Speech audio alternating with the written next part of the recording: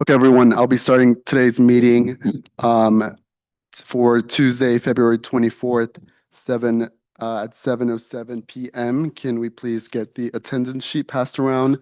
And can we please, if you have any motions to tonight's agenda, can you please raise your hand and tell me we'll make any amendments. Yes, Chris. May we please scratch off Academic Success Referendum Fund and Travel Grant Mini Fund? Thank you. Edison? Could we strike off CS Transpo Fund? Thank you. I have two. Can we strike bag allocations, please? And then can I add a presentation by the UC Student Association president? Tommy already sent you the link.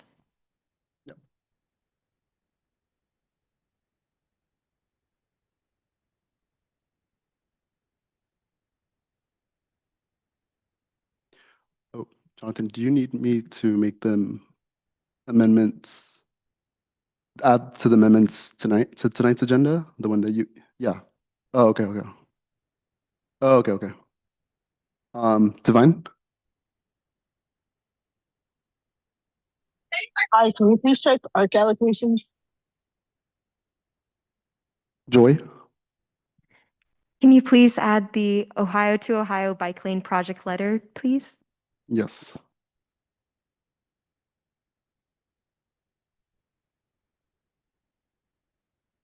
I think we can add that to, yes, let's add that before the referendum, please. It is a voting item. Okay, can someone please motion? Yeah, I think you motioned. Can I get a second, please? Sherry seconds. All in favor, please raise your hands.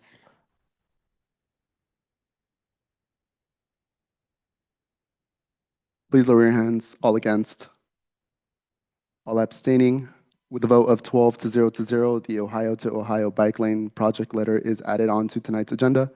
Are there any other amendments to tonight's agenda?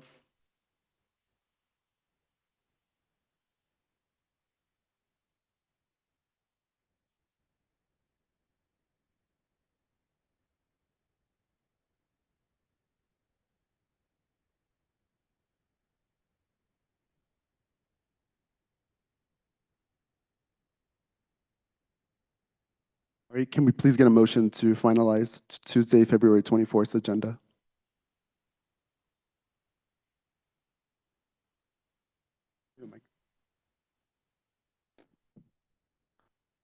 I motion to approve the agenda for February 24th, 2026. Second. Daniel motions, Hannah seconds. All in favor, please raise your hands. Please lower your hands. All against. All abstaining. With a vote of 11-0, tonight's agenda is approved for February 24th. Next, we will move on to our approval of our previous meeting minutes. I hope everyone had the opportunity to take a look at last week's meeting minutes. And if there is no opposition to them from council members, we will approve last week's USAC agenda, USAC's approval meeting minutes. Next, we will move on to public comment. First, I would like to give a brief description and an understanding to everyone who here is in person and is online. As a reminder regarding public comment, all USAC meetings are publicly recorded and subject to written student journalism from student media. Everything shared in this space is part of public record. We are prioritizing public comment for students who are speaking on agenda items, including anything that is being discussed or voted on tonight. If you would like to give public comment on a non-agenda item, please wait until the end of the public comment period. Public comment will be open for 1 hour. It will be up to the voting council members to motion to extend this time if necessary. Each public commenter will be given 2 minutes to speak and may only speak once, and you must be an undergraduate enrolled at the University of California, Los Angeles. We will keep time using a stopwatch. After you give public comment, please sign your name to the student support staff to your right, Kendall. If you could please raise your hand, thank you. Before we begin, I would like to state our community guidelines. Challenge ideas, not individuals. Use gender inclusive and respectful language. Freedom of speech does not mean freedom from accountability. No dehumanizing language will be permitted.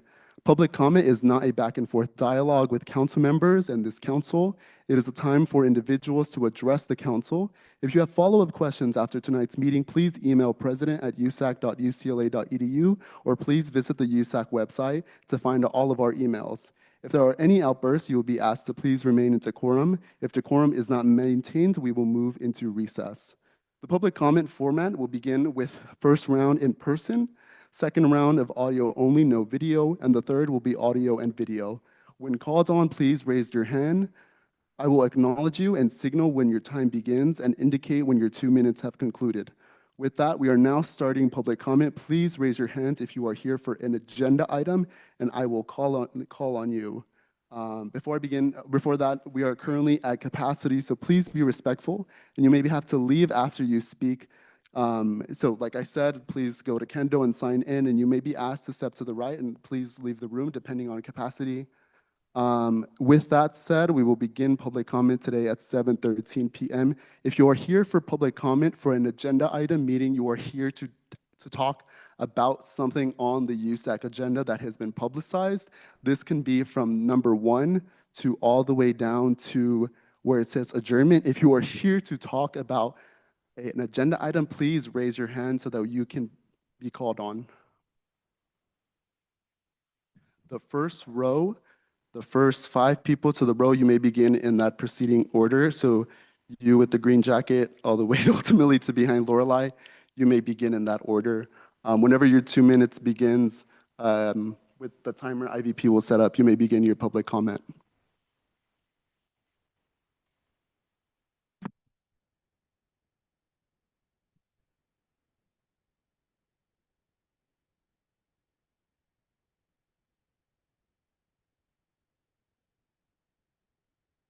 You may begin. Hello, my name is Jesus Angel Rodriguez, and I'm here to make public comment on the Bruin Fresh referendum. It is important that we combat food insecurity on campus. I utilize EBT myself and these grocery stipends. It is important because it has been a lift off my shoulders, having to pay for rent, educational expenses, and a lot of other basic needs. Being able to utilize these resources has been amazing. A lot of students on our campus face food insecurity themselves, and they need to have this assistance. I also want to make a comment on the Bruin Success referendum. It is important that students on this campus have community and have these spaces where they can thrive, and I would like to give back my time. Thank you. Next speaker. Oh, can you please sign in? As a reminder, can you please sign in to Kendall?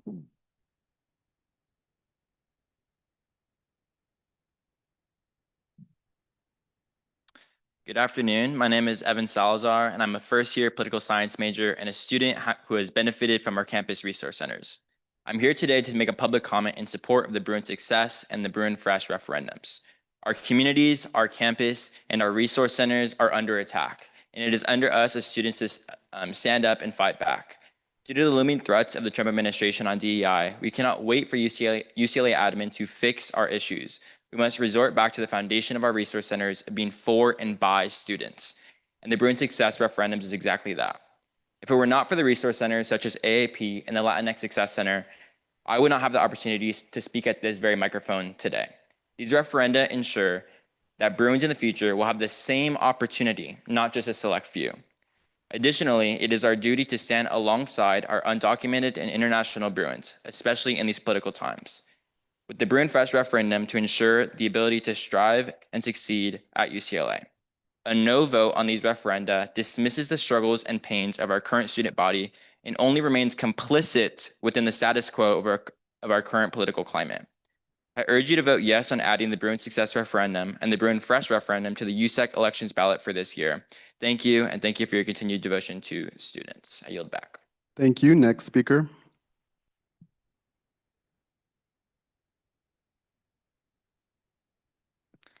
Good evening, council members. My name is Avery Royce. I'm here to give public comments in support of the Bruin Success and Bruin Fresh referenda. Fiscal measures that directly invest back into student retention, community care, and staffing for resource centers, while also uplifting food accessibility for undocumented international students on campus. While I have not personally utilized resource centers and federal food benefit programs, I do know they are lifelines for students in ensuring that they can get groceries after a 10-hour day on campus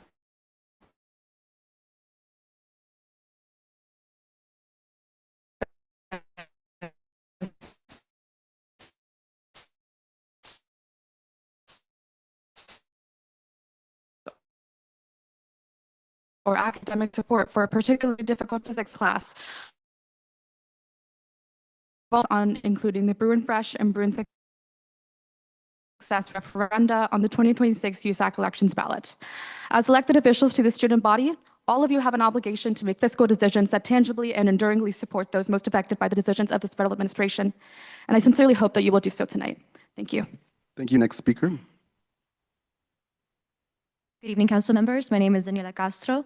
I am a third-year political science major, and I'm here to do a public comment on the Bruin Fresh referendum. While I personally haven't been experienced food insecurity, I have many friends who have. I know a lot of friends who currently live in the apartments and have to work jobs to just pay for their rent, and they prioritize rent over food. Half the time they are starving and they haven't eaten all day. Many of them work 2 jobs, and especially because if there are international students and undocumented students, they don't have access to all the opportunities the other peers do have. For these reasons, I do believe that we should vote yes on the Bruin Fresh referendum. Thank you. Thank you. Next speaker.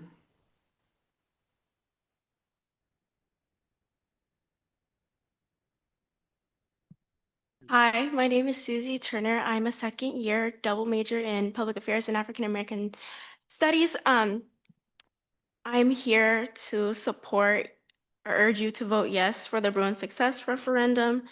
Everything outlined in this referendum is a service directly returned to its students. Every student, regardless of background, can benefit from these centers, whether through academic guidance, community building, or leadership development. I myself utilize these centers. If these centers were to cease to exist, UCLA would lose fundamental part of its commitment to serving its students. Our identity as an institution that invests in student success, it would be diminished. We strongly affirm that UCLA's responsibility to continue molding students for success and sustaining the legacy of leadership, excellence, and opportunity. The support students receive here does not end at graduation, it shapes futures. So I strongly urge you to vote yes for the Bruin Success referendum. Thank you so much.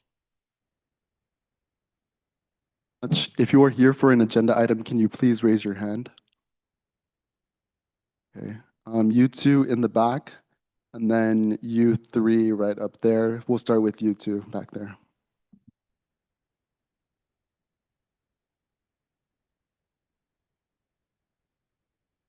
Good evening. My name is Jackie Chen. I'm a 4th-year geophysics student. I'm here to support the Bruin Success referendum.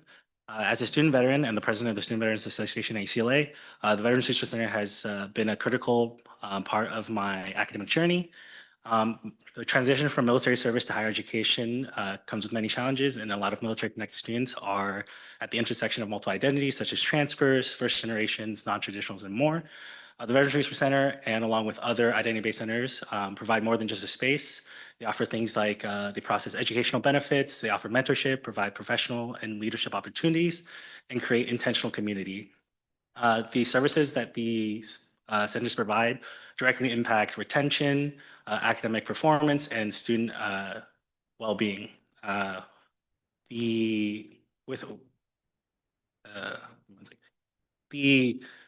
Without a proper, reliable or institutional funding, these resource centers aren't able to properly provide the services. And the Bruin Success referendum would give them support in that financial stability, as well as show that the student success and student support for these centers. I urge that the council vote yes on adding the Bruin Success referendum to the election ballot this year. Thank you. Thank you. Next speaker.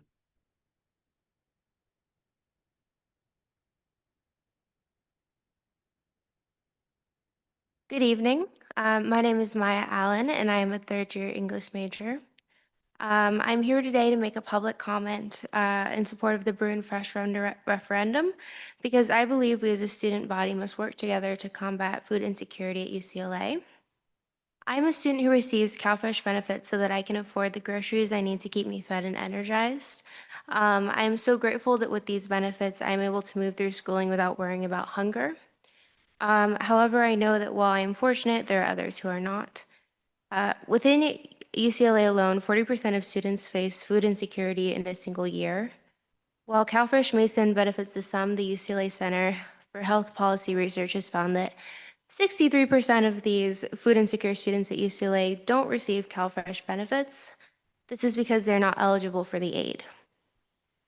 Undocumented and international students are actively excluded from CalFresh benefits, leading to many with nowhere to turn to when faced with food insecurity. These students are people seen and chosen by UCLA to receive some of the best education in the country, and they deserve to also receive the aid needed to have proper meals each day. This referendum will fill in the gap in food access that other services won't. It will help relieve these students who are juggling their thing to worry about. With all that being said, I urge you to vote yes on adding the Bruin Fresh referendum to the USAC elections ballot this year. Thank you. Thank you. Next speaker. I think it was, yeah. Good evening. My name is Al Green, and I'm a first-year IDS and political science major, and I'm here to make a public comment in support of the Bruin Fresh referendum. I am a middle-class student who receives financial aid, and I'm still continuing to struggle with affording college and my basic needs. This past summer, I worked 4 jobs spanning retail, childcare, and restaurant service to be able to lift the burden of paying for school off of my single mother. When I was admitted into UCLA, I had to pick between having more comfortable housing or having a meal plan that I felt was appropriate for my well-being, and I chose to compromise my meals. My story is a complex one, as many of my peers are. I'm a first-generation immigrant who escaped an authoritarian regime in my birth country and overcame countless difficulties to be able to be here to pursue my ambitions, which my UCLA education is an integral part of. Many of my friends share these concerns, and they are utilizing on-campus resources or benefits to overcome that burden. However, undocumented and international students are excluded from these benefits, adding undue stress to their already demanding college lives. I can only imagine the anxieties these students must experience when trying to afford their next meal. College should not be a place where you have to decide whether you wake up in the morning and you're able to be sustained, or you go to class in survival mode. This referendum fills in the gaps for food access that many underrepresented students experience, and so I urge you to vote yes on adding Bruin Fresh referendum to the USAC elections ballot this year. Thank you. Thank you. Next speaker.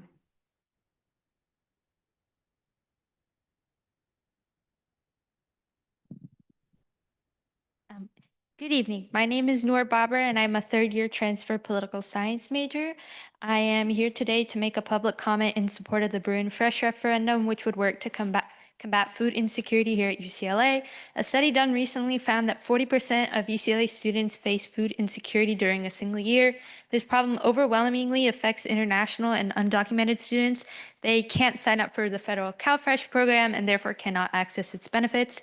Grocery costs are rising, and I can't imagine the stress international and undocumented students experience, as they may not be able to afford their next meal.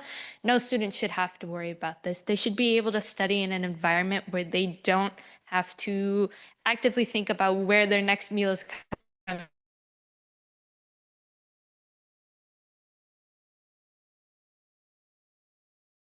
from, whether they're going to be, should be able to rest, and where they don't have to be held back by these kinds of issues.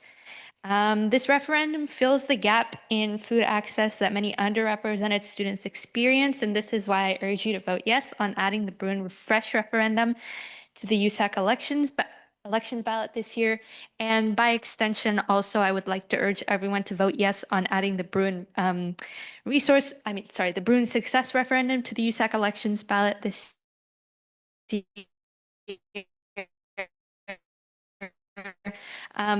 Me student programs on campus that have really helped me in my time here at UCLA, for example, the Center for Accessible Education. But I have noticed in the past 2 quarters that the program has been very underfunded. It's been harder for me to book my exams or be able to meet with advisors to help me through my academic journey. This program helps me feel less overwhelmed in my day-to-day life while managing my studies, and it's time that the student body commit to protect and sustaining the very resource centers that ensure students not only get into UCLA, but thrive and belong once they are on campus. Thank you. Next speaker.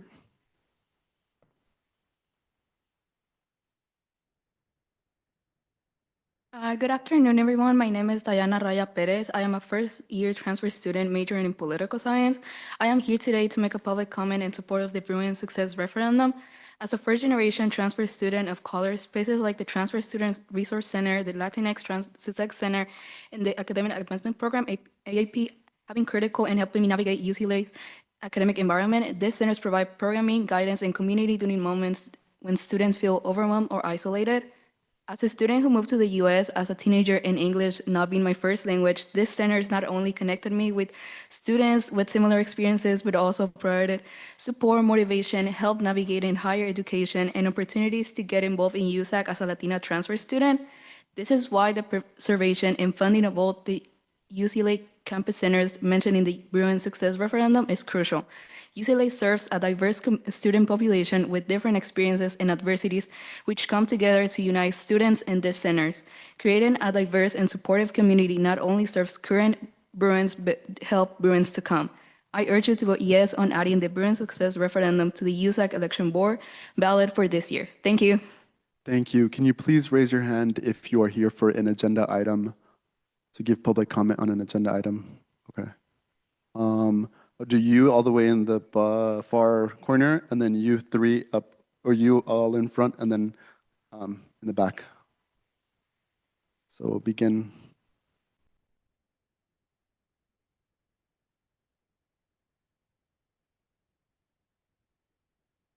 As a reminder for those of you who just got here, once you finish your public comment, if you can please sign in with Kendall to your rights. Thank you so much. You may begin. Hi everyone, my name is Johanna Vu. I'm a fourth year first generation college student here, and I'm simply wanting to voice my immense support in placing the student fee for the Bruin Fresh referendum on the spring ballot. Having navigated food insecurity and the frustration that comes with having needs unmet by existing aid and programs, I'm here to advocate for the students who fall through the gaps, including those of very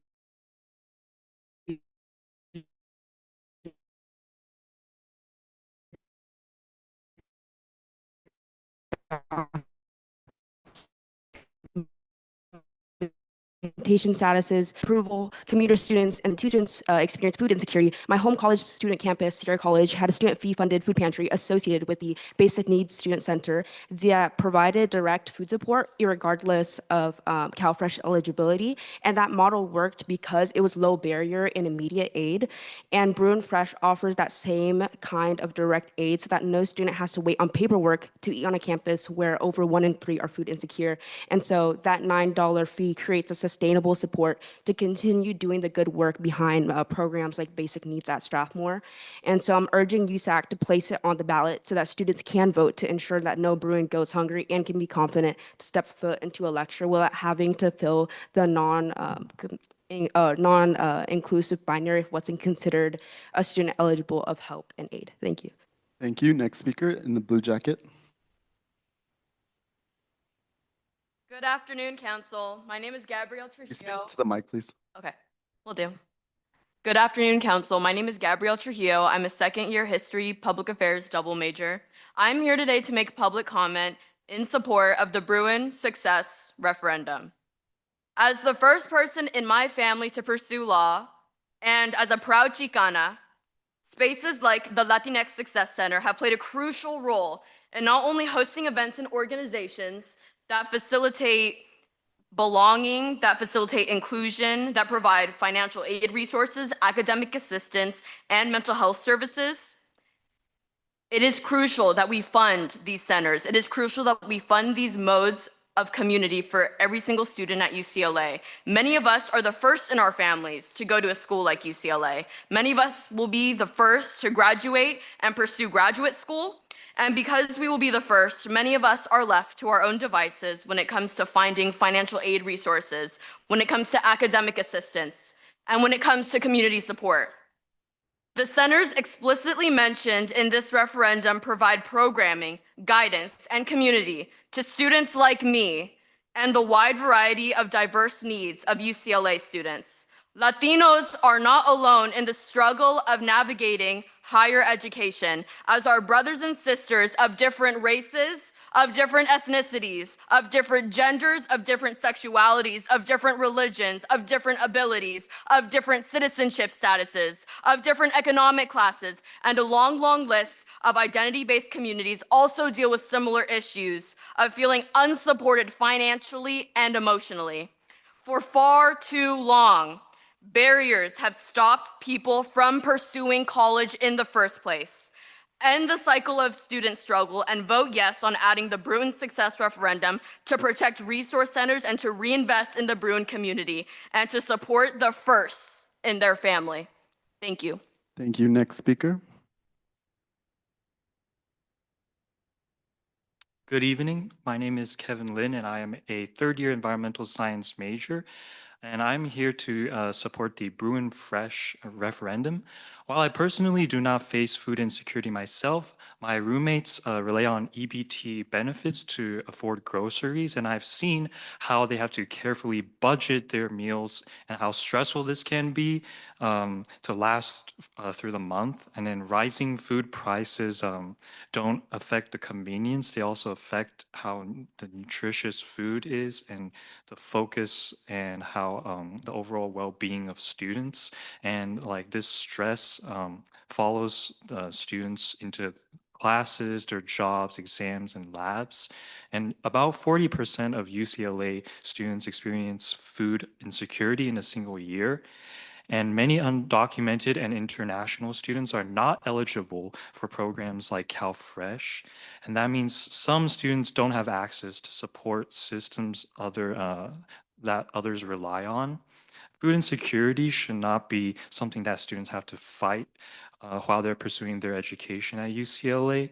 The Bruin Fresh referendum will help fill this critical access gap and support the success of our campus community. So I urge you all to vote yes on adding the Bruin Fresh referendum to the USAC election ballot. Thank you. Thank you. Next speaker. You may begin, Tommy. Good evening, USAC. My name is Brett Baptist, and I'm a third-year transfer student studying MCDB. I'm here today in support of the Bruin Fresh referendum because food insecurity is not an abstract issue at UCLA.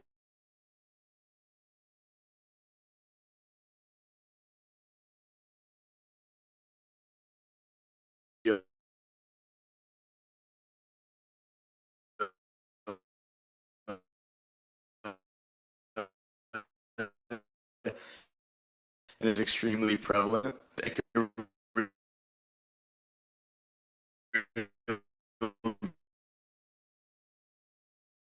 The difference in internet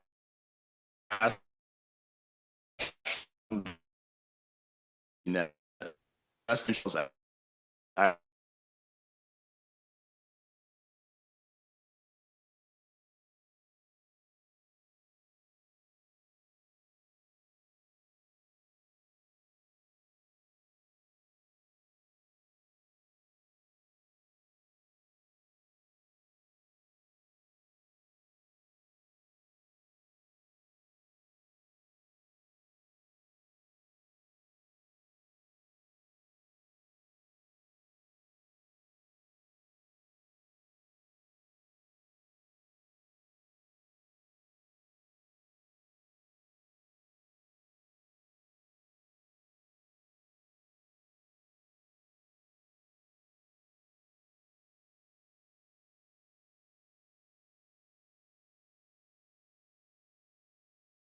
No worries.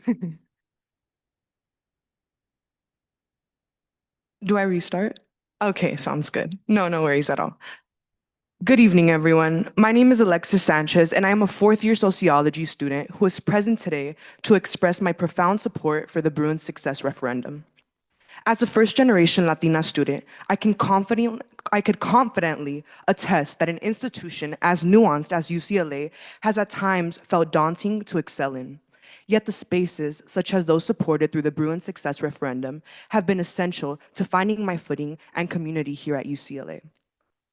from receiving guidance through the Academic Advancement Program, whether in course planning, enrollment, or exploration of academic and professional endeavors that deeply resonated with me, to honoring loved ones alongside peers at the Latinx Success Center, sharing heartfelt sentiments on Dia de los Muertos.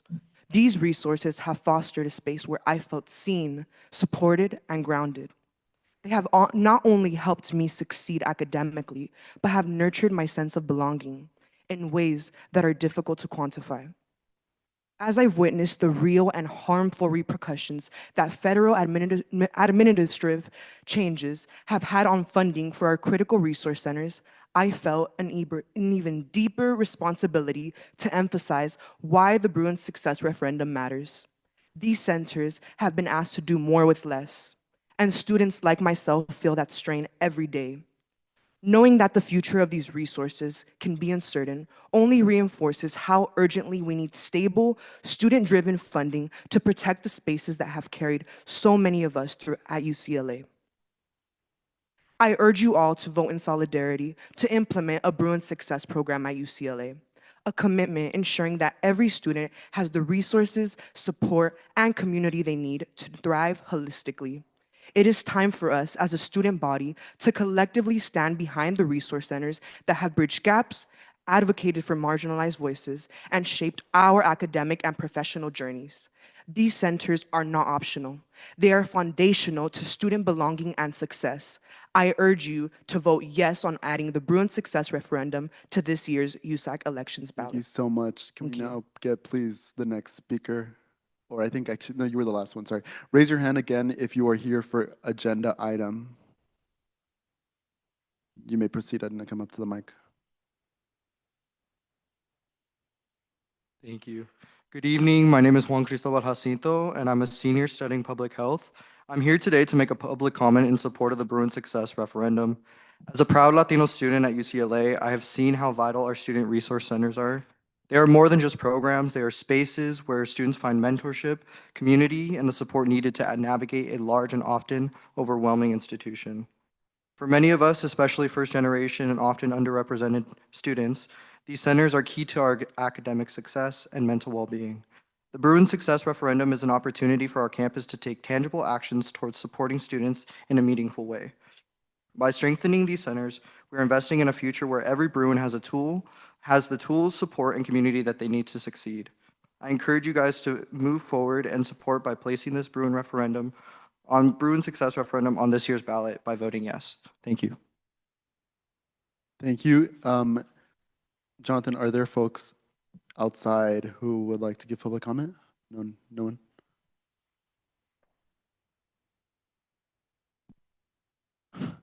I would maybe check Zoom and I'll go check out there and just double check. Yes, Tommy, can you please check if you are here, if you are online for public comment for an agenda item, meaning it is already on the agenda, can you please raise your Zoom hand and Tommy will call on you and unmute you.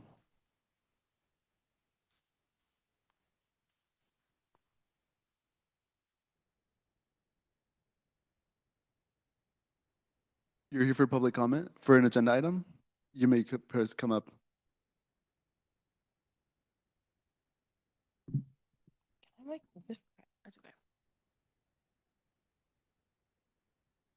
Do I just start now? Yeah, you can start. Okay. Good afternoon. My name is Hesma Valdez, and I'm a first-year transfer majoring in sociology with a minor in public affairs. I'm here today to make a public comment in support of the Bruin Fresh referendum. Because we as student body must combat food insecurity at UCLA. I've experienced homelessness, housing insecurity, and food insecurity. There were days I skipped meals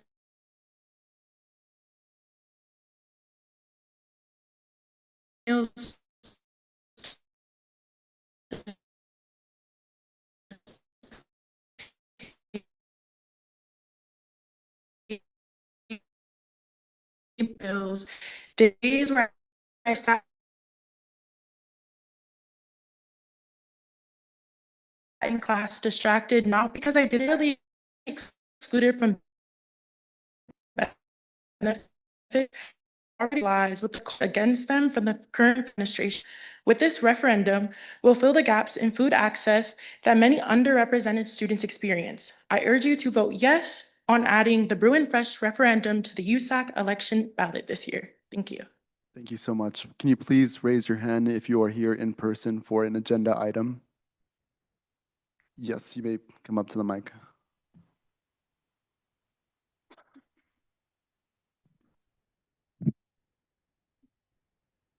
Good afternoon. My name is Gianna Anguiano.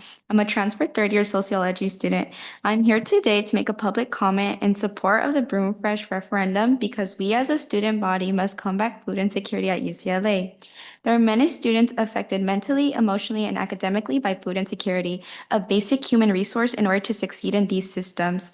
This being taken away is taking away their future and their ability to succeed. UCLA is supposed to support and protect its students, and with this, it will be one more step closer to doing that. So, vote yes on the ballot. Are there any in person for agenda items? You may proceed. Hi, everyone. My name is Audrey Freeman, and I'm here to speak in favor of including Bruin Fresh on the ballot. Right now, our Bruin community is going hungry because we are not being adequately supported by CalFresh. Bruin Fresh is designed to support us to ensure that all students, including international and undocumented students, have access to healthy and diverse food options. Let's create a community where we can lead on one another. Thank you. Any other in person public comment? You may proceed. Good evening. My name is Toya Soto, and I'm a fourth-year public affairs major with a minor in American Indian Studies. I'm here today to speak in support of the Bruin Success referendum. As a Native and Latina student, spaces like the Latinx Success Center and the American Indian Community Center have been critical in helping me navigate UCLA's academic environment. The Latinx Success Center provides mentorship, academic support, and programming that centers student wellness and long-term success, ensuring students not only enroll at UCLA, but truly thrive here. The American Indian Community Center serves a population that makes up less than 1% of this campus. It offers something no other space at UCLA does, a culturally grounded community where Native students can find belonging, leadership development, and academic support. These centers are essential to the students they serve, and sustained funding ensures that they can continue that work for future Bruins. I urge you to vote yes on adding the Bruin Success referendum to the USAC elections ballot for this year. Thank you. We will now return to, oh, Jonathan, is there anyone outside? No one? Okay.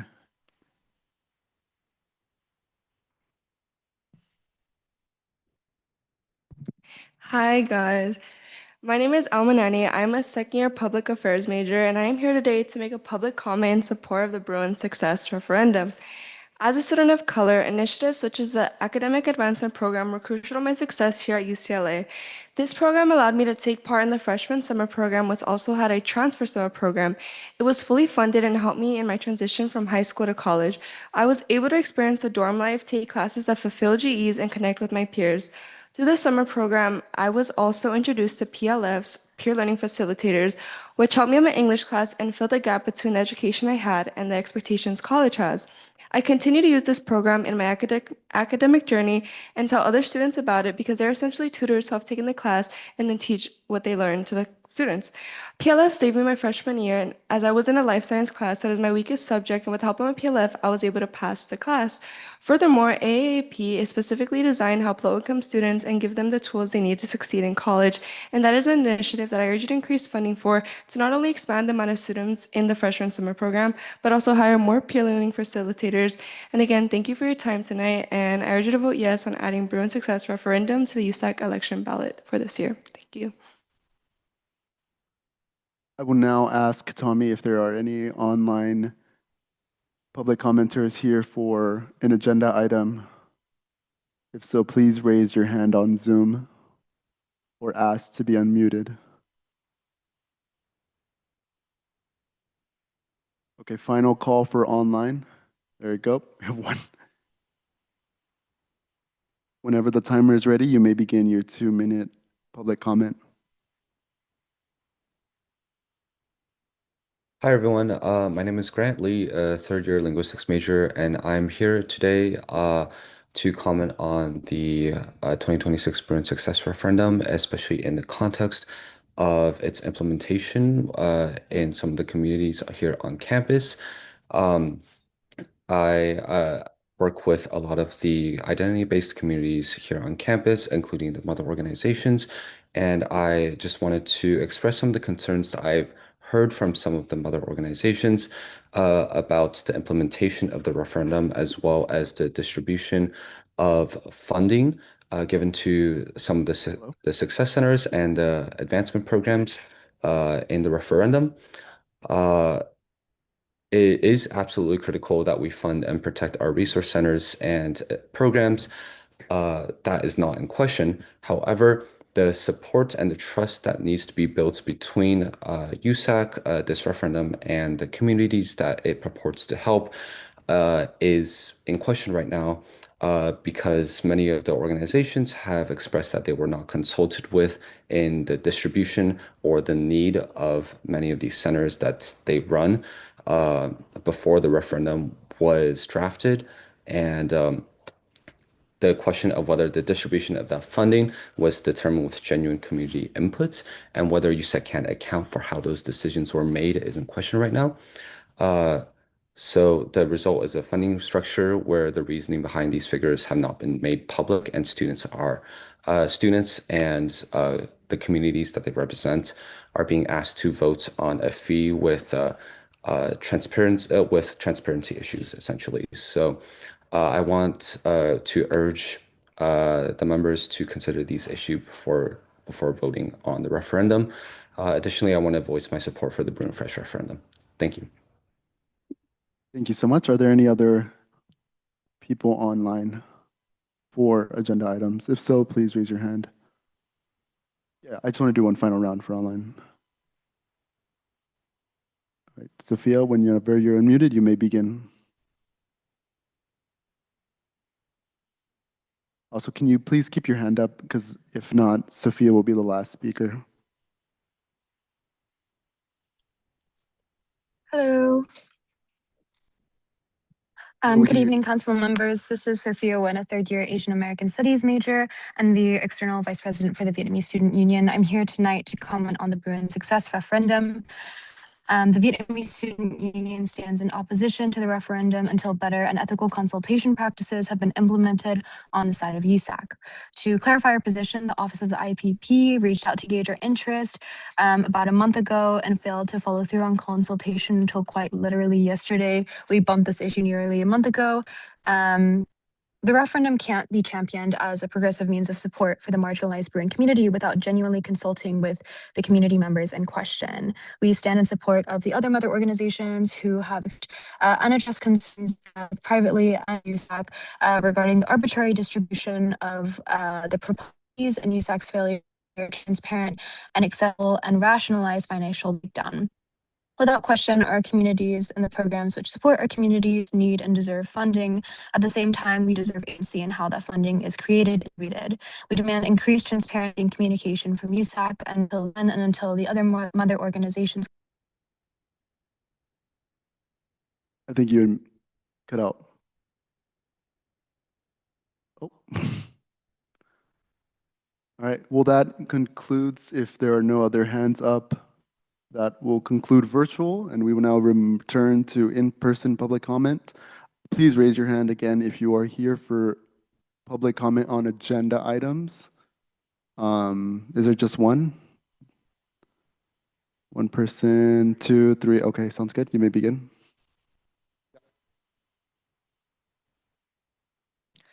Good evening, everyone. My name is Marianne Venus Rogers, and I am a junior philosophy major here at UCLA, and I am here today in support of the Bruin Success referendum.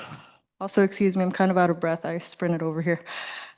Let me quickly introduce myself. I am a first-generation student, a transfer student, a veteran, and best of all, a mother to my beautiful 1-year-old and 3-year-old children. I cannot emphasize enough how much spaces like the Veterans Resource Center, Bruin Resource Center, and more have provided me with the support I needed and contributed to my academic success as a non-traditional student. These centers have provided me with a place to belong, a community, and guidance during moments when I felt overwhelmed or needed the safe space.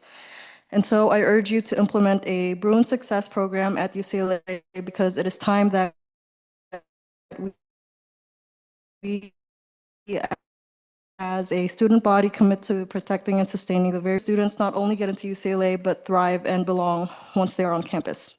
I urge you to vote yes on adding the Bruin Success referendum to the USAC elections ballot for this year. And thank you for listening. Thank you so much. I think the two speakers behind Orlando. Hi, everyone. My name is Vanessa Harris. I'm a third-year public affairs student with American Indian Studies minor. I'm going to be making a public comment about the Bruin Success referendum.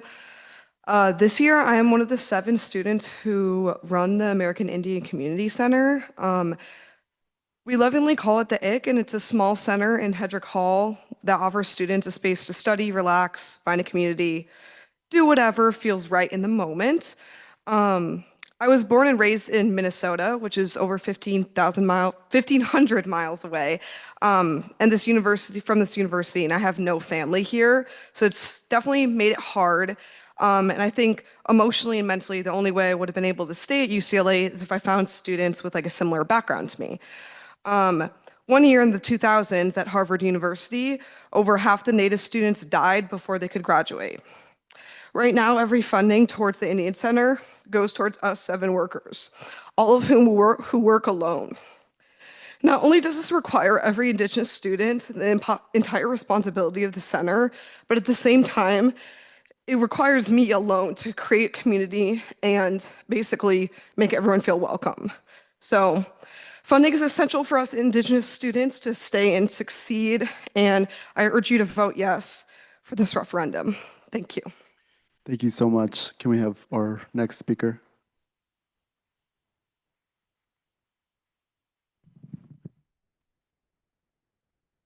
We good? Okay, cool. Hi, everyone. My name is Javier. I'm a current senior speaking to voice my support for the Bruin Fresh referendum and the Bruin Success referendum with an asterisk for the 2026 USAC ballot. As both a former council member and a former student worker at our LGBTQ Campus Resource Center, I believe both of these referenda will go miles in enhancing socioeconomic equity on our campus and close access gaps to this university that have existed for far too long.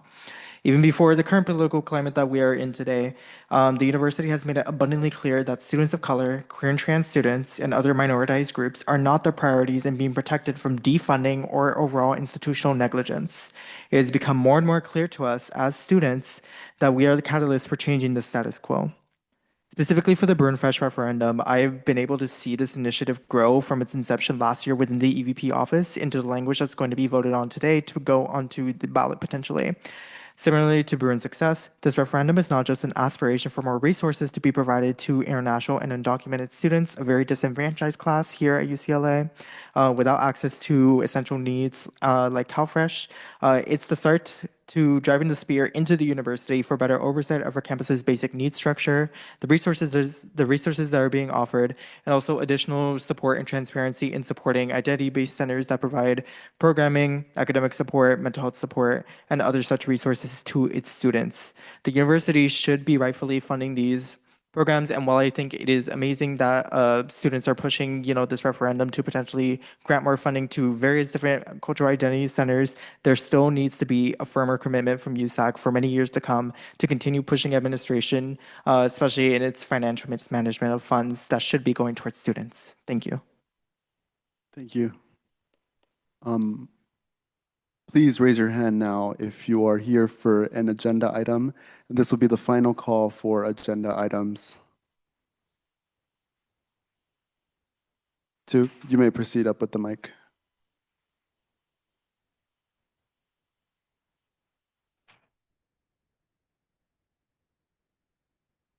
Hello, everyone. My name is Yvonne Nightingale Smith, and I'm the president of the Pacific Island Student Association, which is a mother organization on campus. I wanted to raise just some comments that I had regarding the Bruin Success referendum of this year. As some of the other organizations already showed, we are concerned about the lack of transparency and communication that was with us from the Office of IVP. I expressed some of those concerns following a prior meeting that we had in the beginning of February, and I didn't get a response until yesterday about the actual financial breakdown. I was actually recommended not to, I wanted to talk directly to the Office of IP, and I was actually recommended to go towards a staff member, and I'm kind of confused on that, and just again, the lack of transparency and communication. I do have concerns within how this all came into be and transpired, and I'm also concerned that if it was submitted already, if any changes are to be made, like how was that supposed to be possible?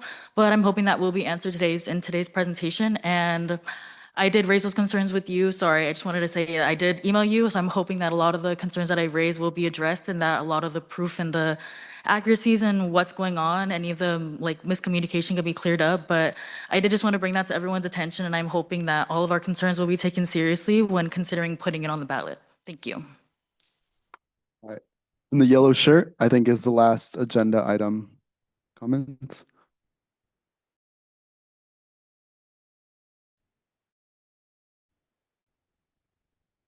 Here at UCLA. I'm studying political science. As an African American student here at UCLA, we make up a small fraction of the student body. And I've received tremendous support from the Blackburn Resource Center and the Transfer Student Center, which have helped me really integrate into student life. My very first experience here as an admit was an event hosted by the BBRC, which was essential in sort of cementing my commitment to the school. Tonight, I'm asking that we move forward with putting the Bruin Success referendum on the ballot this year so that more students from underrepresented communities and transfer communities have representation in the school. Thank you. Thank you. Thank you. We will now move on to okay, yeah. Good afternoon. My name is Dante Borja, and I'm a history major. I'm here today to make a public comment in strong support of the Bruin Success referendum. As a student navigating UCLA, the Transfer Student Center and the Latinx Student Center have been more than just offices to me. They have been the foundation of my community. These spaces provide the culturally affirming mentorship and specialized advising that a large campus like this sometimes lacks. However, I've seen firsthand how funding instability and staff reduction affects us. When these centers are underfunded, it means fewer eyes on our academic progress, less outreach for our community events, and a direct hit to the home away from home that many transfer Atlantic students rely on just to get through the week. I felt the gap in academic support when staff are stretched too thin, and I know I would struggle to find the same sense of belonging without them. I urge you to support the Bruin Success referendum because it is the time that we move past temporary fixes and we need a permanent commitment to the resource centers that ensures students like me don't just get into UCLA, but actually thrive once we're here. Please vote yes on adding the Bruin Success referendum to the USAC elections ballot. Thank you. All right. Thank you so much. We will now move on to non-agenda items. If you are here to give public comments on non-agenda items, can you please raise your hands? If no one is here to give public comment on non-agenda items, then I will close public comments. Online, are there any? Nope. All right. Final call for non-agenda public comments.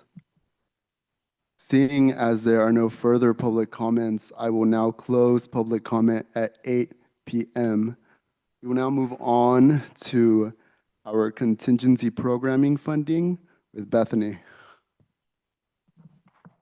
Hi, this week we had a total contingency programming request of $41,400, and we recommend an allocation of $19,252.33 for 4 USAC entities and 36 non-USAC entities. I'm happy to answer any questions, and I've also just pasted it in the chat, but I believe that, let me make sure it's to everyone. Okay, perfect.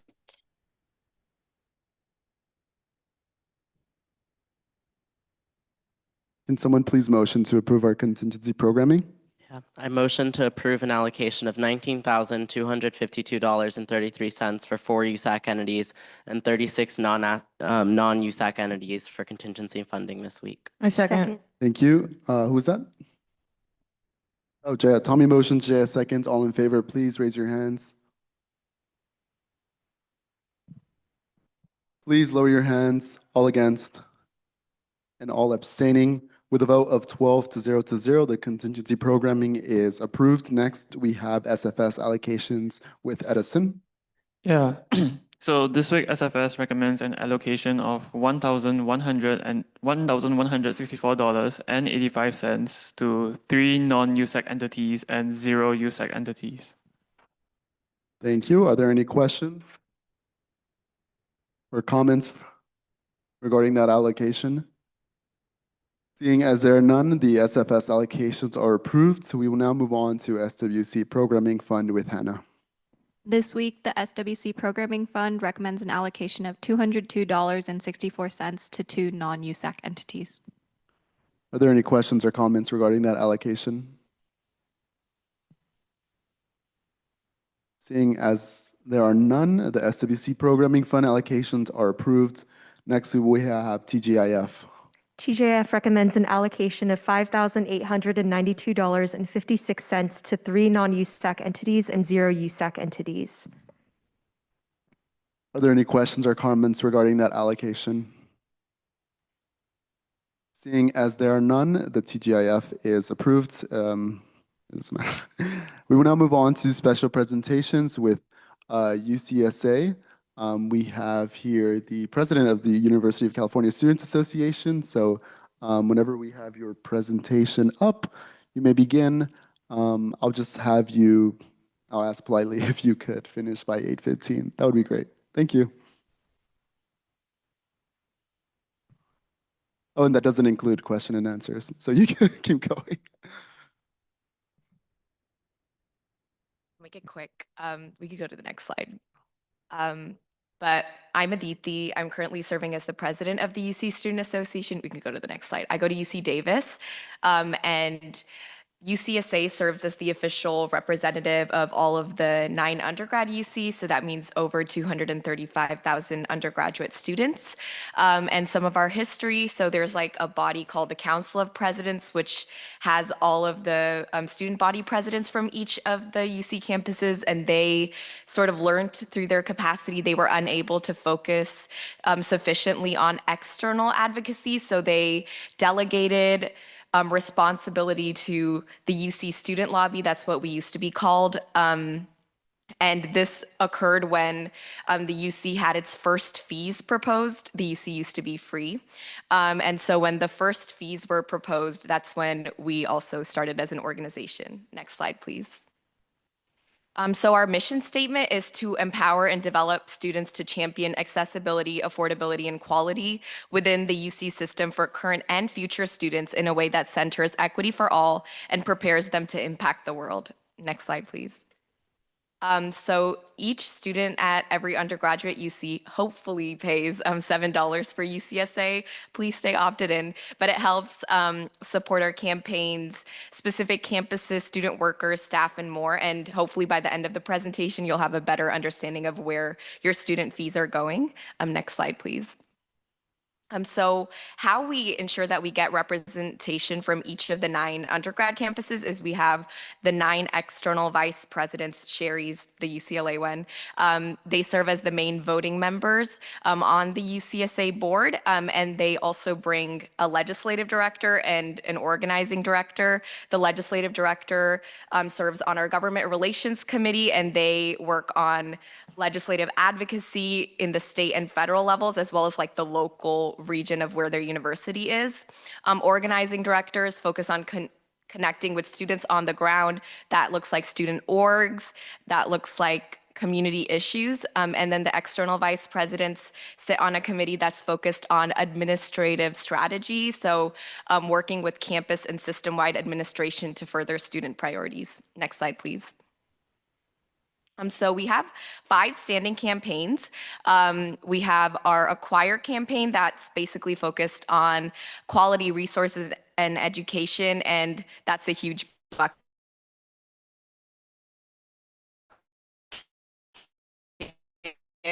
So that year, Racial Justice Now is our racial justice campaign. UC We Vote is our civic engagement campaign, and Fund the UC is our affordability campaign. And the priorities for these 5 standing campaigns are chosen by students in August at our Student Organizing Summit. Yes, next slide, please. So the campaigns that were chosen for this year are reducing non-tuition costs, specifically regarding textbooks and transportation on campuses. To go into more specifics on this, for textbooks, we're urging the UC to adopt an open educational resource policy. That means that professors would work with more openly available materials and work on more customized materials to reduce costs for students, because currently universities are in more monopolistic agreements with larger textbook companies, increasing costs for students. And for the transportation piece, we're specifically looking at parking, and that's still in its research phase. UC We Vote, our advocacy goal was 2 voting student regions, an improved experience within shared governance structures, and we actually just had ACA 18 picked up. Woo! So right now we're working on getting it through the legislature and hopefully on the California ballot, and that would look like furthering 2 voting student regions and 2 student region designates to provide a bit of thank you.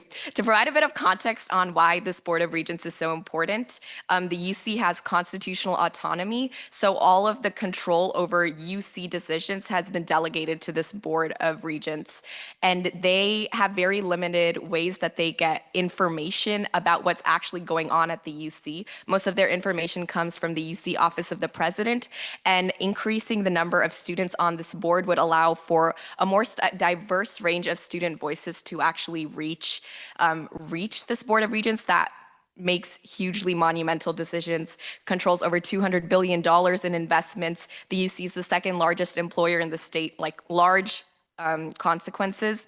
And this would also allow for more undergraduate voice on the Board of Regents. In the past 20 years, only 25% of the student regents have actually been undergraduate students, so that disparity exists. So hopefully this would allow for both graduate and undergraduate students to be on the board at the same time.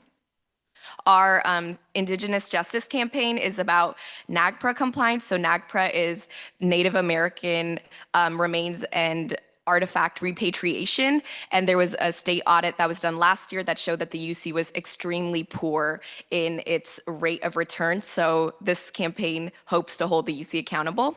Our Racial Justice Campaign is workforce readiness programs for support after graduation, and this year the strategy is championing a budget ask through the state, so we're asking for specialized programs specifically for underserved students, marginalized students, especially due to the huge gaps that exist post-graduation in rates of salaries and rates of hiring. And for Fund the UC, our advocacy goal is around federal research funding. And right now it's looking like coalition building with community partners to really ensure that everyone is aware of the impacts of federal research funding cuts and able to mobilize effectively. Next slide, please. So apart from those 5 standing campaigns, we also have a whole list of other priorities that is our non-campaign platform. And so for free speech, this looks like advocating against current time, place, manner policies and enforcement that are extremely restrictive. They're also not being enforced system-wide in a content-neutral manner. For example, SJPs on campuses get more cited than other events. At UCLA recently, there was I think it was a football game or a basketball game where they basically, what's the word, like paused, suspended, paused TPM for overnight so people could line up. So there's disparities in how it's enforced. We're also focused on diversity program advocacy. So actually, across all of the 9 campuses, we've seen cuts, whether that be budgetary, whether that be staff, which has led to a chilling effect for recruitment and retention programming across all of the 9 campuses. And this isn't just coming from UC system-wide policy. Individual campuses are making silent changes on their campus, and that's leading to the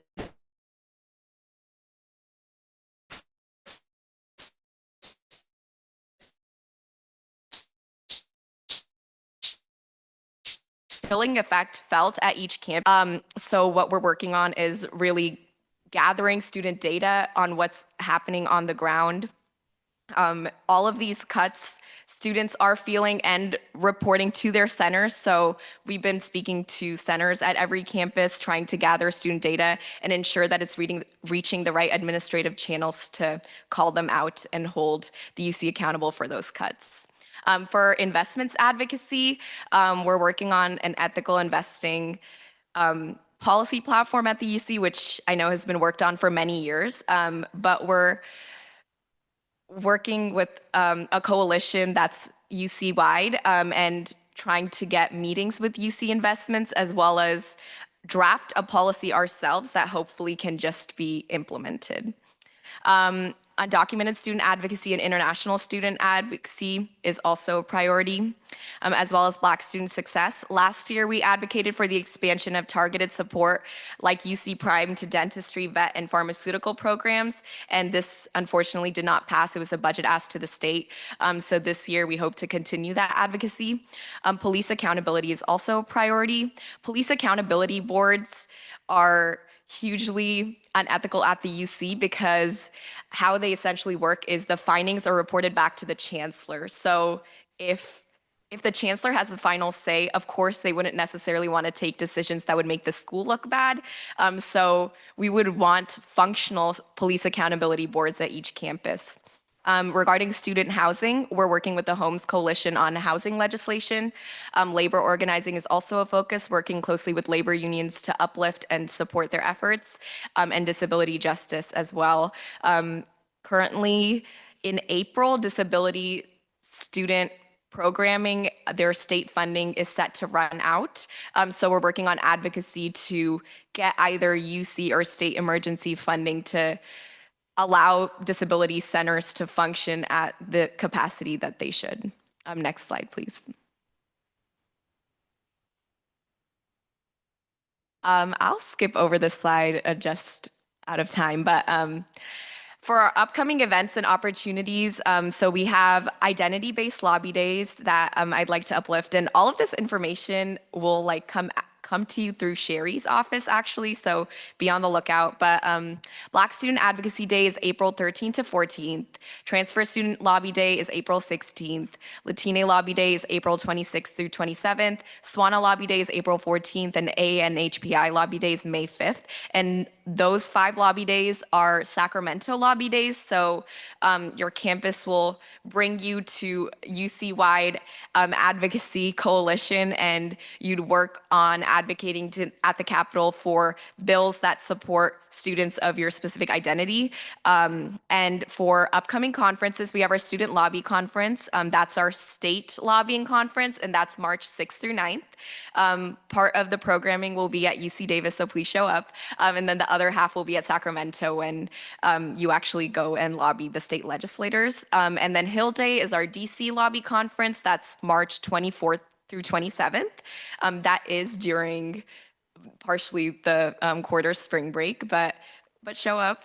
You can go to DC and you can learn federal lobbying skills as well as actually lobby straight to federal legislators. Next slide, please.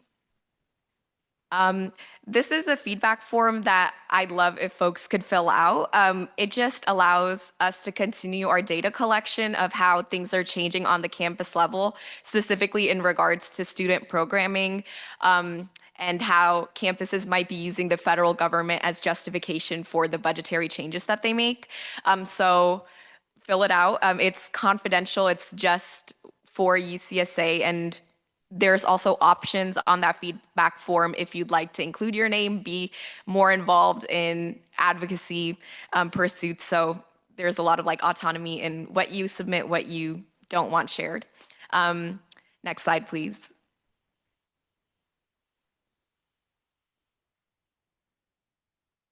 And yeah, I think this is the last slide, but follow us on Instagram.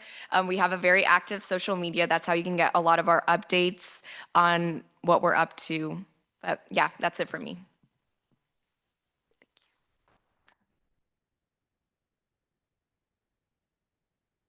Are there any questions from our council or the DT? All righty, well, thank you so much. We'll see you tomorrow. She's gonna stay. She has a full day here. Next, we have our two appointments, beginning with Jack Donaldson with the Elections Board Director of Finance position. You may come up to the mic, and I think you know the rules like it's for everyone else. You get a 1-minute opening statement, and then there is a 15-minute question and answer period from council. Afterwards, you get a 1-minute closing statement. Then we get ARC recommendations, and then council deliberates, and we finally vote. Whenever the timer appears, you may begin your 1-minute opening statement.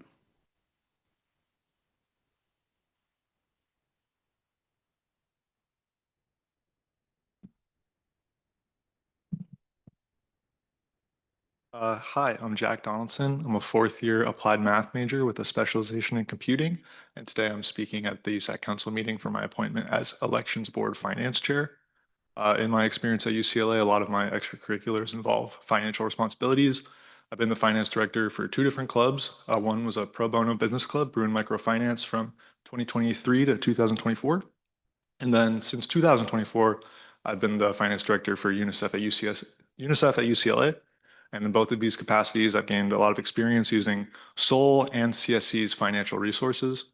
Professionally, I've been working as an actuarial intern at Blue Shield of California since June, and that involves me pricing insurance policies for employer health groups for companies larger than 50 members.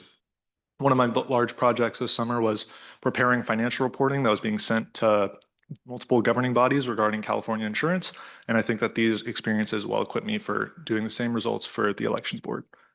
Give back my time. Thank you so much. We will now begin our 15-minute question and answer period from council. I'll begin with my first question. How do you hope to, improve the role of the previous director of finance and the board, and how do you hope to improve transparency when it comes to the timeline for reimbursements and for all transactions, financial transactions for candidates?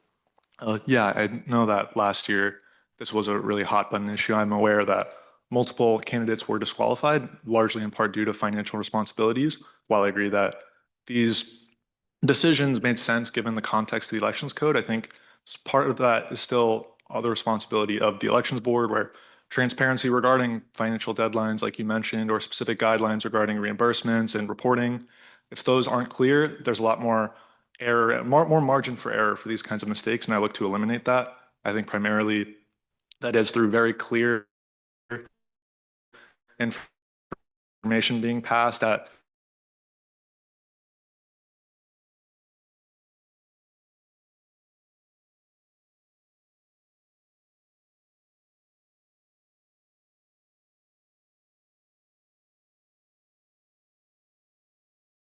Are there any other questions from council? Chris?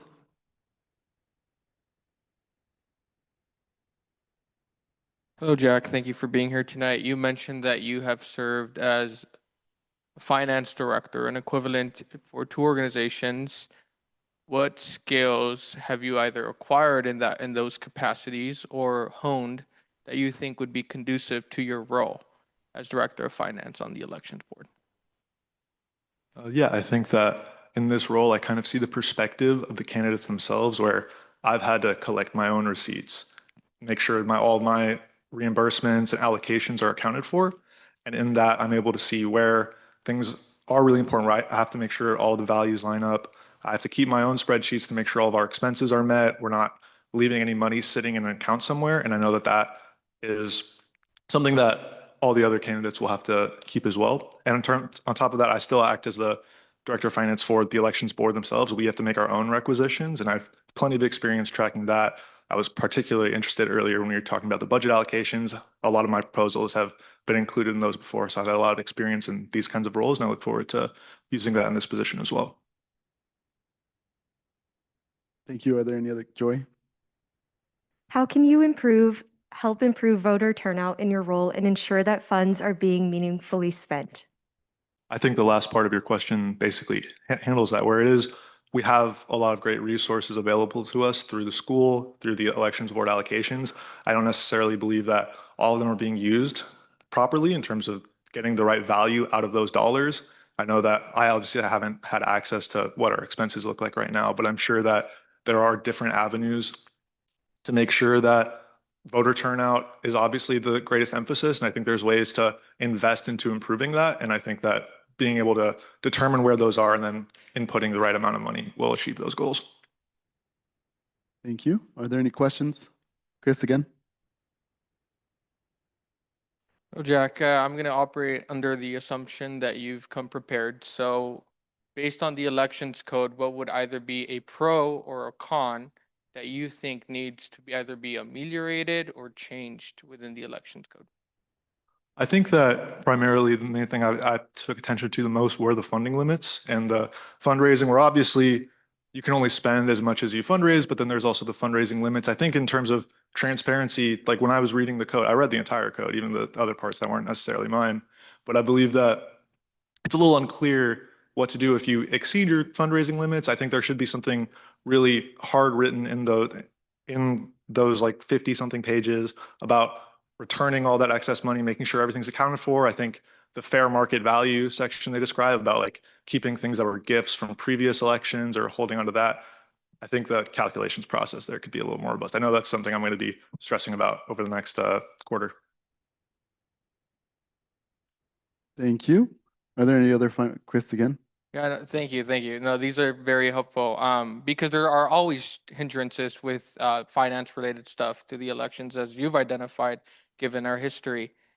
Do, based on your previous capacities, because you mentioned you have a wealth of experience, do you think that the current funding caps promote fairness or somehow exclude individuals from being able to run? I think that in terms of the funding cap specifically, I think all the values are well placed. I know that the most you could get being from, I believe, like a PAC organization, that's the most of like $100 individual contribution. I like that it's a low amount, that everyone's operating on the same amount. If like I somehow had connections to the Democratic Party or something and they send me $1,000 for my student election, I don't think that'd be fair to everyone else. I think that those numbers are valuable. I know that it's a little more nebulous when it comes to your self-financing your elections campaign. And I think maybe in terms of that end, that could be something that make the elections process more equitable for everyone running. Okay. I'm gonna look this side maybe.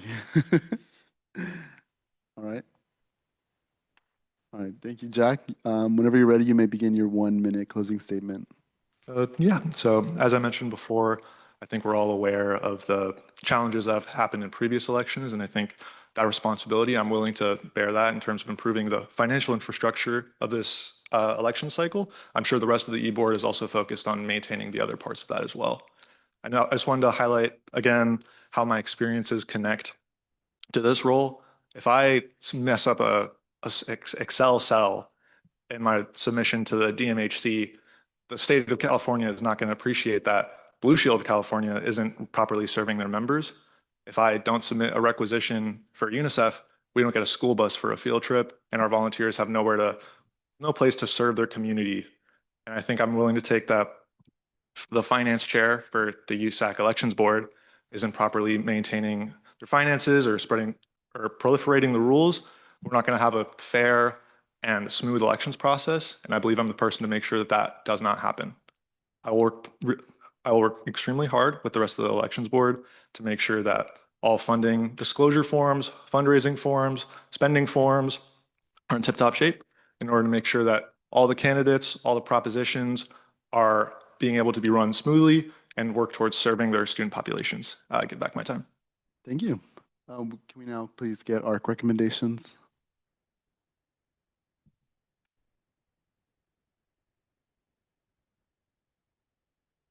Jack Donaldson demonstrated a strong understanding of the Elections Board Finance Chair role, emphasizing compliance oversight, proactive auditing, and ensuring candidates meet financial deadlines. With extensive financial leadership experience and professional background as an actuary, he will be well prepared to promote transparency, accountability, and clear systems that support both the current and future election boards. He also highlighted the importance of empowering candidates from diverse and non-traditional backgrounds, ensuring election process is supportive, accessible, and equitable. By a vote of 3-0 to 0, ARC recommends him for the appointment. Thank you so much. We'll now move on to council deliberations and comments. Are there any comments? Yes, Chris. I think from this snippet, I think I'm very confident in the fact that Jack can execute this role in ways that, it hasn't been executed in the past. And so I'm very excited for the prospect of having him serve as our director of finance. Thank you. Yeah. I mean, Jack, I'm looking forward to if you are appointed. Can someone please motion for a vote? The vote.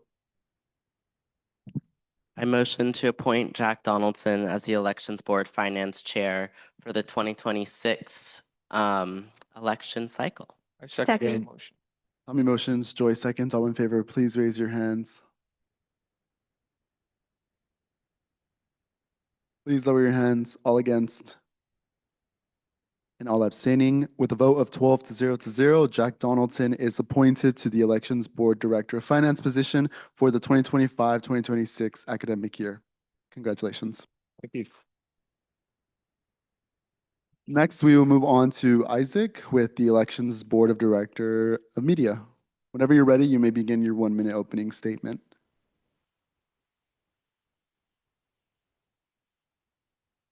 Good evening, everybody. My name is Isaac Guevara. I'm a third-year psychology major here at UCLA. I'm also pursuing minors in Spanish and Education Studies. I go by he, him pronouns.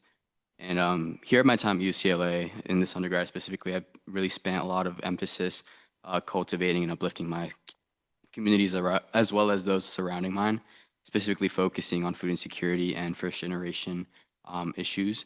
But in doing so, I've actually gained several positions, including an RA position, where I refined my skills in Canva and began marketing towards students in our communities. To then led me to the interim public relations chair at Hermanos Unidos, which allowed me to use social media to continue this marketing and refine my skills in that, and then continue this in the Swipe Out Hunger marketing committee, where to this day I continue making posts and flyers to where I market to the student body and create posts that are very important for our community. And I'd like to emphasize my attention to the USAC elections from prior years and how I want to emphasize more clear understandings of the USAC Committee's Elections Board code. Thank you. Thank you so much. We'll now move on to your 15-minute question and answer period. Are there any questions from council? I'll start off with my first and then I'll transition. How do you hope to use social media to engage students in an election that has relatively low student voter turnout? Specifically, I feel like we haven't used algorithms very well in prior elections. I feel like using Reels or TikToks and making use of things that really engage students in a very widespread format is very important to be used. I've checked out the various USIC accounts in prior years and seen that mainly just post to their current followers, which is not a very good way to really spread news and spread code about USIC elections. But I also want to make use of really bringing in our candidates and bringing in other speakers that are very relevant in our communities. That way that not only our own USAC sort of like body is aware of this code and aware of the elections and the impact of those elections, but also bodies that aren't specifically already in tune with our sort of community are also made aware of these. Thank you. Are there any other council members? Yes, Chris. How would you balance neutrality with the responsibility to inhibit harmful rhetoric within the public sphere? It really comes down to just sort of following the code, I believe. In terms of neutrality, it's very important to voice various perspectives and voice all perspectives that are willing to be voiced. And in doing so, we also have to maintain like an air of decorum, so to speak. And doing so is just by following our USEC code, making sure people aren't really or they wouldn't, but not putting out hate speech or putting out comments that really do not really benefit UCLA and our student body as a whole.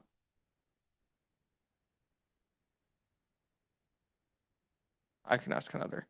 The only reason why I'm asking so many questions is because I feel that usually we have people who step onto these positions and don't necessarily think in a radical way about how this code is meeting the diverse and ever-changing needs of the student body. Because every year brings about new challenges. And so sometimes I see that students who occupy these roles simply either, briefly review the code and don't necessarily really critically think about the ways in which it has impeded people from, having a fair shot at an election. And so I think my question is, what are some ways in which, and maybe this could be in reference to some previous capacities that you've held, but what are some ways in which you've stepped into a position and really thought about either reorganizing or radically changing things that seem too antediluvian to the current status quo? Specifically, as far as just kind of maintaining a status quo or having a status quo, I really like to call back to my it's called experience as an RA. I think a lot of our biggest issues really comes to allowing people to voice themselves and find their own communities without becoming or having harm towards others. And I like to bring those experiences to USAC by specifically just providing transparency on social media by whether it's highlights or through specific posts highlighting specific parts of the code where things may become muddy and it's very easy to kind of flop or just like get people disqualified for certain things.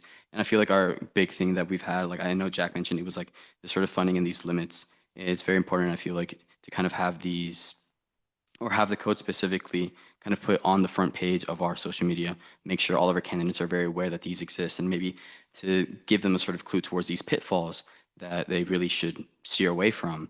And I feel like just having that transparency and having that widespread sort of communication and like back and forth discourse is very important towards doing that.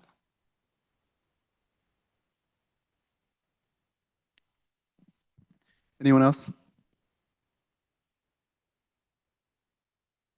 Final call. If not, you may begin your 1-minute closing statement.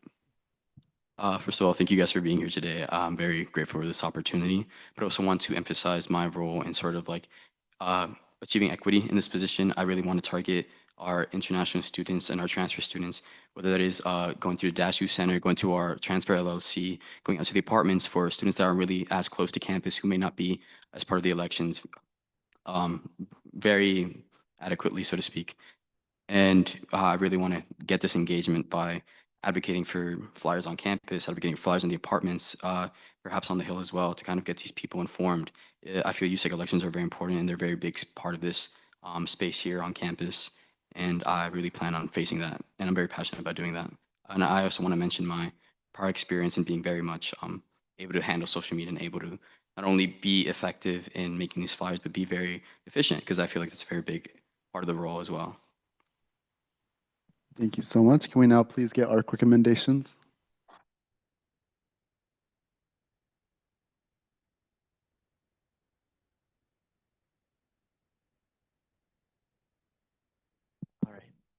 Isaac demonstrated a strong vision for expanding the reach and visibility of campus elections through strategic marketing, social media engagement, and targeted outreach beyond traditional channels.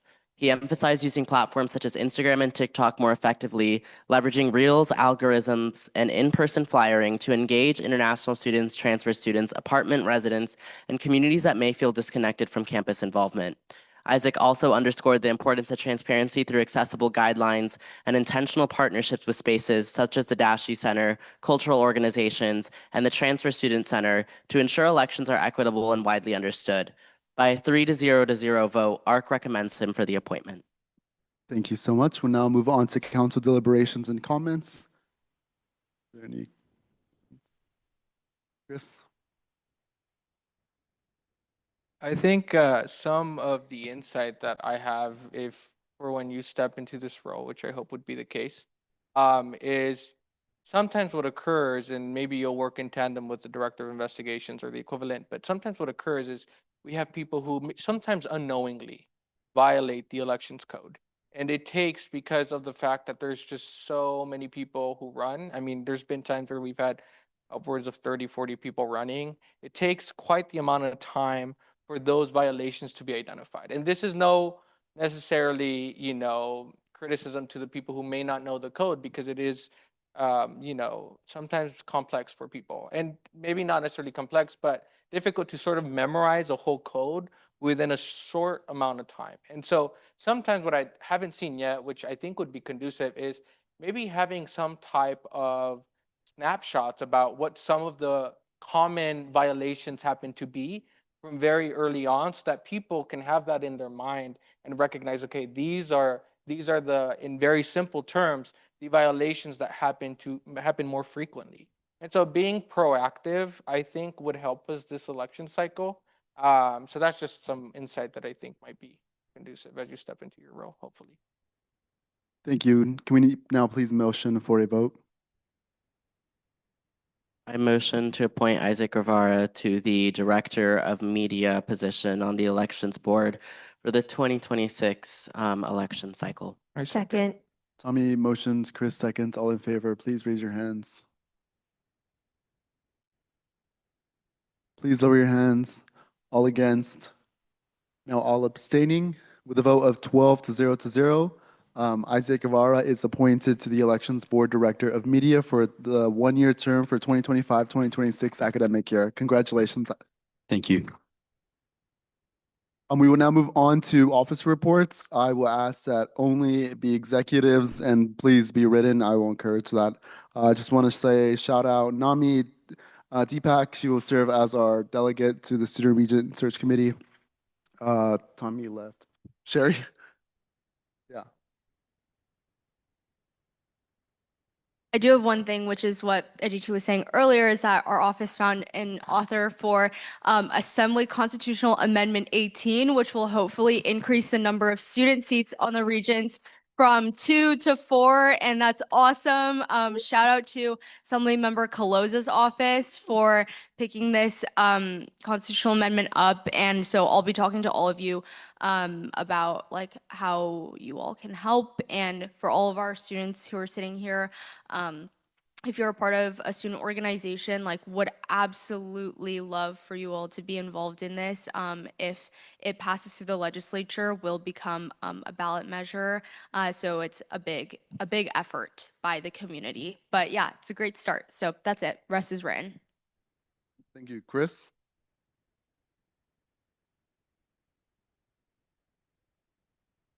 Just very brief updates. We met with SEPI today to discuss a possible ambassadorship with the CAE.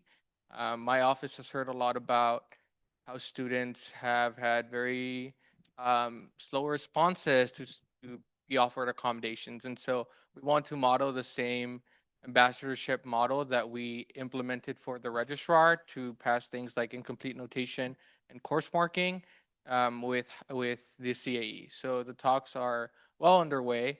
In addition to that, the housing, I'm not sure if y'all recall, but housing presented on their desires to expand units, and my office had a lot of concerns about the impact that it would have on Native peoples and a lot of students and people who live in the area. And so housing has agreed to my ambassadorship model with them.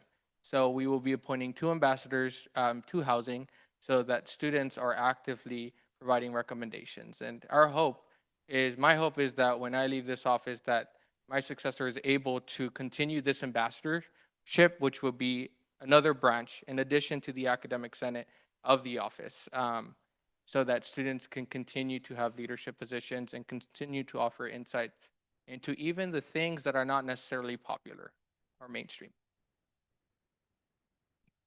Tommy, we skipped you for officer report if you just want to keep things written or if you want to share something. I think you have your officer report on the ballot. Oh, well, yes, I do have my officer report on the ballot. So, hey, Bruin Fresh and Bruin Success on the agenda, not the ballot. Let's not get ahead of ourselves. But yeah, so we've been putting forth this referendum. They've been in the works for a long time. You'll hear more about them then.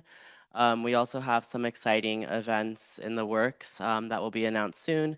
A couple of them to support continued advocacy surrounding the Sanctuary Campus Initiative and also, generally speaking, raising funds for immigration rights. One of those includes UCLA Live, which will be on the officer report shortly. But yeah, that's all from IVP in terms of major developments. So thank you all. Thank you. Next, we will move on to Orlando.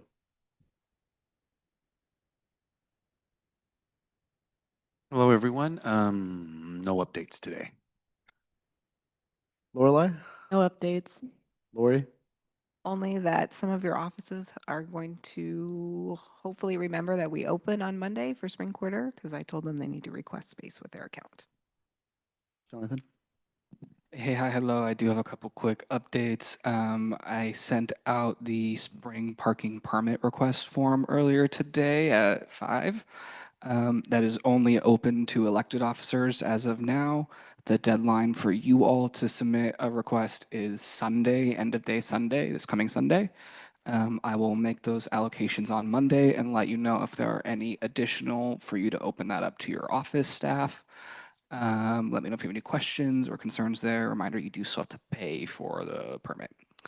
I did send, so if you recall, back in fall, you all approved a discretionary allocation for our parliamentarian consultant. So we had a parliamentarian review your guiding documents, the ASUCLA BOD guiding documents, UCLA student conduct and policy, and they made recommendations based on making sure all of those things are in alignment with each other, and then also what is best practice from a parliamentary standpoint.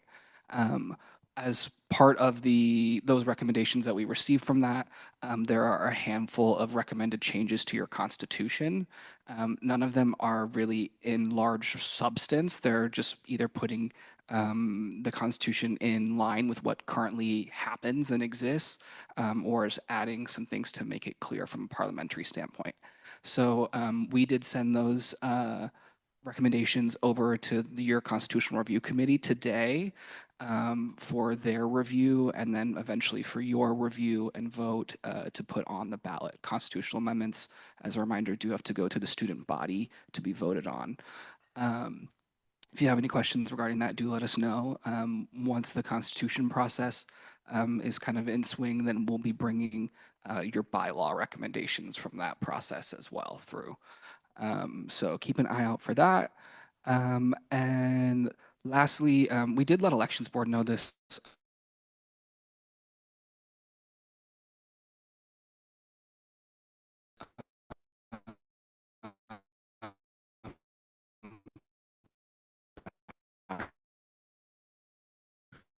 When it was decided, but I've got a couple questions recently and just wanted to more. So they will go back to UC Path being paid, direct deposit, all that kind of jazz. Yeah, the solution was done with UC Paths themselves, so it was a whole deal. But just so you know, it's going back to normal. Otherwise, have a great day. Night. Thank you. All righty, Peter is here. We will now move on to our Ohio to Ohio bike lane project letter with Joy. Yep. I'm going to transfer it over to our director from FACT, Winston. Hi, everyone. My name is Winston. I'm one of the co-directors of Transportation Equity and Access within the Facilities Commission. Sophia's just walked in.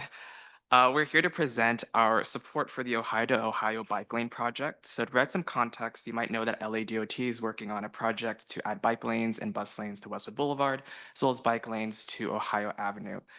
But there is a gap in the middle of Ohio Avenue where there's no bike lanes and it's under Caltrans's jurisdiction. You have to go on Santa Monica Boulevard to continue. And so we're urging Caltrans, as they're already repaving Santa Monica Boulevard, to add bus lanes, to also add bike lanes to their project. So you can play the video.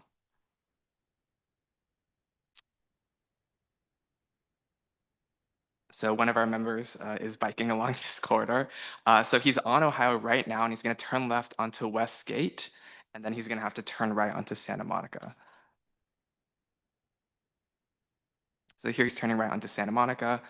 So this is under Caltrans's jurisdiction, and you can see that it's not a great place to bike. So he's having to go around construction and weave in and out of cars.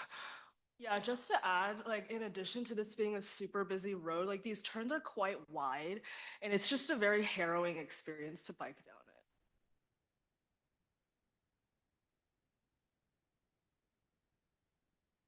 So it continues on the left. So you have to move all the way from the right lane when you turn right onto Santa Monica, all the way to the left, so you can turn left to continue back on Ohio.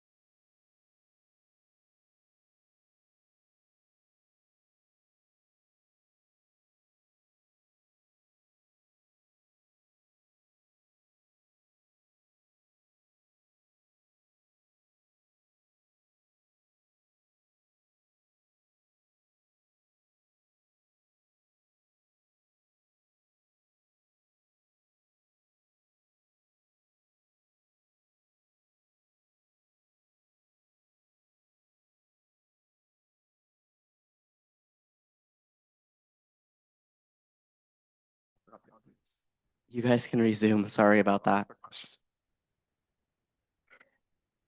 It's on my end. It says YouTube's on. On behalf of the Undergraduate Students Association Council at the University of California, Los Angeles, we urge Caltrans to currently implement the Ohio to Ohio bike lane project with the imminent repaving of Santa Monica Boulevard. In particular, we call for bike lanes to protect bicyclists traveling from Ohio Avenue and Westgate Avenue through Santa Monica Boulevard to continue on Ohio Avenue and Broadway in Santa Monica. Ohio Avenue is the seventh busiest bike corridor in Los Angeles and one of the few streets that safely crosses the 405. For UCLA students who do not have access to cars, Ohio Avenue serves as a critical backbone to get to or from Santa Monica and West LA.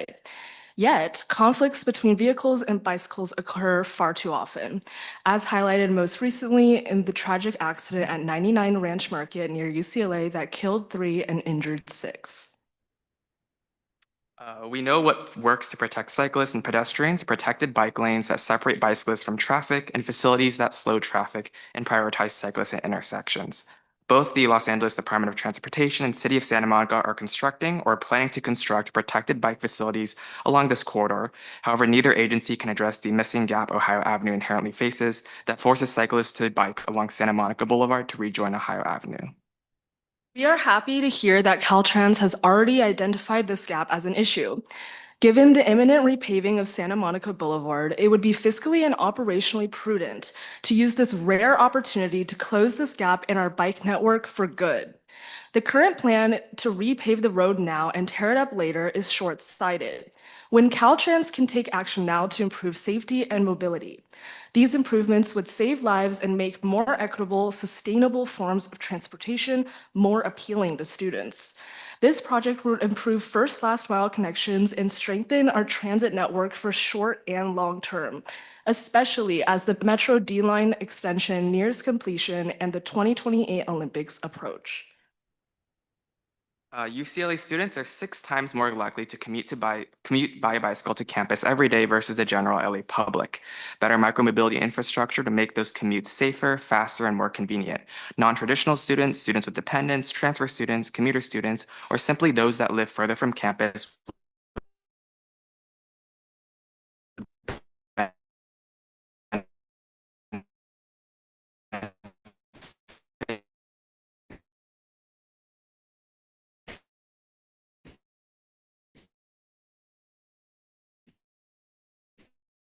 even more from the. Does anyone have questions? Comments?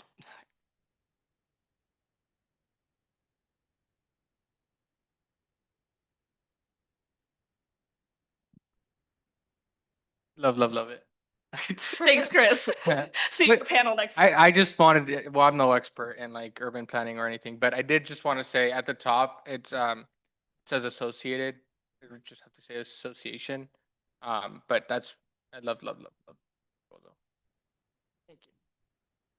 And you're just emailing this on behalf of FAC, or I know Michael usually asks me to do it, or is it through a formal portal?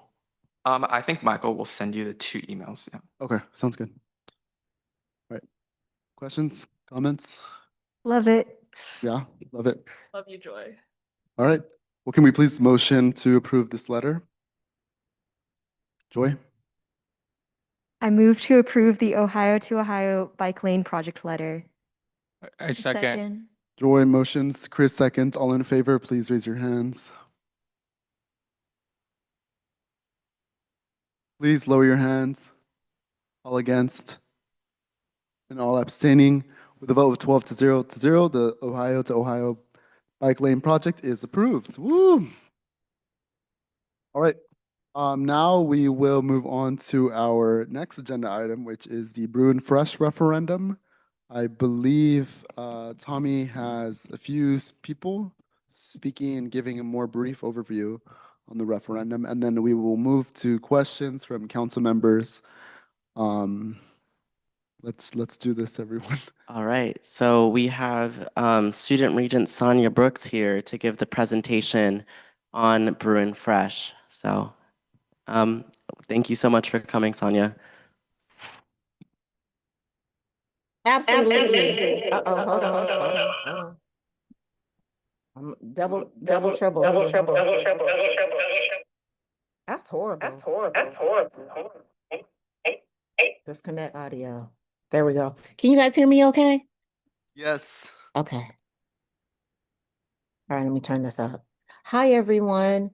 Thank you for allowing me to share this space and time with you. I'll be very, very brief. I am traveling right now to do campus visits. So I am in Santa Cruz actually today.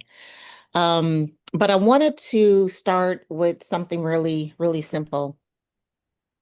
Food insecurity is not rare at UCLA. It's not a fringe issue. And it's not about poor choices. It's about cost, right? Students are paying record housing costs, record food prices, and really trying to persist academically at a world-class institution. Um, and some of our peers are quietly skipping meals. Some are working 2 jobs, and some are choosing between groceries and textbooks. And Bruin Fresh exists to close the gap. Sonia, you froze. Uh-oh, sorry. Can you hear me now? Am I moving? Okay. And Bruin Yes, we Fresh, can hear you now. okay. Bruin Fresh is choosing to close that gap, especially between students who barely qualify for help and actually being okay. So clear and simple, Bruin Fresh is a supplemental food only support program. It is fashioned after Aggie Fresh at UC Davis. However, we have some unique differences to UC Davis. So our program will be fine-tuned and tailored to the UCLA community. It will be administered through the ECRT department and coordinated with financial aid and structured to comply with university regulations. What it is not is a replacement for CalFresh, nor a duplication of food pantries. Food pantries will continue, and nor is it a public benefit program or a cash grant. It is a structured, controlled, food-only support system. And I know you're asking, why does this matter to undergraduates? Well, I'm glad you asked, because this really affects more undergraduates than we think. It affects first generation, low income, transfer, students supporting family members, students who work while enrolled, and those who do not qualify for CalFresh. And it also really impacts the students that you may not even forget. If you hear someone always saying, oh, I'll eat later, but it happens over and over and over again, there may be a different issue or a deeper issue that needs to be identified. But again, the proposed amount is less than a cost of a meal in Westwood. And as you know, 25% of that fee is returned to students in financial aid. So it's not about creating a large program, but about building stable, sustainable foundations. We're not asking for emergency funding. We're asking for infrastructure.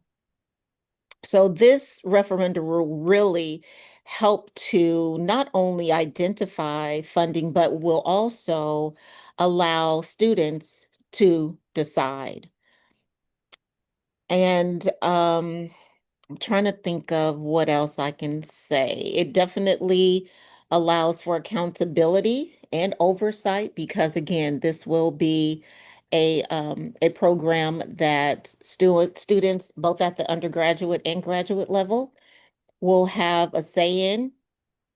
And I think at its core, I just want to reemphasize that Brew and Fresh is not solely about food. It is definitely about academic persistence because you really cannot talk about equity nor academics if students are hungry. You can't talk about belonging if students are choosing between groceries and tuition. The initiative is real simple. No Bruin should have to choose between nourishment and education. And we have the opportunity to lead on that. So in my closing statement, if we can build stadiums, if we can build buildings, if we can build labs and research centers, then we can definitely build a system that ensures our peers are fed. So I will end there and yeah, see if there are any questions. But again, thank you for the time.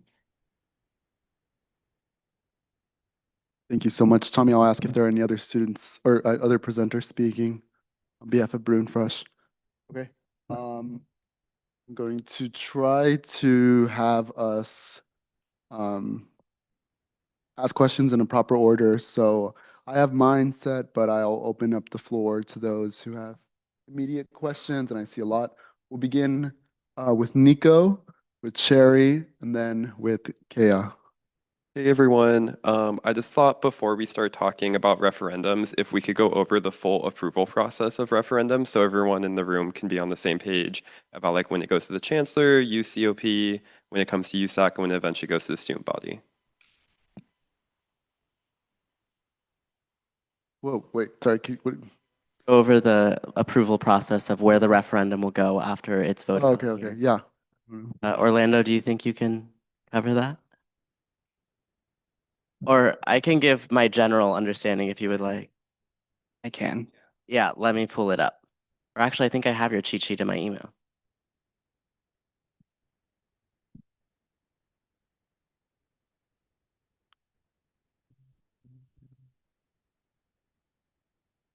All right, I do have it.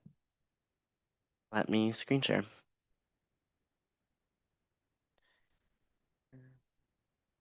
All right.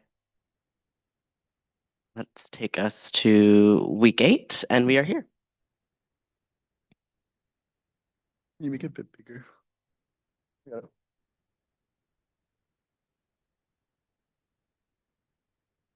Oh, I'm like, we're late?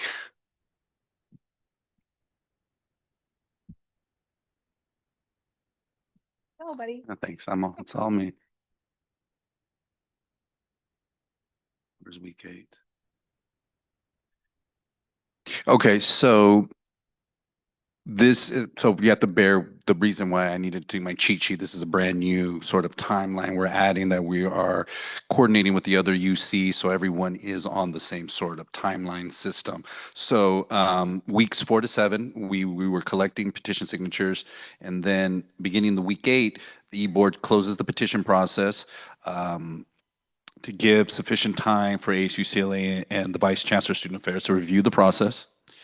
And then beginning week 9, USAC staff administrative representatives prepare documents for the chancellor to submit the referenda to the UCOP for review. So after here, if it gets approved, it then moves over to that space. So USAC staff administration will then provide it to Monroe Gordon. Monroe Gordon will review it. And then the documents are reviewed by the chancellor to submit the referenda for UCOP review. So it'll go through those steps. So this is still one. Right? That's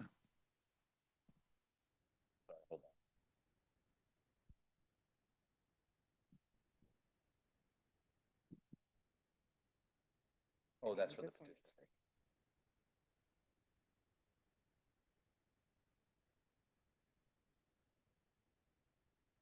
Oh, okay. Sorry, rewind it.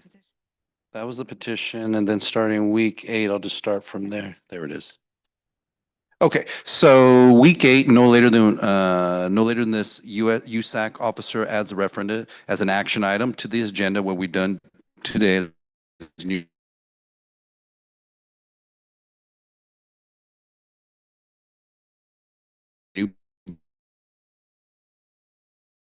business, you will review it and to Monroe Gordon, then it goes to the chancellor after Monroe Gordon has reviewed it.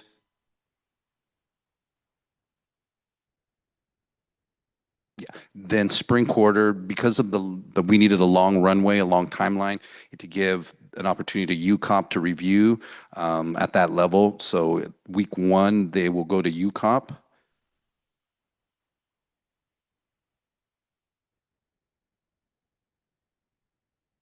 Yeah.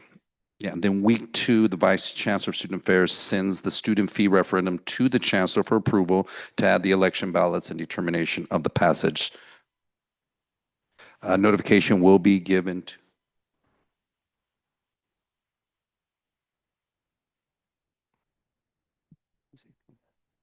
Thank you.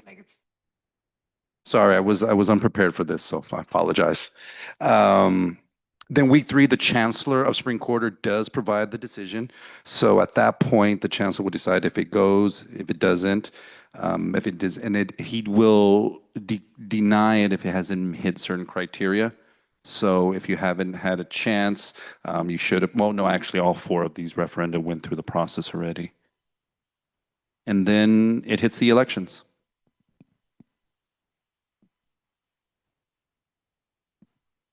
Right. Yep. Oh, Nico, sorry.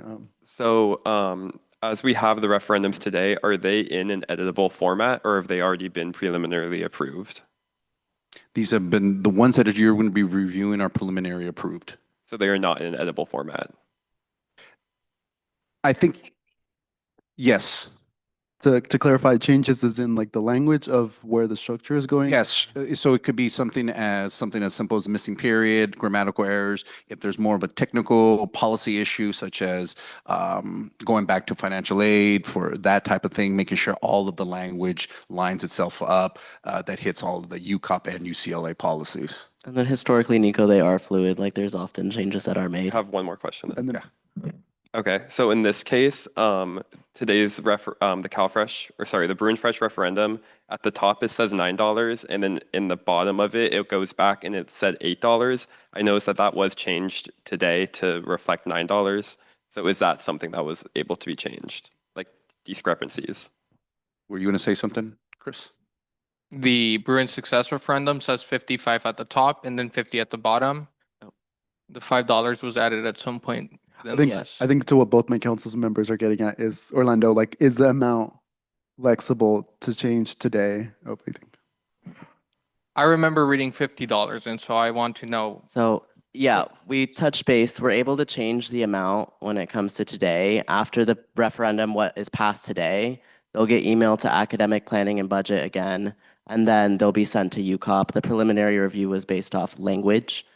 So yes, I will make that change real quick. Thank you for. Well, hold on. Oh yeah, you got it.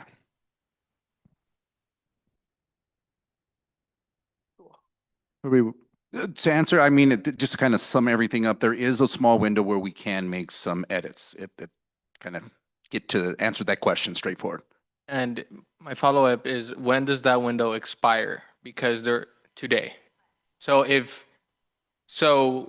in their current format, based on historical practice and with the understanding that we've altered some of the processes, if approved these as tonight, they cannot be altered anymore. Correct. Or information can be added. No. Yeah. Oh, yes. Oh, I'm sorry. It can be altered at the UCOP level, the UCOP level. By them? By them. But not by us. So let's say UCOP says, I don't like A, B, C, and D, add E. Is that sent to the adherents or the folks who are passing this referendum, or does UCOP directly make the changes, and then does that come back for a vote? What is that process like? Oh, with UCOP, they're going to send us, so you give them your preliminary document. So what is voted on today gets sent to UCOP. If UCOP has an edit, they're going to send you a list back of edits that you have to make. And then you make those edits yourself and you send it back to UCOP and they review again. But basically any edit that UCOP sends has to be made. It won't come back to USAC in any capacity, and most often it's just about language.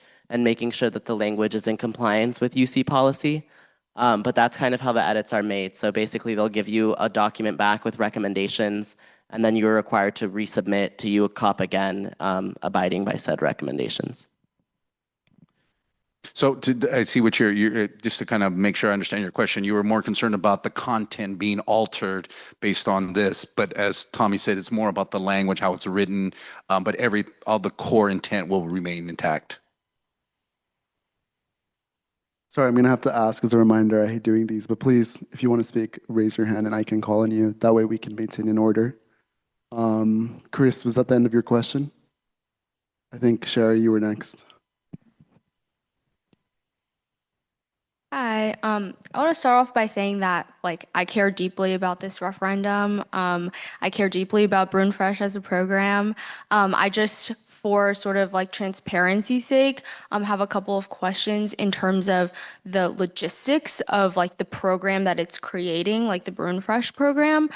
Sonia, I would love to hear more about what that logistical process looks like. For example, how will financial aid specifically identify students who are eligible, and how will it work in terms of a lot of undocumented students and students in general are capped out of financial aid, and how is that accounted for?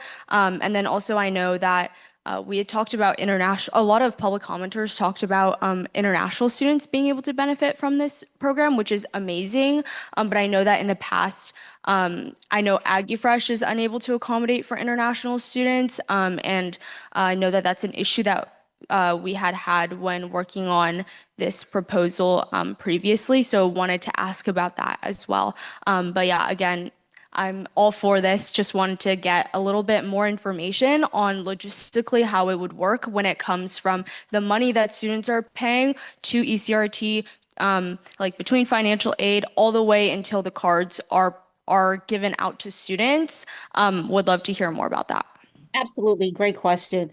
So initially, students will apply for CalFresh, and that does not include undocumented nor international students, but students with students who are parents or just the regular student body population.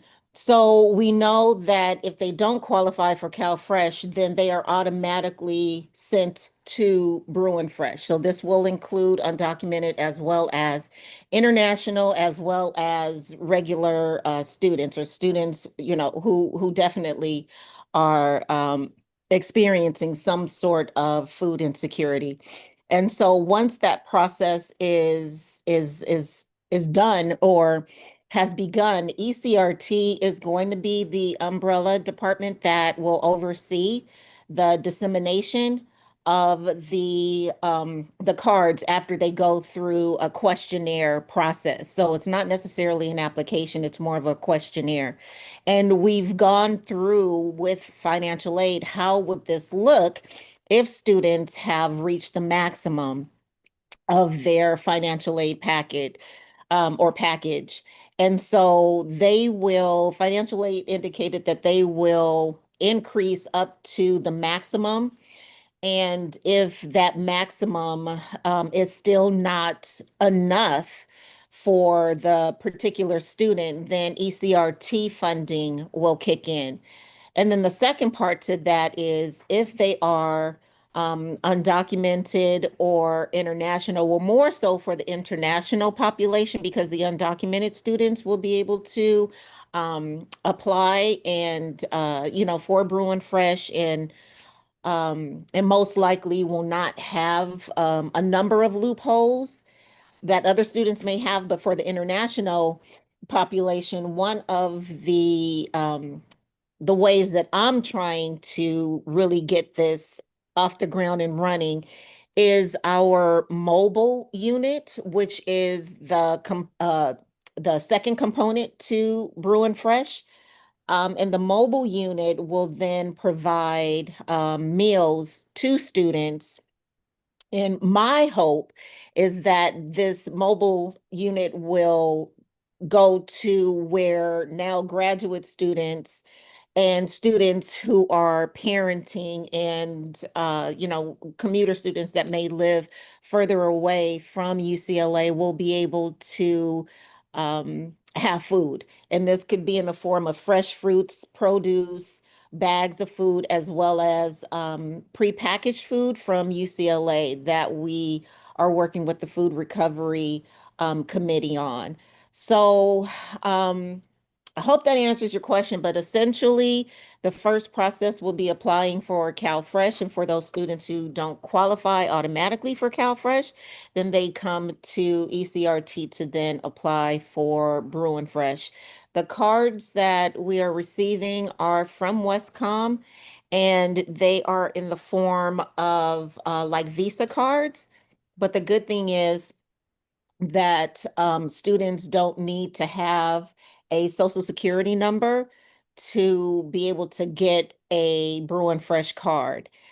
And these cards will also allow students who may want to go to dinner with friends and stuff not have to face the stigma of not being able to afford to go to a restaurant for food. So this will be a regular like debit card, like but for Visa, and can be used at grocery stores, anywhere, restaurants.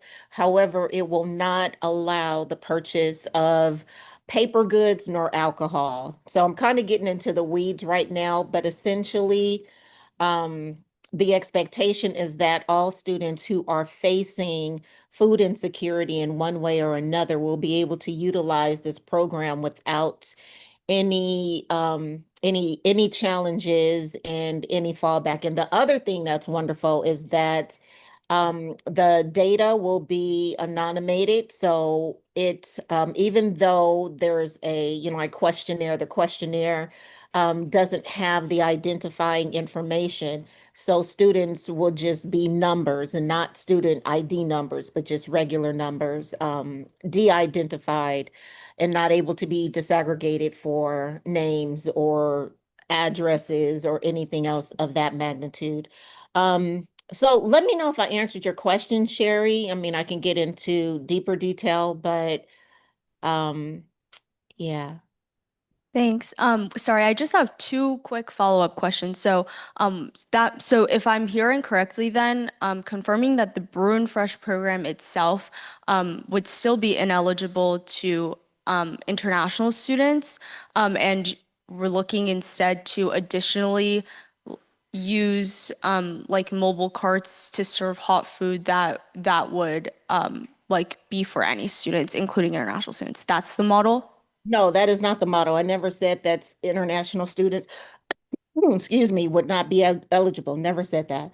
International students who are interested are more than welcome to apply because, as you know, my initial focus was always international and undocumented students. But in order to ensure that the program would be able to um, exist, all students who are facing food insecurity are eligible for this particular program. So no, again, and I'll underscore, never said that international students are not eligible because again, that was one of the focused populations for me doing this initiative. Wait, sorry. I'm just wondering because I know this is modeled off of the Aggie Fresh model, and Aggie Fresh is not like international students are not able to receive like Aggie Fresh grocery stipends. So it seems like we're still going the same model of like financial aid, and so I'm just wondering like can international students like receive these grocery stipends and how like that would work through financial aid. Sorry if I misinterpreted your previous comment. Sorry, yeah. Yeah, no, it's okay. And as I stated when I first started speaking about this, is that our model is different because our campus, our culture, everything with UCLA does not fit into the cookie cutter mold of Aggie Fresh or UC Davis. So our student population, we may do things a little differently. If it is going again, against financial aid, then of course, international students do not necessarily have financial aid. However, because it's going through ECRT, there are ways that we will still be able to help, that particular population. So if it's not going through financial aid, that's fine.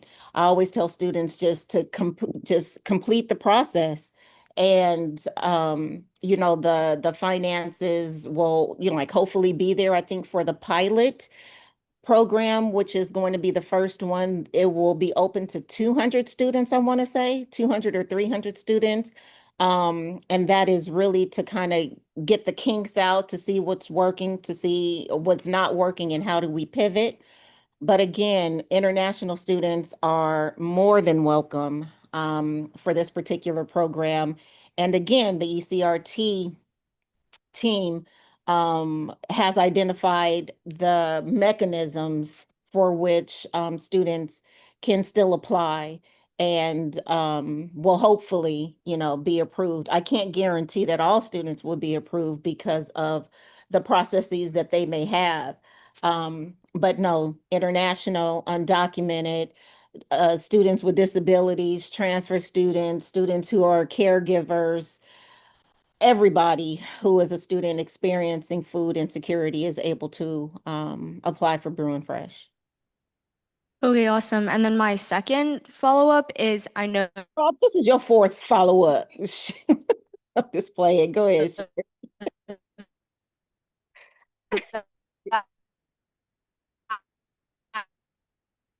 Is Aggie Fresh. Oh, okay, we're back. What'd you say, girl?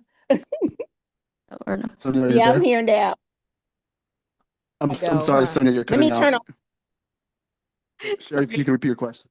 Wait, yeah, I just my last question is just that I know that Aggie Fresh has like their students when they apply to be a part of Aggie Fresh, they also have to enroll in sort of like educational programming and they have to complete that educational programming or be actively a part of it in order to renew their Aggie Fresh each month or each quarter. And so I was wondering how if there is a renewal process for Burn Fresh, how that works, and if there is an educational component to it similar to Aggie Fresh.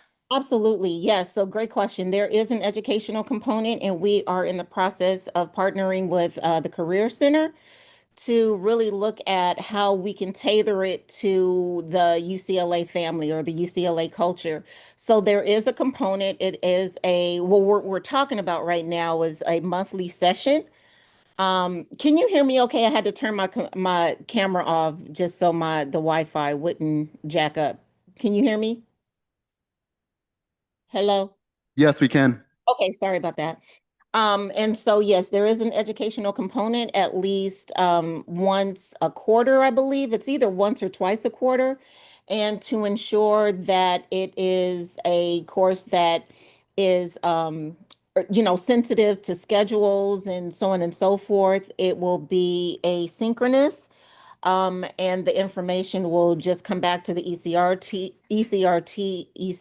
yes, team that the course has been completed. But I think besides just financial courses, I also wanted to include some of the courses that Career Center has. So that's why we're having the conversation about also including the Career Center in the educational component of the program. So yes. Okay, wait, awesome. I have one more question. I'm listening. Girl, go ahead. Okay, so I know you were talking about this mobile food access model, and I was just wondering, is that also included in the $9 referendum? Is the $9 referendum like only funding the Brune Fresh like grocery stipend program and like the costs that come with that, or is it also trying to fund this like let's say like it's a food truck or a food cart that comes on campus and the partnership to access that food and recover that food, like all the costs that come with that. And if it is trying to fund the mobile food method as well, is there a cost breakdown for that that we? Uh-oh, it's broken up again.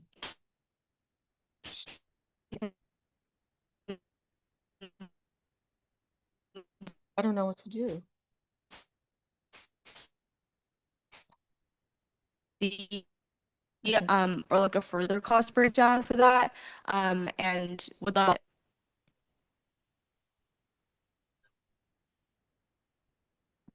I don't know what to do. Maybe turn this off.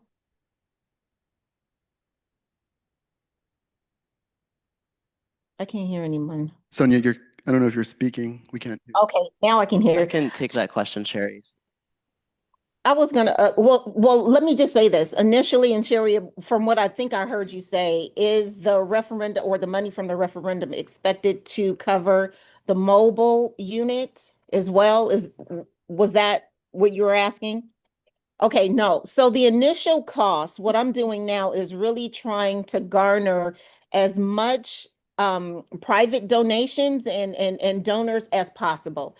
So what the referendum will do is just to ensure that the program is sustainable for the years to come. And so with the initial funding, that's where the budget for the personnel, the equipment, or whatever is necessary and needed for Brew and Fresh will come from. And again, the referenda support is to ensure that it can continue, that the program is sustainable. Does that answer your question, Sherry? Okay, so just the grocery stipend program and the costs that come with that, not necessarily this mobile cart is not a part of the budget.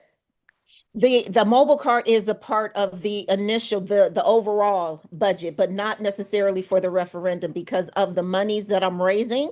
The expectation is that all of the startup costs, including the mobile unit, will come from those initial costs. And so the referendum will just be to sustain the Brew and Fresh program for the years to come. Yeah. Okay, awesome. Thanks. Those are all my questions. Okay. Yeah.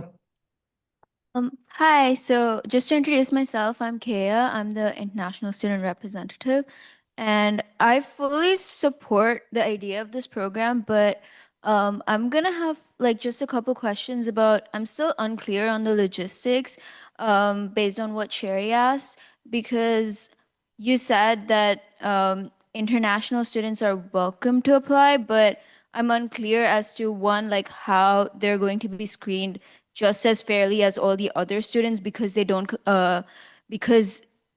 apply to financial aid. Two, how is ECRT going, like how is the financial going to work? Like how are we going to, like will we be handed the same cards if international students apply? And how is the financing for that going to work since it can't be done through financial aid? Will ECRT supply those cards? How is it going to be made sure that it's like the same level or of consideration? Just like the logistics of the finances. No, very good, great questions. And so, yes, again, the application process is the same for everybody. You will indicate if you are, which classification that you fall under. So that could be a student who is a parenting student, that could be a transfer student. So whatever your classification is, that's what you would indicate on the particular questionnaire. The cards are the same. There will not be any identifying or identifying cards that indicate that a student is of a particular population. Absolutely not. The ECRT department is the one that will manage not only the cards, but also uploading the funds monthly. We've had meetings with Westcom, who is really, really interested in participating. And we're just waiting to get the final breakdown from them. But I think I answered your questions. So if not, please let me know. So again, first thing is the application or the questionnaire process is the same. The second question is that the cards would look the same. And the third is that ECRT are the ones who will be responsible for the reloading of the cards. Was there a fourth? I think my question is more so as to how the financing for international students works, like the logistics of it, um, rather than whether they would have to identify as international students or not. Because like I said, for example, Aggie Fresh, that works through financial aid. So that's why international students don't apply. So how is the awarding of it going to work? Like the specific financing of it? Yeah, so I don't know all of the particulars, but what I do know is that, again, international students, as well as any other students, are able to apply. Again, my focus was international and undocumented students. But with the federal, targets and so on and so forth, we really came to the realization that there are other populations as well who are experiencing food insecurity. So all of the populations will be able to apply. Now, as far as what the breakdown looks like, that I don't know because it will be based on each individual student, meaning if it is an international student that is applying, it will be based on what their finances look like, right? And that's across the board for any student. And because there is a threshold that students will have to meet in order to qualify, but again, that part does not, I don't know each and every detail of that particular part. But it is going to be according to each student's personal case, so to speak. I guess I'll use it that way. So how much, money do they have coming in? How much is the donor family able to provide or whatever the case may be, as long as they don't reach that threshold, the talks can still occur. I'm just a bit confused because number one, like we don't have any specifics. Number two, it doesn't mention international students anywhere on the briefing. So I don't want it to be like everyone's coming here speaking about international students, but then we're not even actually able to fully apply to it because it doesn't mention us at all, but everyone's talking about international students. And then other than Well, that, let me answer that question first. First of all, I could not indicate and call out international nor undocumented students. So you're not going to see it. And that is for the safety of international and undocumented students. And also when submitting this verbiage to UCOP, because of the climate, the federal climate that we're in right now, it would be a disservice and a harm to students if we indicated international and undocumented, and those are two populations that are already being attacked. So when UCOP received it, they indicated, yes, they're glad that we did remove that. Now, just because it's removed does not mean that that population will not be served or that population will not be included. But we did that for safety precaution or for precautionary standards. And I'm Okay, sorry, wait. I didn't want to interrupt, but I wanted to say that while you were asking your second question. Okay, wait, everyone. Jonathan has something to say about the building. Hi, yes, apologies for interrupting pause.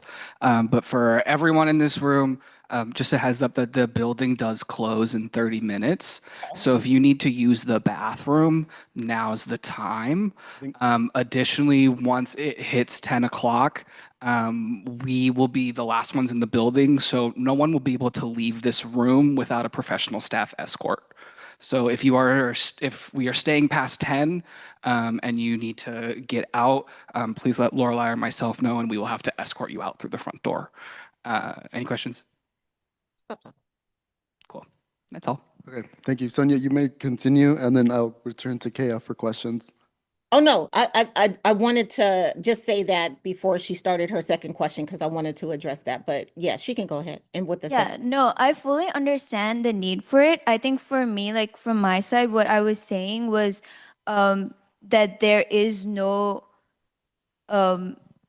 like because we aren't mentioned and because you don't have the specifics of how the financing would work through ECRT, there's no definite understanding of how international students will directly benefit. And then my next question was that how did you consult international students or the International Student Center or the Undocumented Student Center and the direct placeholders while you were coming up with this program at UCLA? So first, let me answer the first question that you had. no students, no population of students is mentioned in that. So it's not only international, but students who are caregivers are not mentioned. Students who are first gen is not mentioned. Students, specific populations are not mentioned. So just to say that the international students are not mentioned, I think is not necessarily a fair statement because there are no students that are mentioned or a particular population of students that are mentioned. The second part is that with the specific populations of people that you indicated or that you questioned about before, there were certain people of those populations or students from those populations that were the representatives for being able to discuss particular issues. I'm not international and I'm not undocumented. However, the people and the students that I support and or meet with are. And so they were definitely consulted and a part of the work group for this the second set of the work group for Bruin Fresh. Wait, I'm sorry to interrupt before you answer the next part. What you said is actually incorrect because it mentions affect low-income students, first-generation students, parenting students, transfer students, graduate students, and students supporting family members. So it does mention all of those groups except international and undocumented students, which is the groups that we've been talking about continuously. Okay, so again, if you would like for international and undocumented students to be included in that, it will not. Only because again, those are the targeted populations by the federal government. So I don't know what else to say about that particularly, but they will not be labeled on that particular or on the referendum. However, they are still the population that I specified in creating this particular initiative. So again, they are more than welcome, like anybody else, to apply. Okay, I'm gonna pass it on to Tommy because I think he has a question or comments. In the referendum, that's just a supplemental information of a statement of fact that these groups are impacted. It's not saying who will be serviced by it. So I'm seeing the section that you're saying, and it's just saying that these challenges disproportionately affect. So what the supplemental information is it's just context of generally speaking food insecurity on this campus. It's not saying that these are the groups that will be serviced. And we've went through academic budget and planning and student affairs review. So this is all in alignment with that. But I just want to be clear that that is not saying that these are the populations that will be serviced. That is not how the language is written. Thank you, Tommy, because I don't see what she's saying, but thank you for reading that. Yeah. Hey, Chris? I'm going to be a little bit blunt because I think it requires that.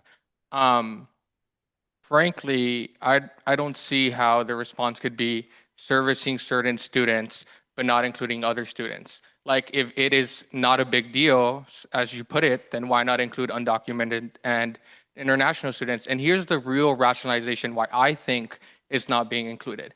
I don't think it's being included because, as you mentioned, yes, the undocumented and the international communities are being targeted. So in terms of legislation policy, this isn't so favorable because if they were to see international undocumented students, then federal administrations, state governments would look at that and be like, wow, we're funding international undocumented students.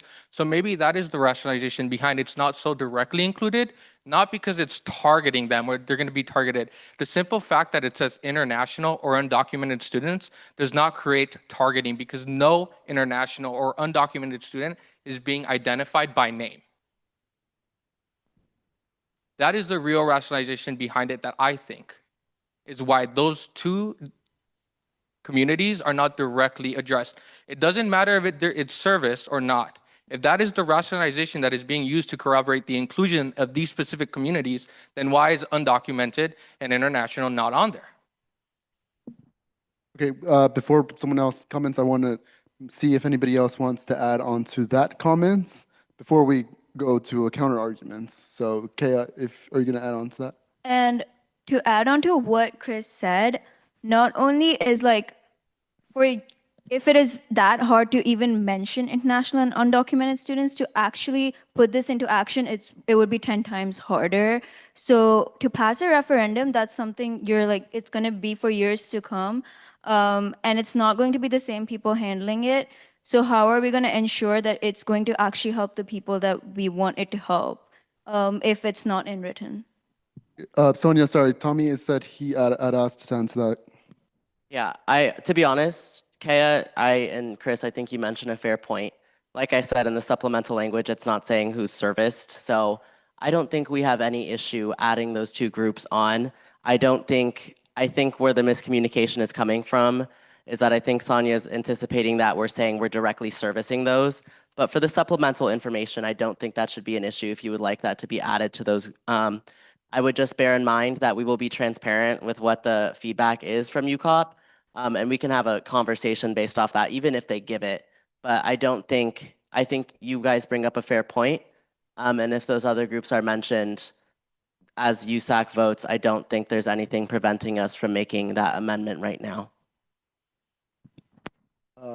Sonia, would you like to comment on that?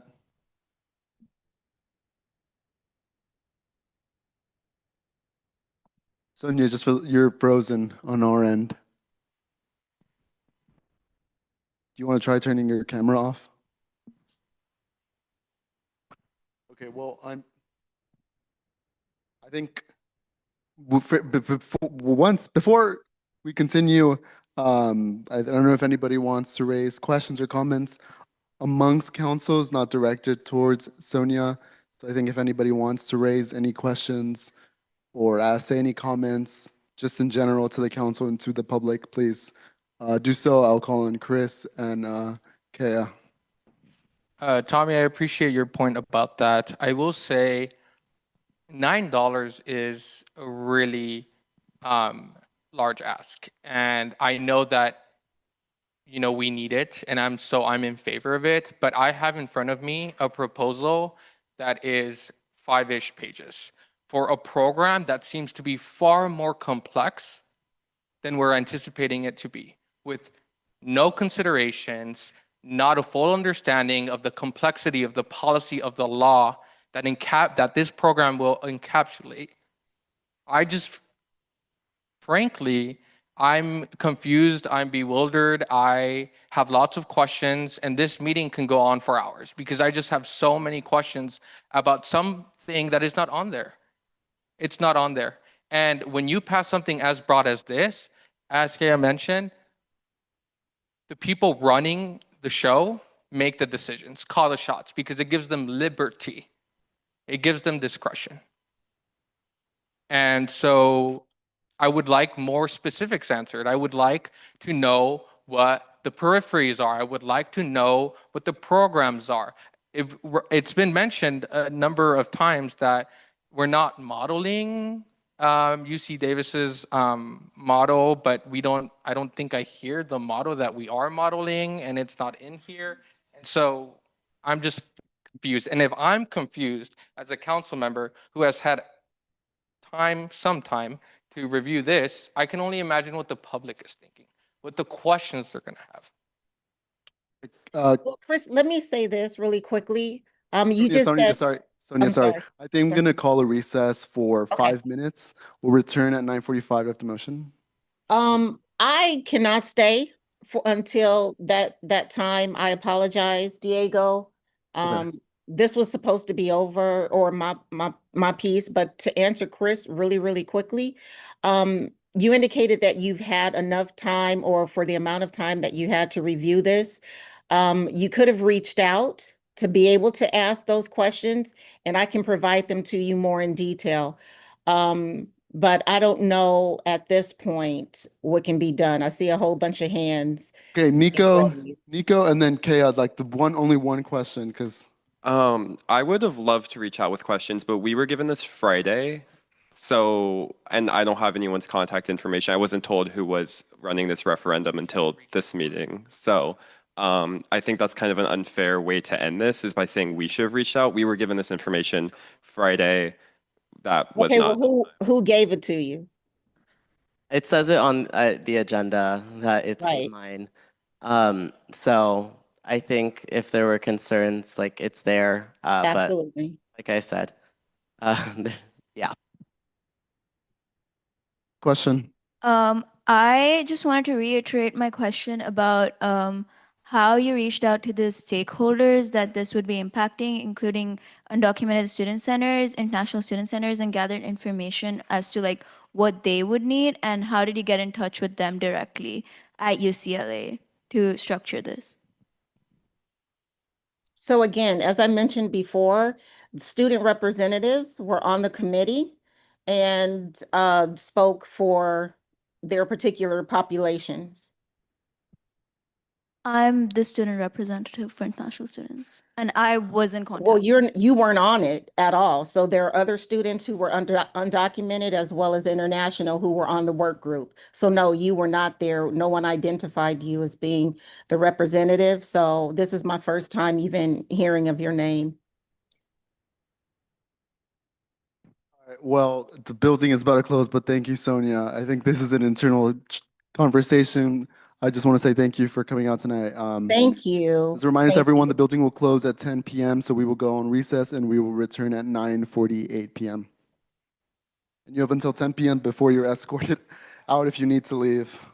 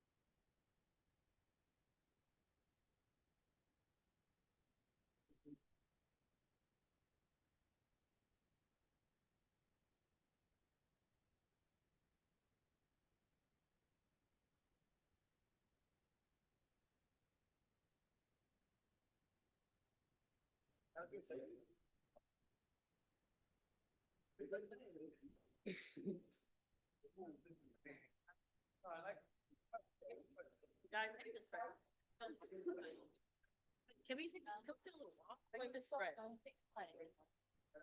Great. Okay. Drop my mat.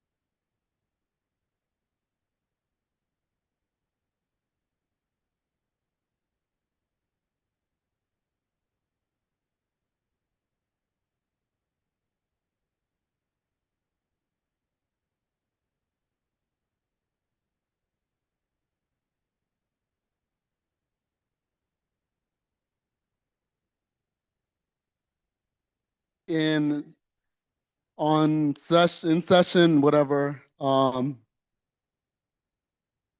Okay. I think Sonia is no longer here with us, and I think we will continue the conversation amongst ourselves and amongst council.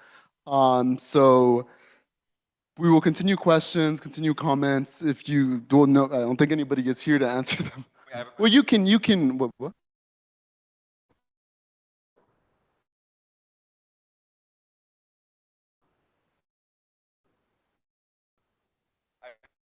Question for admin.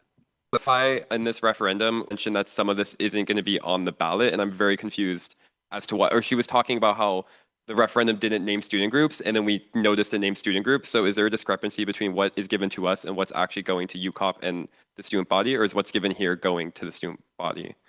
What you have is what it is. So the ballot language and whatever I assume is supplemental, that's all that has been gone through its current levels of approval. And pending your decision tonight, we'll go through the next levels of. And this whole thing will be on the ballot. Yeah, the supplemental language will be there. Yeah. Even the stuff that says recommended for voter education materials, not ballot text. Like why does it say that? That's likely something that is supplemental. So only that question that's at the top, that's the legally binding question.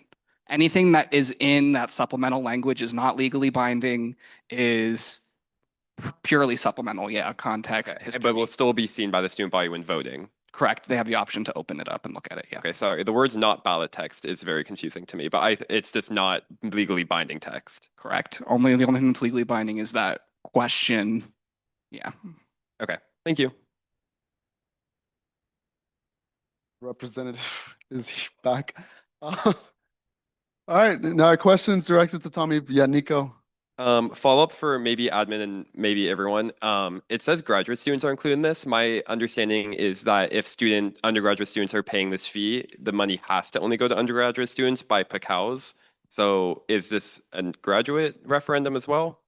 GSA has the same, they'll be pondering the same question next week at their forum meeting. So GSA would also be paying into it. If GSA votes no, or the GSA membership votes no, then it would just be for undergrads, and it would have to be used only for undergrads. But as of now, the same is being put onto both ballots, or being proposed to put on both ballots. Thank you.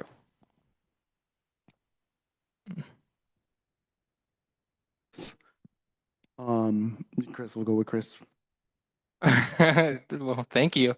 The excitement. So and just to your point, Jonathan, thank you for mentioning that. Is the same amount being considered at the graduate level, or how is, okay. Language, the only difference is it should the graduate students of UCLA. And then I believe the EVP Jack Fang is carrying that one. I think just adding on, I'm sorry, like the funds say it's just 675 per quarter to the UCLA ECRT. Like it doesn't say it would fund programs specifically for undergraduates. I think that's just also another concern. Like I don't know who's to say that ECRT just wouldn't fund other programs that are available to graduate students, to master's students, to doctoral students. I think that's kind of also the other part of their question.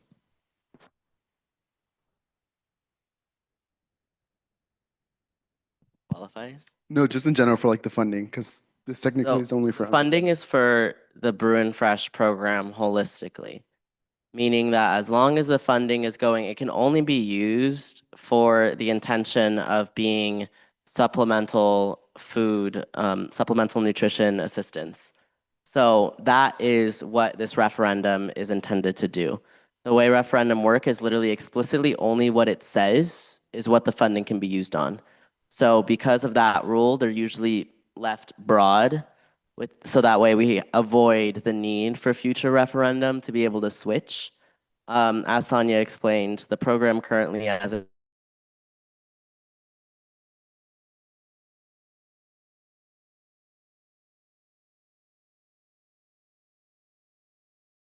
it's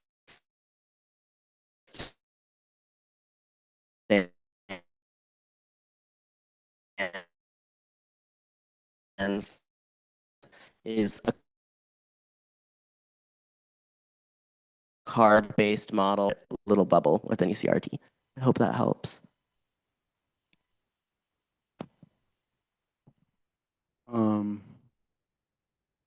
Okay, I'm gonna set a cap on questions.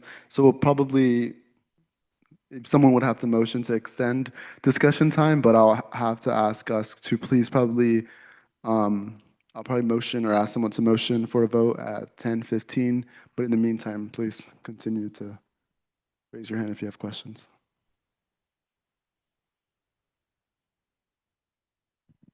Nico? Okay, so if the bottom text isn't legally binding and is just supplemental text, and this program has been created with undocumented international students heavily in mind, why can't we say those words? That's what I said. I have no problem making those edits, Oh, and I think Chris brought a very fair point. I just said that it's going to go through the UCOP process, so ultimately the university system will make that determination. But I do know that USAC, like, we pride ourselves on wearing our values on our sleeve, and I do not think we should erase them in any capacity, and especially if the supplemental language is not explicitly stating that this is what it will do, I have no issue making that amendment right now. Chris? I don't have a question per se, but I do have a statement since we are having a conversation about this. As Tommy pointed out, I do think that what's going to happen if we move this forward and we do decide and collectively add the language that we think is incumbent upon us, UCOB is going to say no. The language is going to be removed. We would have already voted on it. This is what I predict will happen. Because the reason why I think it hasn't been added, as I mentioned, is because it will make it a more compelling presentation. Because the undocumented and the international communities are under attack, and there are no resources, no dignity that are being granted to them at all levels, generally speaking. And so I don't want to have a situation in which UCOB comes to us and says, these words we can't do. And then we're where we started with the same concerns. So I guess this is more of a process question. Are we able to reject that? Because we're voting with the desire to have those two words in there. If they were to come to us and say, those words cannot be included. Because, I mean, Sonia's answers were quite candidly bewildering. So I do want Sonia to, I will reach out to her office and I hope I get a response. But from what I'm hearing, I feel like they've been hearing that they shouldn't include those words. So that's why they're not including that language. Because I heard her talk about how she was being guided by this desire to help the international and undocumented communities. But how do you leave them out in the writing? Yeah, I definitely think we should include it. And also with regards to the campaign, I think UCOP is aware that these programs do exist, and Aggie Fresh is, for instance, serving undocumented students. So I don't think it's that per se that they won't be serviced.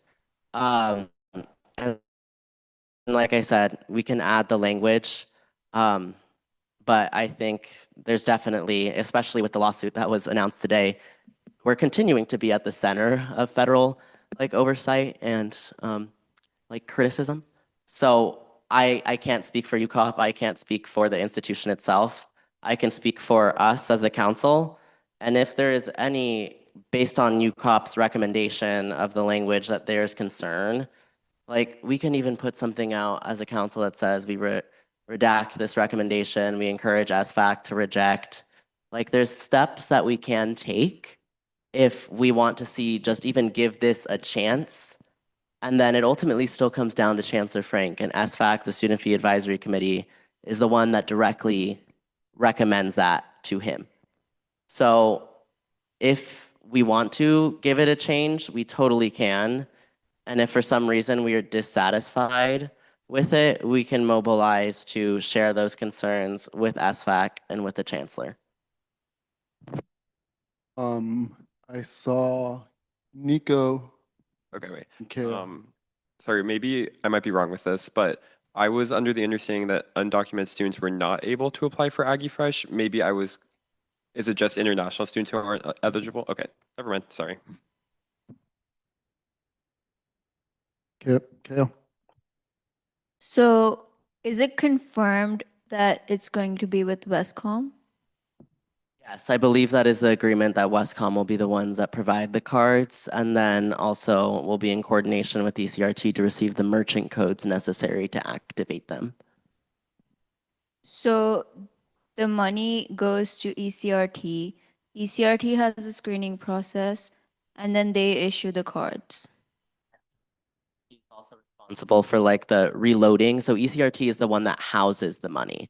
Westcom is doing the partnership of providing the physical cards themselves and being able to do like the programming of them with the merchant codes. Because the way CalFresh works is, or SNAP is, the cards are programmed to only be used for certain things, like each item, each restaurant, they have a certain merchant code, so it won't allow you to make purchases on the things that are not allowed. Like for instance, she said alcohol, for example.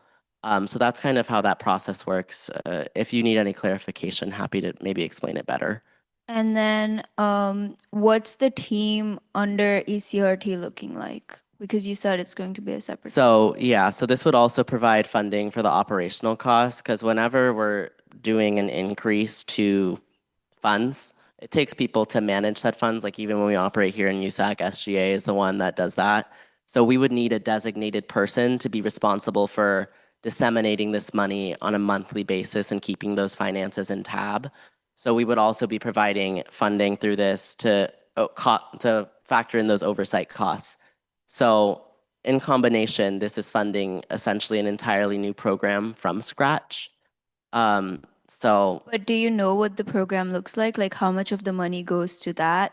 And then how much goes to the cards? based off my understanding from a full-time staff, let's say a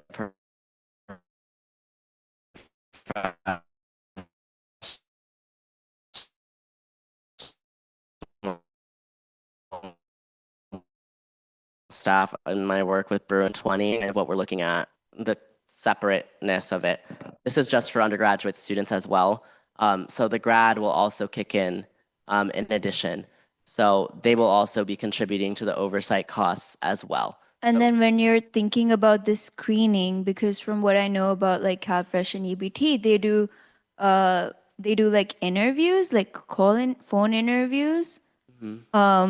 Is that how you're gonna go? Because there's a lot of documentation that you can't ask for and you're not going to ask for. So Yeah, how are you gonna correctly screen? Is it going to be I through think it's going to be an online application. To my understanding of what Sonia said, you're not going to be required to like check per se, like boxes, like she said, like in the cards will not indicate, oh, the international undocumented. But ECRT will handle the entire screening process. So like I said, it's all. But is that drafted, the process? So there's a 15-page working group document. I know, like, to be fully transparent, I am somebody who is carrying this on behalf of the work that Sonia's working group has done. So I'm not the developer of Bruin Fresh, but there is. But it is from your office.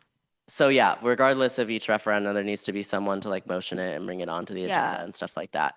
So we have done the work to help draft the language and make it in compliance with university policy. So my office did draft this language of just the text of what is needed to pass academic budget and planning and also student affairs screening review as well. So in that aspect, this was a partnership.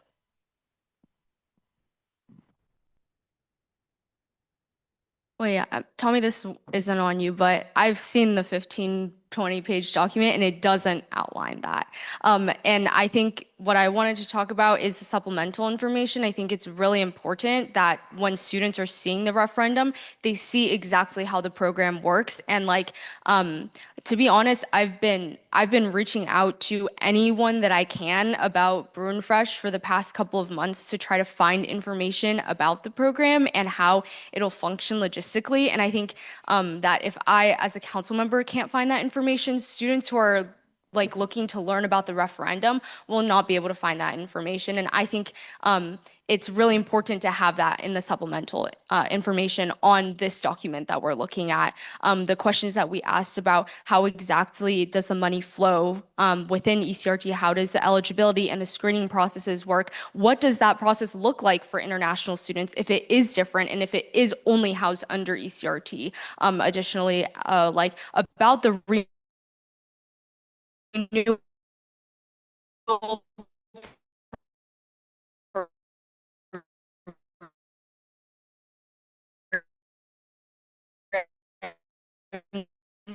there's nothing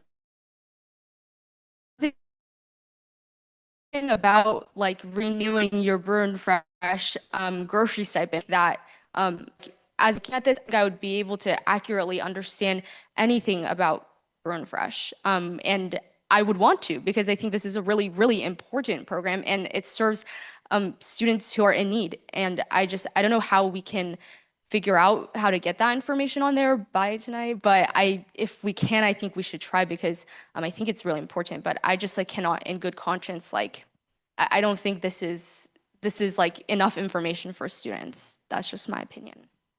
And Sorry, Keo.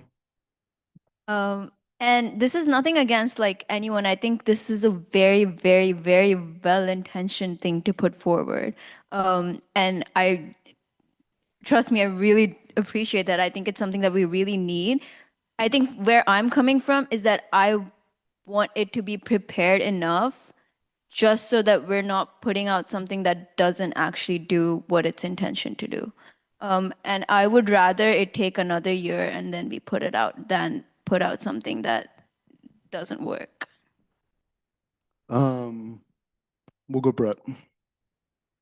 Yeah, I just want to echo everything Kea, Sherry, Chris has been saying. I think it's kind of wild that we had to have almost an hour of discussion to figure out a lot of the outline of this. And I think, I absolutely agree the need for it is immense. But I think I share Kea's sentiment that maybe it requires either more, or what Sherry said, if it's possible to have this info on it by tonight, wonderful. But, I think in its current state, like this is the point of deliberation. The point of deliberation is to, work out all the kinks. And if it's not worked out, I don't know how I feel about it in this current moment. But just to reiterate, I'm absolutely like in support of what it would do. I just think it needs to be done specifically.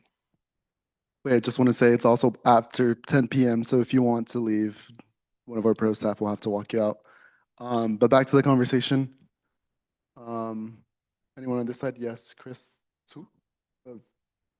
Bujat, you can go. Like, I think we're in the general consensus that there's not enough information on this document. I think the question for you all is like, in your genuine opinion, if I were to, let's say, crank out this by the meeting and write the information, what are the feelings of having that on there? Like, is it even enough where I'm gonna have to go right now and just type that all out? Or like, is there, because if there's not, I'm not gonna like break my neck over that. But I just wanna be clear with the options. Like, I'm willing to do whatever is in the best interest of our student body and of this council. Just be honest, full transparency. I think our students deserve that. Chris.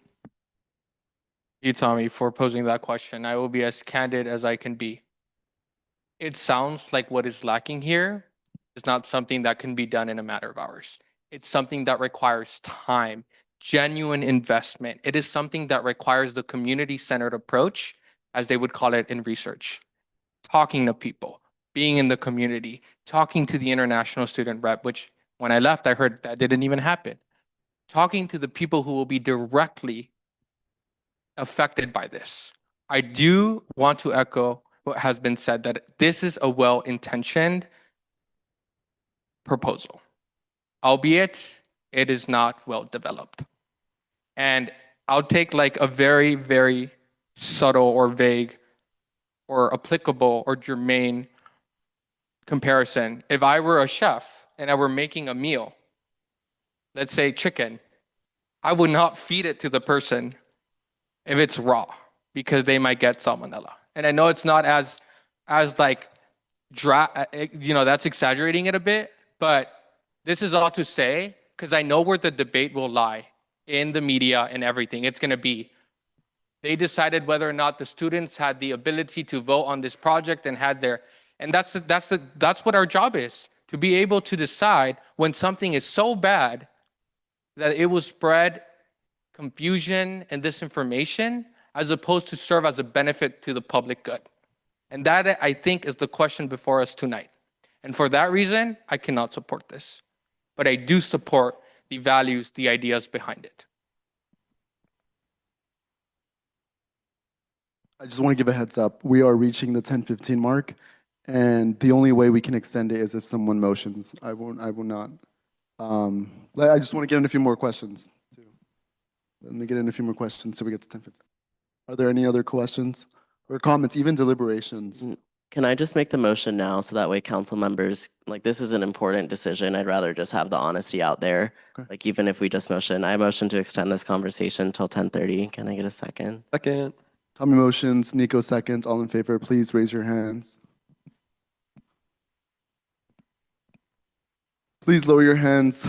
All against, all abstaining. With a vote of 12 to 0, our discussion will remain until 10:30 p.m. Nico? Yeah, I just wanted to echo basically what Chris said and also what Sonia said about how we should reach out. I think if we were like in the future when we propose referendums, we should do it well in advance of the deadline. I know tonight's the deadline for referendums, but then that doesn't leave us this back and forth option, and it doesn't leave us to be able to make amendments to these referendums. As Chris said, I fully support these values, and I think this referendum is super important, but we can't serve it to the student body raw. It needs amendments, and I don't think that cranking out a new referendum tonight and then reading it and then approving it is good practice, because we wouldn't be able to hear from the student body on it. We wouldn't be able to hear from the people affected. We wouldn't be able to hear from the transfer, well, we would in this case, the transfer rep, but we wouldn't be able to hear from students who actually need this. So I do think, unfortunately, we might just have to revisit this next year, because there's just too many questions we have unanswered, too many questions are going to remain unanswered when we propose it to the student body in its current format.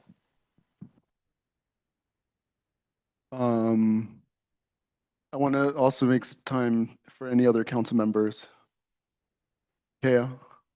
I agree. I want to open it up to this side of the not pressuring anyone to say anything, but also just want to open it up. No? Okay. Nico? Oh, this one's quicker. I know, Tommy, you mentioned that this would generate $1 million. I'm trying to run that math and I'm confused as to where those numbers are coming from. If it's $6.75 after the 25% return to aid, I don't think it's that close to $1 million. So we have about 33 undergraduate students, 10,000 enrolled in the summer. That brings the total to 109,000 students per each quarter if we do that math. This is billed on a quarterly basis, so 109,000 times $9 is $981,000, which is just shy of $1 million. I don't want to say there's a flaw in that math, but if there's 33, I forgot the number, but I did 33,000 normally enrolled times 3 quarters times 675 plus 675 times 10,000 for the summer. Holistic.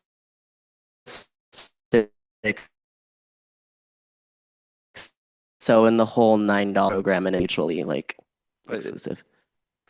If that money's not going to the program, we can't say that this program has $1 million budget if it's losing 25% of its budget immediately. I think there was a miscommunication. I was just saying this referendum as a whole was generating about $1 million.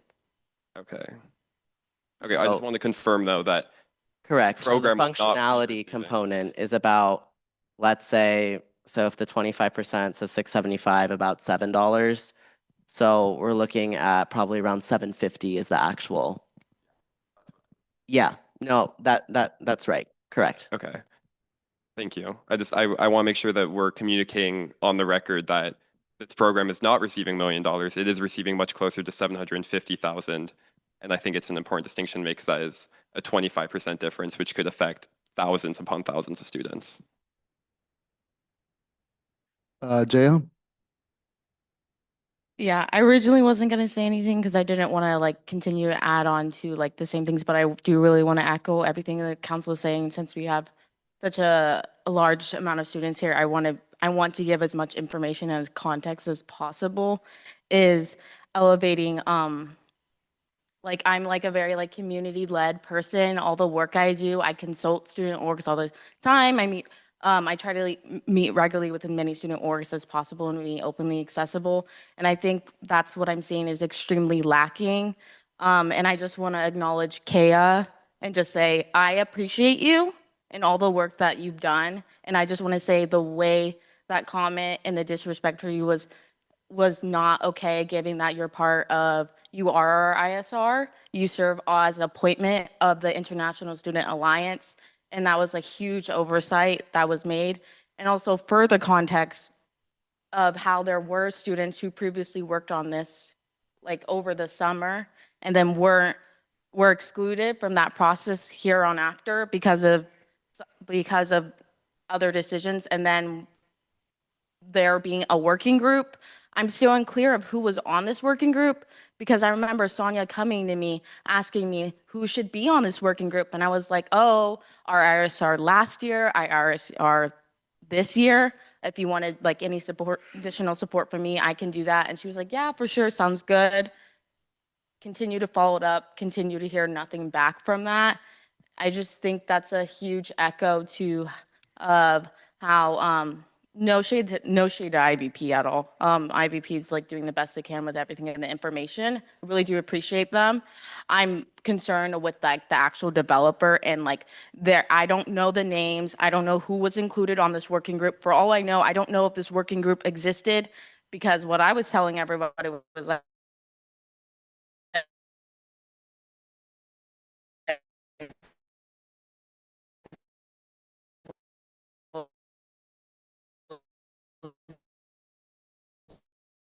sounds like I was put on it, like, and it just doesn't make sense just because Aggie Fresh, I work in UCSA, and from Aditi who's here, like there was so much more consultation with the students, and I'm just not seeing that here right now. Yeah, and I think someone who else can provide a little bit of more context on the working group, Sherry. Actually, I can provide zero context on the working group because I also have been trying to find. Oh, yeah. I think okay, transparency is important to the student body. It is. To be totally transparent too, last year, when I was working on this with Swipe Out Hunger and with Sonia, I have been in contact with last year's ISR Tamim consistently about Burn Fresh. And when Kay and I first met after she was elected, I talked to her about Burn Fresh and I wanted her to get involved. And so I think that comment was was very surprising to hear. I think the other point that I wanted to bring up, which I think is really important for council to think about, is where the original funding for this program should come from.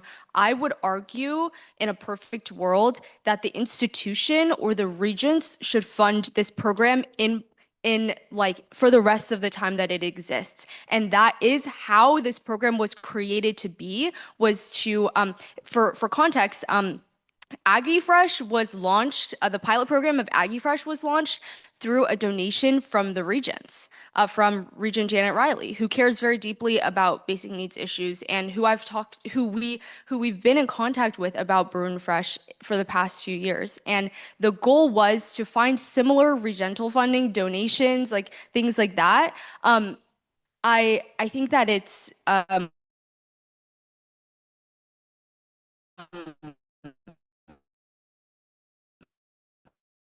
difficult because this program will then be considered for institutional funding afterwards, right? Like if you go to administrators or if you go to the regents after you already have permanent funding from taxing students, and then you're like, hey, can I have permanent funding from you? They're going to say no. You already have funding for this program. Why would we give you further funding for something that you already have funding for, right? And so I think that's another question to ask is like, if we give this an extra year, I would love to see more institutional or donor funding options pursued. That's how I think the original program was came to be structured. And it seems like, based on what Sonia said, like this the referendum cost would not actually even like fully cover the cost of everything in terms of like the mobile access cart and all of that. And to be totally transparent, when Jay and I were running numbers last year on how much this program would cost, it would cost way more than $700,000 in order to fully fund it, fully like have the full-time employees, which also there's a lot of UC Office of the President like things that you have to go through in terms of like pay, like step increases and like minimum pay, minimum salary for certain positions. And so I think all of those things need to be taken into account. And I think just the one thing about like where we're finding preliminary funding for this is really important because that's going to determine like where the rest of the funding is going to come from. And I think to ask students and undocumented students and international students to pay for this for forever is not great. And so that's just something I wanted to bring up too. But yeah.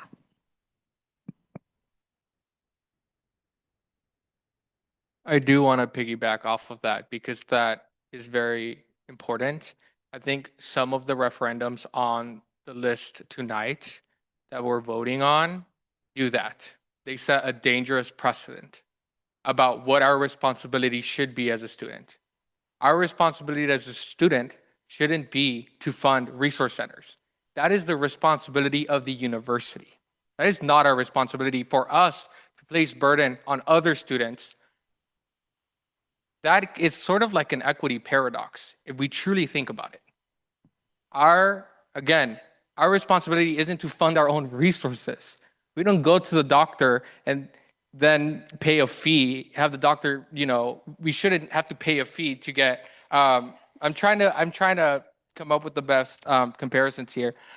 We do pay a fee, but we shouldn't have to because that's not equity focused. I think that's what I'm trying to get at. And not only does it set a dangerous precedent, but I don't think they've really been thought out well enough. The proposal that some of these people have introduced don't have an expiration date, don't have a sunrise clause. They don't say, we are going to pay for it 1 year. And then administrators, it is your responsibility for the year after to start paying it. It's just, it's so vague that it doesn't give those much needed descriptors. If we pass some of these things tonight like that, we're going to carry the burden forever. And we don't know the other things that are going to be increased.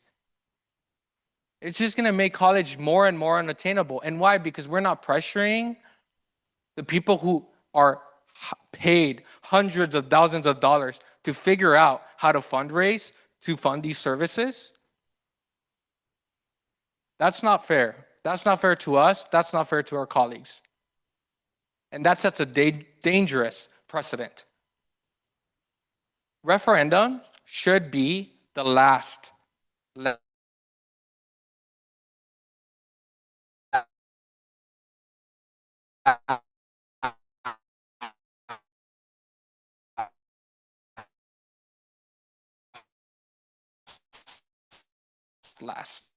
thing we try to pass. They should be our last resort. Because if what I'm saying here is we're trying to fund a lot of resources that we don't even have control over, and there isn't an oversight committee being established. If I were thinking about these policies and these programs, and I were to pass a referendum, if you came to my office, this is what my staff and I would do. I would say, okay, we're going to get funds from the students, and then we're going to turn it over to administrators who are paid by administration. We're going to have no insight because we're not hiring those people. Administration is hiring those people. So I would include, for some of these, if we wanted to pass them, a sunrise clause.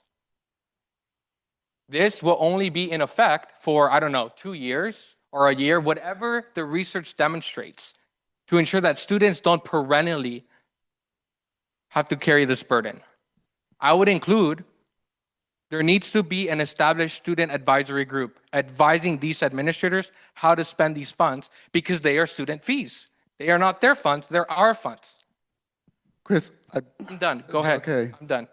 All right. I would just like to say I'm not going to respond to that right now. I think for the sake of this meeting, let's keep the conversation to the agenda item we are currently on. That way we do not confuse the students who are watching the live stream, the students here in person. So I'm not going to respond to the comments that were made right now, and I don't think we as a council should spiral into that conversation at this time. Let's focus on please just getting a vote on Brew and Fresh and moving on and ensuring that transparency and clarity is maintained for the sake of the student body. Thank you. Nico? I would like to argue that Chris's point has everything to do with this referendum, and I think his last point is we've agreed that this referendum isn't perfect, but we also have agreed that the need is there. So what if we added that I forgot what the exact. I was just saying like the resource centers part, like, this isn't resource. Oh, okay. Yeah, sure. But what if for this referendum, we added that language where this was only maybe in effect for a year or two, and then we reassess after maybe figuring out its flaws, and we reassess at that time after running the program in its beta phase. So that way, this isn't something that's going to be set in motion perpetually for the rest of UCLA's life. Instead, it's something that we can try out. If it works, we can make it permanent, and we can maybe increase the fee. We can see what we need to add. I think that's why I'm forgetting the exact wording, but the bus transit card worked so well is because Pass. it was, yeah, sorry, No, you're good. I just wanted to let people know. yeah, it worked well because it was a trial and it worked and the student body liked it, and then we revisited it and we made it permanent, or at least we renewed it. I'm not sure if it's permanent.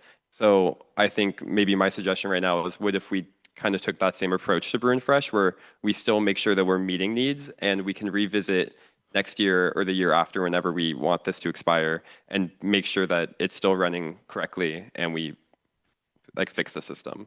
Okay. Anyone else? Sherry?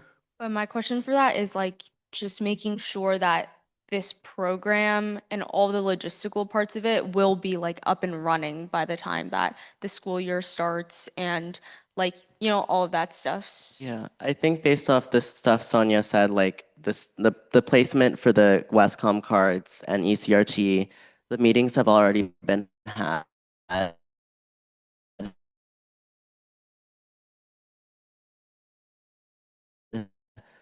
If letting this one have a sunset, if this is something that students are willing to invest in, they will vote. We know that students on this, we have a history of mobilizing on this campus. Students will mobilize for what they feel is right. So I have no problem adding a sunset clause. Honestly, I'm also in favor of adding one for this particular referendum. Sherry? And I do think like even if we add a sunset clause, it would be great even to add some more context to the supplemental language that like has the process, like anything like 3 paragraphs, like however much information you have, and I can help you with it too right now if you need, but like I really think there needs to be more Yeah, information. I 100% think if council comes to the consensus that given the framework that has been laid out in this meeting of the cards will be run through Westcom, the application will be run through ECRT. If we would like to generate those right now and add a sunset, that's an option as well. But just once again, be honest. The other thing I want to add is that it's mandated in the document that a student advisory group is created to also help oversee these funds. So we can have students and we can have mother organizations on there as well, but we need, what we heard again was just, we don't know who the head honcho is, if you will. So we need a student advisory group that is ingrained in that document so that students can sort of help guide the boat. I think that's totally fair, as there's a student advisory group that serves as a liaison between ECRT and ourselves. We can include that also. So it's nothing really financially pertaining to this, so I can't see why there would be an issue. I think it's just in the guiding document itself, like you said, that expectation is there to be an integral part of this pilot, if you will. Is 10:30, and I know we've only motioned to vote, only to go as to 10:30. So unless someone has another motion, I think we are going to move forward to vote. Can I just clarify something real quick? So would we like to postpone this vote and have me and Sherry put in the supplemental language we decided on right now and have the kill clause and vote for this at the end? Once again, we would be authoring that in this meeting. However, if you already know the way you are going to vote, and if it's not going to be sufficient, let's just be honest and save the time.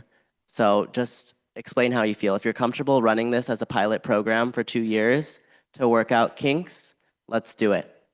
If not, Wait, I think everyone needs to ask themselves, like, does this proposal with the sunset clause and with the broad language of the processes, does it feel fiscally sound, logistically sound?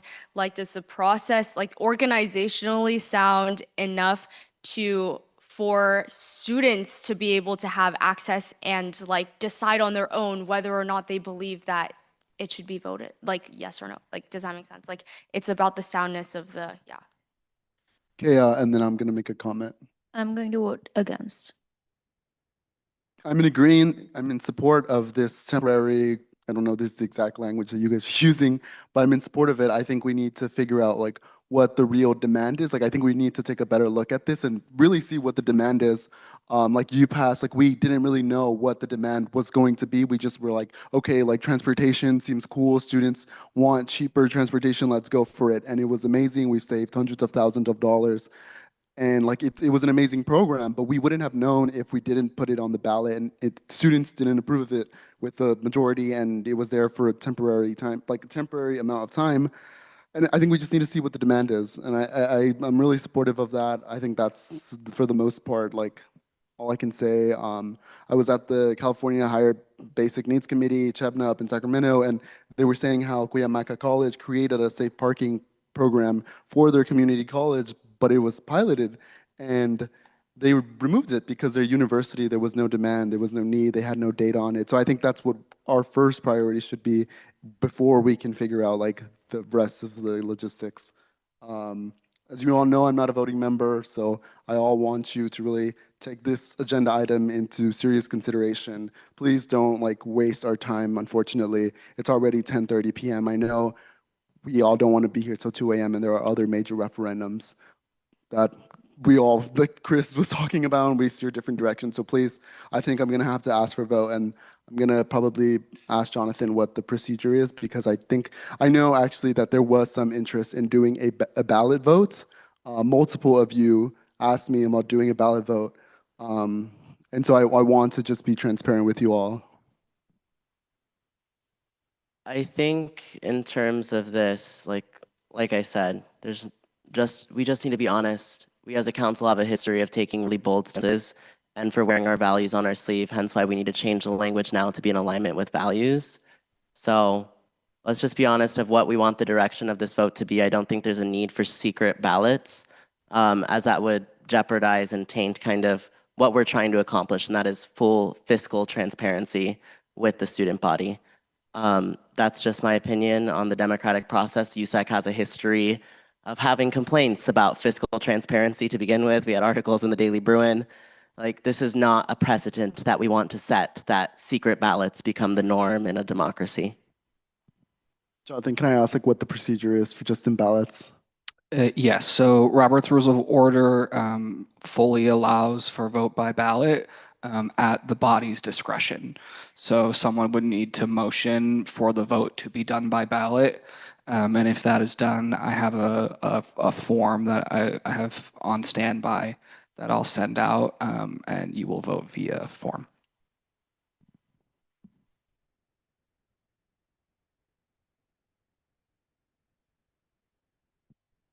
Okay, so I know we wanted to move to a motion. Is that going to be a vote on whether or not we want to add a sunset clause, or a vote on whether we're approving or disapproving this?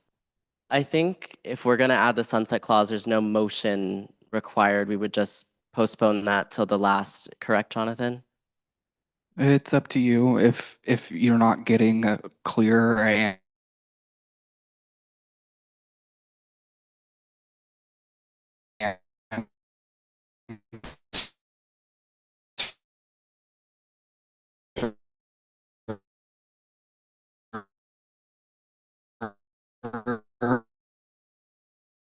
out loud, then you can absolutely motion for it and see what happens.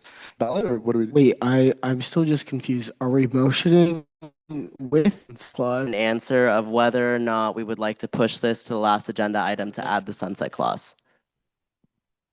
I have a motion. All right, I motion to push the Bruin Fresh referendum to be voted on at the end of council with the sunset clause and the outlined framework which currently exists to run a temporary pilot program of Bruin Fresh. I second. Tommy motions, Daniel seconds. All in favor, please raise your hands. Please raise them high. I cannot see.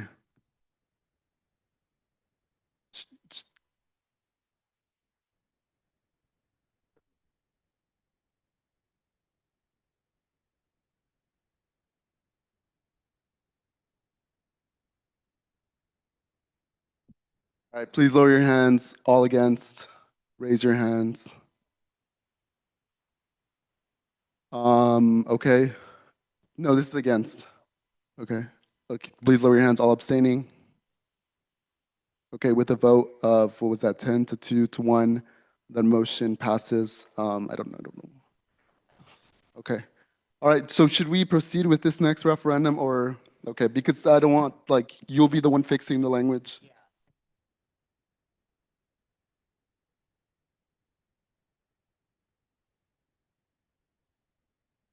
All right, we will continue to Bruin success referendum. Yeah, Nico? But maybe if Tommy is going to be presenting Bruin success referendum, but also running a new That's what I referendum. asked. Oh, okay. I was gonna say maybe we should just go to the Bruin Bash, but never mind. Can do that second. Okay, well, as of right now, Bruin success is on the referendum, and if no one has any major oppositions, Nico, was that like formal opposition? Okay, well, I'm just saying we can move on.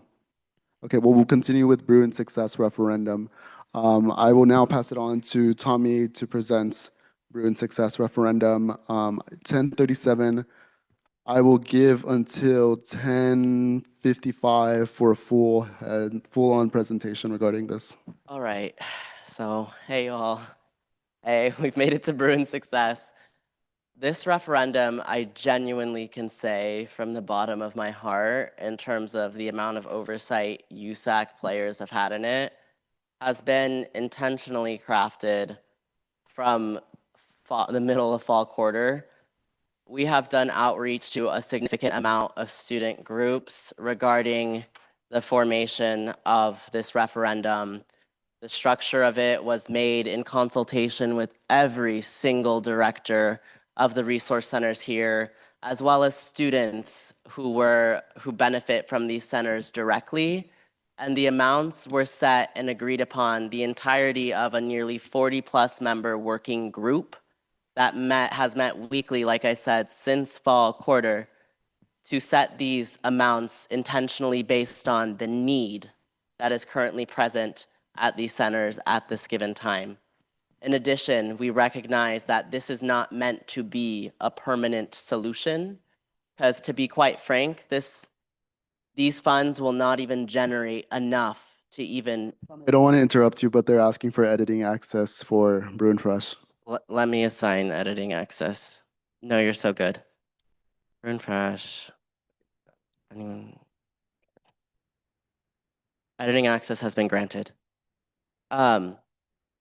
Will not even come close to meeting the need that these centers would need to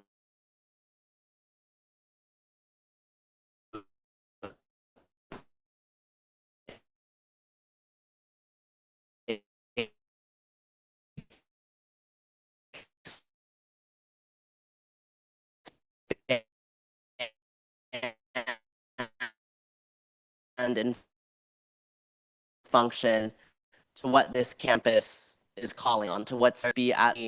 I know with regards to Bruin Fresh, there was a lot of concerns about the consultation of various different groups, and I will say we have made as a well-intentioned of an effort as we possibly could to really touch base with as much of the campus as possible.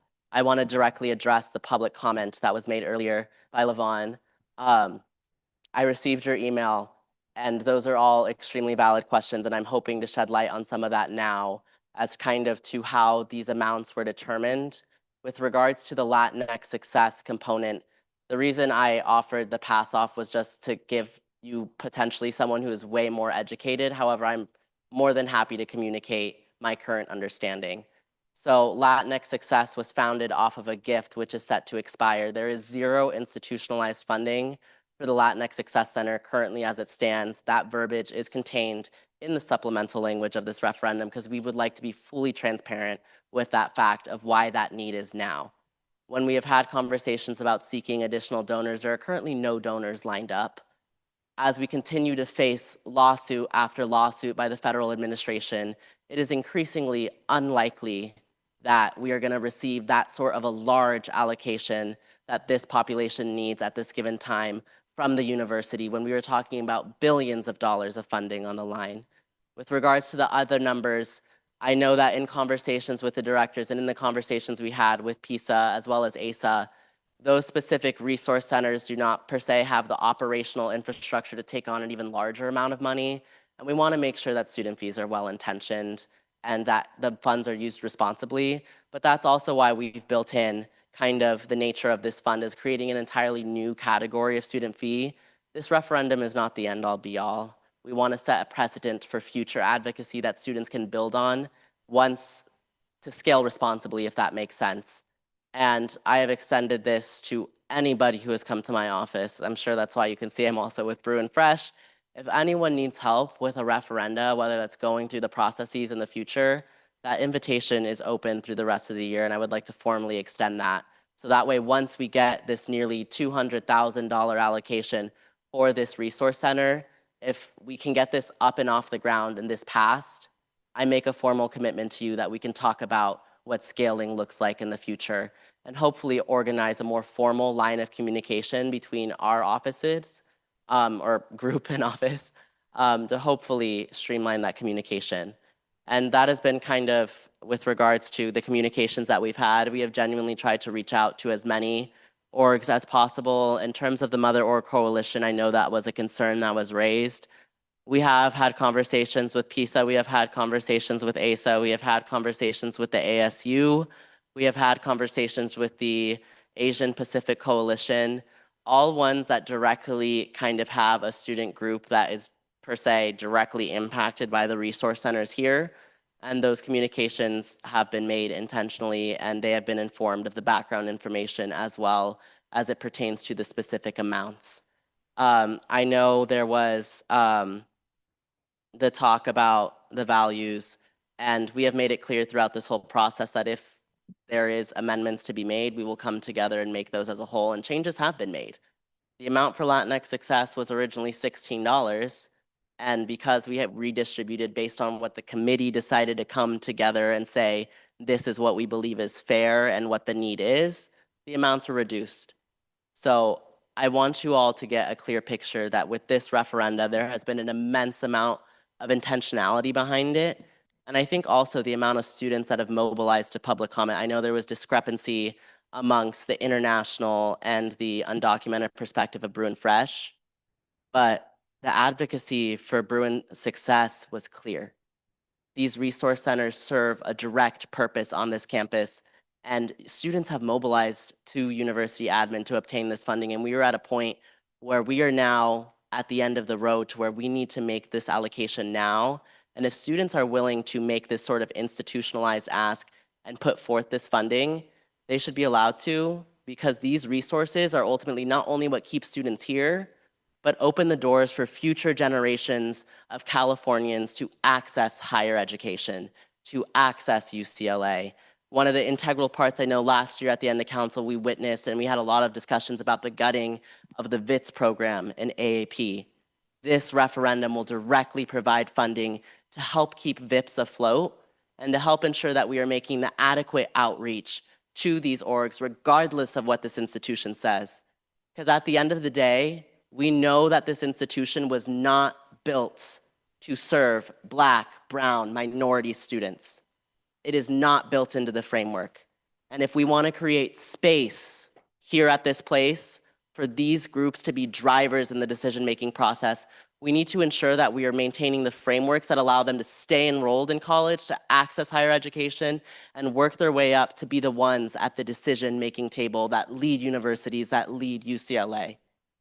And in the same vein of what this referendum has been brought to existence of is of an urgent need, an emergent need. That is the same, the precedent is not just this referendum. There is one other unique referendum that was set after a political precedent, and that was after the passage of Proposition 209 here in California.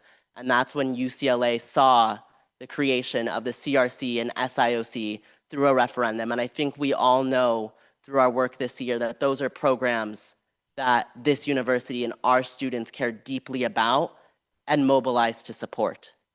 They have become integral parts of this institution, and those were established through referendum funding. When students feel like their back is against the wall, they will do what it takes to survive. This referendum is a matter of survival for a lot of students here to maintain their enrollment. And we have done the work to ensure that this referendum is truly community-led, community-oriented, and I'm happy to answer any questions about the text, about the process, because as I cannot reiterate enough, the need is emergent.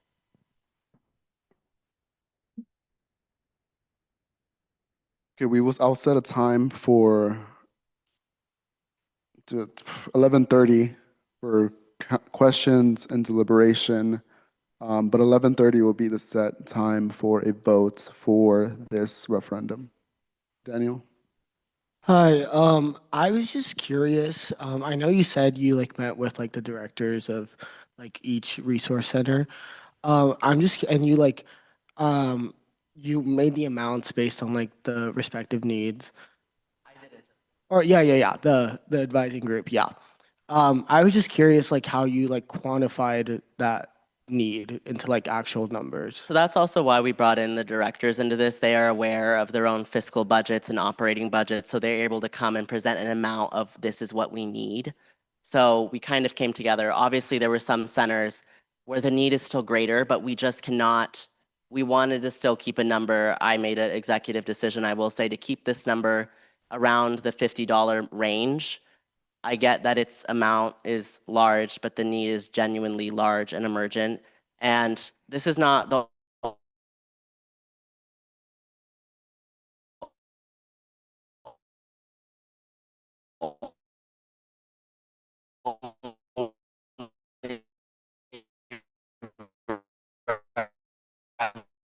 referendum that has that this is something they will mobilize behind and pass.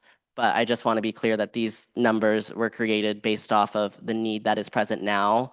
Compromises were needed to be made, but they were made in proportionality of that need. Awesome, thank you. Chris? Tommy, you said that you met with the directors to discuss the need. Did they lay out what's the number in terms of the need is, or did they Correct. also lay out The just the number? And they also laid out the programs, what the specific needs were. The only thing I was very clear on, this referendum is meant to fund professional staffing, programming, things that students can tangibly benefit from in the form of the things that actually keep them here. We're not in the business of funding and paying rent to ASUCLA, of funding and paying rent to the university. We are not giving this money back to them. This is funding the expansion of direct services that students can benefit from every day. So while some resource centers might have indicated initially that this space is something they're looking at rent, I was like, I get that's a need. We can look at the advocacy avenues for that, but unfortunately I cannot in good faith include that in this referenda. So we made the decision to not include. So like I said, the need extends far beyond what these numbers are, but the intentionality behind this was really thought out in deep conversation. So yeah. Nico?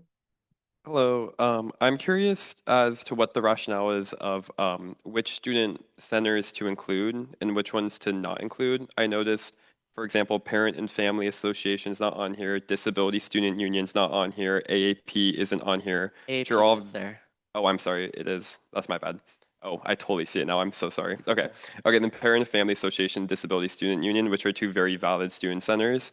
Like, what was the rationale into not including them? Disabled student, it doesn't have a center, and like I said, and space is absolutely integral. But in order to maintain the integrity of this referendum, we could not fund that space. However, I have met with the DSU.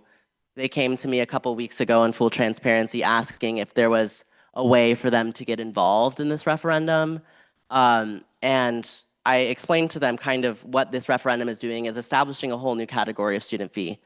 So once they're able to work with ASU-CLA to get the space to establish that, I made a commitment to them, like I said, that if we need to work on drafting a referendum to be locked and loaded for next year, the IVP office has made a commitment to address that. But in terms of like the referendums, the organizations that were selected for this, we try to cover as many bases as we possibly can while maintaining that the need has to be in terms of staffing and programming. Go. I just want to say, I thank you for that transparency on that. I think it's important that we are transparent. So thank you for that response. Divine.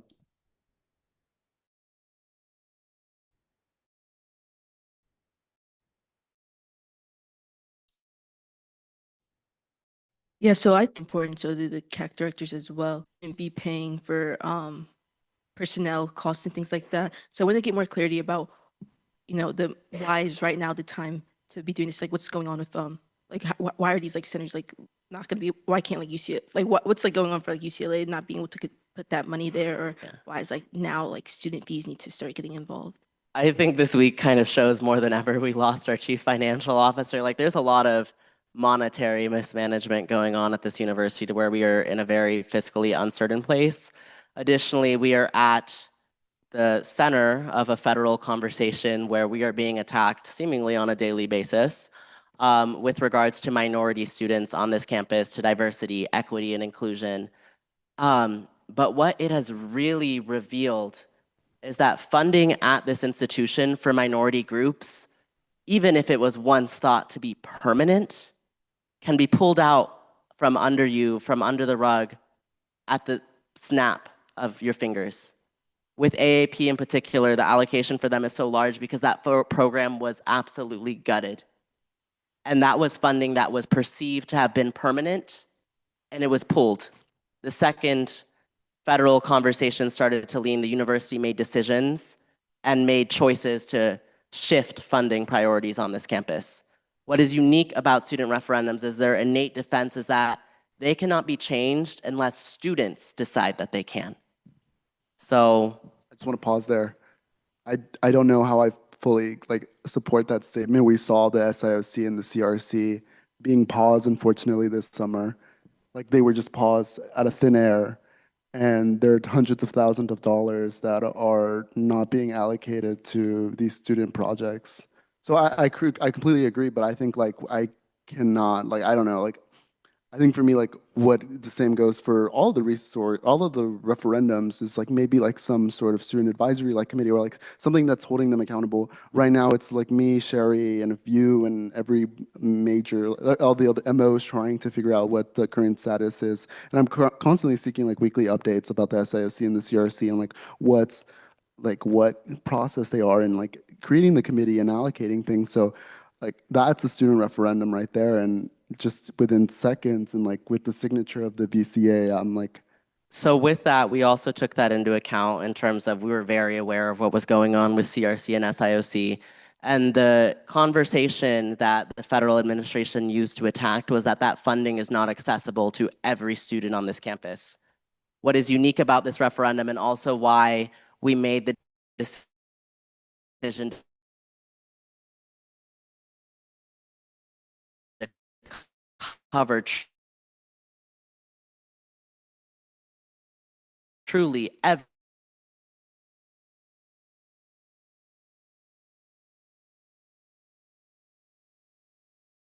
to just CRC and SIOC cannot be made with this referendum. So that's also part of the reason why it is so broad and why we have done our due diligence of covering such a wide swath. everyone, for instance, Center of Community College Partnerships, every single Californian is eligible to participate in the community college program. Fundamentally, you cannot make the argument that this referendum is not for everybody in this state and in terms of accessing higher education. And we have made sure to have those conversations with student affairs and ensuring that they know that we are aware of the federal landscape and that we have done our due diligence, because believe me, I think the university is quite on edge when it comes to stuff like this. So if there are concerns, I would have imagined they would have been vocalized quite loudly by now. Chris, and then Kaya. Jaya, yeah, Jaya, sorry, I saw your hand. Thank you. I really do appreciate this. Tommy, as you know, these are all communities that I've been fighting for in different aspects, but I'm not too familiar with referendum. I know Tommy, you've run successful ones before, so I just want to echo some of the things from student organizations that I've been meeting with after this, just to get, as general representative, I think I can speak for me and Brett, who are the general representatives that are here, that and it is our job to represent the general student body. You know, we may have our own internal identities and things like that, like as myself, who am like multiracial, but in this role, I believe like I want to generally represent the student body. And some of the concerns that I have, while I really appreciate everyone who came and public commented, I do want to raise awareness to the concerns that people from BSU mentioned, PISA, APC, and also ASU, who I was able to have an impromptu phone call with yesterday. And I do want to just say some suggestions that they had that I'm sure, Tommy, you will have no problem making. Is I know ASU, like there was just concerns on regarding the transparency about like the numbering and things like that.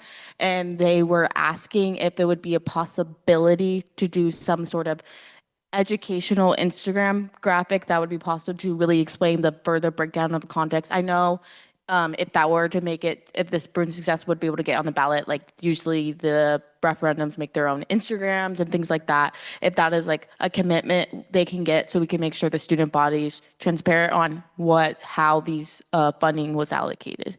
No, 100%. And I also had a meeting with ASU yesterday. Like I said, we're very receptive to student concerns. Mother Org reached out, shared, and we made a commitment to doing collaboration with the mother organization specifically on this campaign and the educational component, whether that's Instagram post collaborations, hosting town halls. We would like to arm students with the knowledge of the history of the working group, how these amounts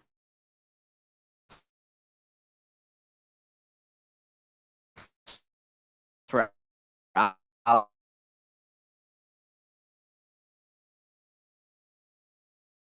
allocated, and we have made a commitment with them to partner and ensure that doesn't happen. Okay, that perfect. That's really amazing to hear. I still like just have.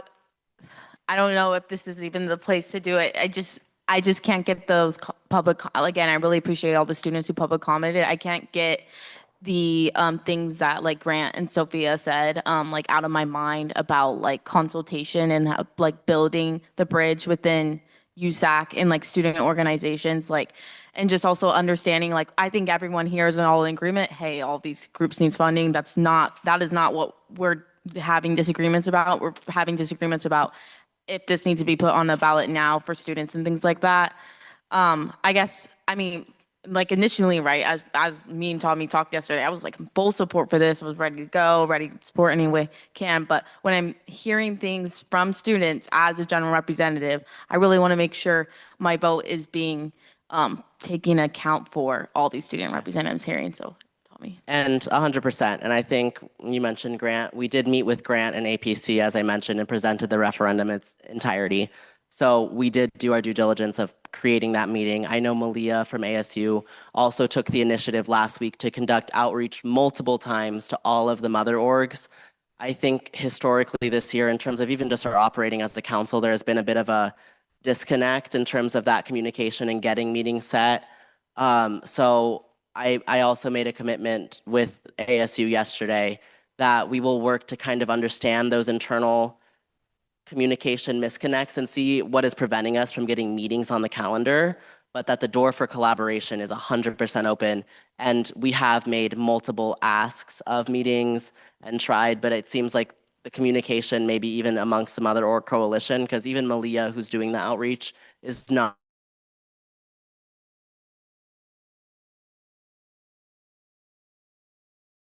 getting a response. So if this is on the ballot, we need to work on kind of nipping that in the bud and ensuring that everyone is showing up and has the ability to access the decision-making table. You call me Tommy. I feel like a lot more comfortable in this discussion than the previous one, and being like fully transparent on everything, addressing all the student orgs. On the educational aspect, I think that makes me feel a lot more better about like transparency for student body. Just because we're voting on this to be on the student ballot, we're not like the individuals are voting on it if it should or should not happen. Because again, I think everyone in council does agree that there needs to be increased funding and things like that. So I think I'm pretty much done, but yeah, thank you, Tommy. Thank you. Chris? Thank you, Diego. Tommy, when you had these conversations with different department heads, resource centers, did you pose questions along the lines of how is this money going to be matched? What initiatives are you guys leading that are like crowdfunding? I do know that you've stated before that part of the reason why it's quote unquote broad is so that they have more discretion, but I think like it's too broad.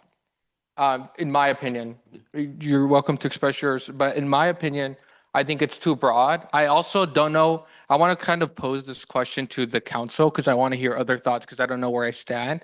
But something about the idea of us paying students, paying for staff members, it's kind of like icks me a little bit. Like, I'm not sure how I feel about that. I think students, us paying so that students could have jobs on campus, that is great. But like us asking students to pay the staff, I don't know how I necessarily feel about that because I'm still thinking about it, but it's definitely something that I want to introduce because it's not laid out, right? It just says very vague things about what's going to be done, what's not going to be done. And so again, because if I do care about supporting these centers. I'm Latino. I care very much about the centers. But I also want to be a critical thinker in how we approach it. I will say, like I said, the precedent is there with CRC and SIOC. We paid for student staff, and students voted widely in favor that that was something they wanted.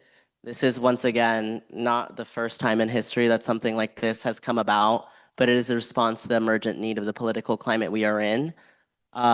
So to that, I will say, this isn't something new, and students have voted in the past historically that this is something that they are willing to do. And that is why we have made sure that students from across campus have been involved. We have done outreach and received feedback from various student orgs. My DEI staff has reached out to, emailed, and set up meetings to where we can discuss, hear concerns, and continuously mold these numbers and this language. Like I know you saw the discrepancy between the 50 and the 55. We have literally been working to the last possible minute to ensure that we can touch as many student voices on here as possible and ensure that this referendum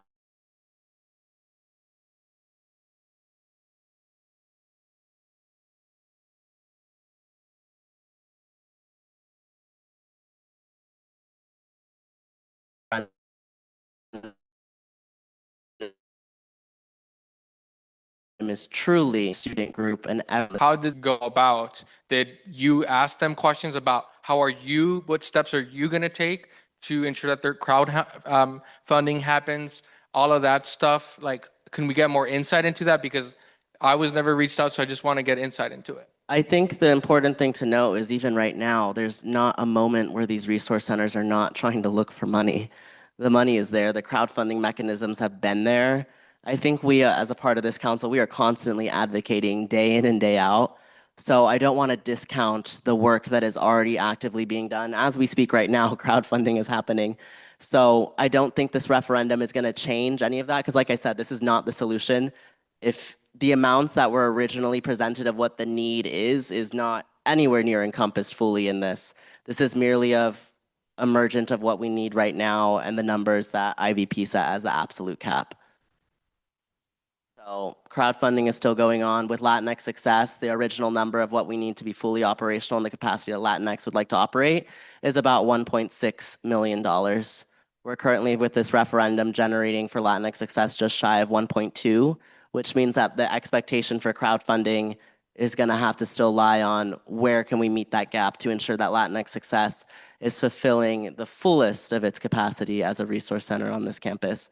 So crowdfunding is not going to stop. It is going on at this time, and it will continue into the future. That will not change. Thank you, Tommy, for that response.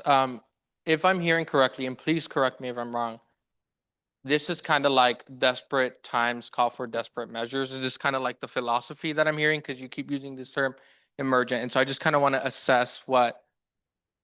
I think we're operating in a new political climate where we are now, that we are seeing funding at this institution is incredibly fragile, and that in recent years we are seeing unprecedented pulls from funding to where these systems that have been built historically to help support marginalized groups on this campus can be shifted outside of student control regardless of what the student body feels.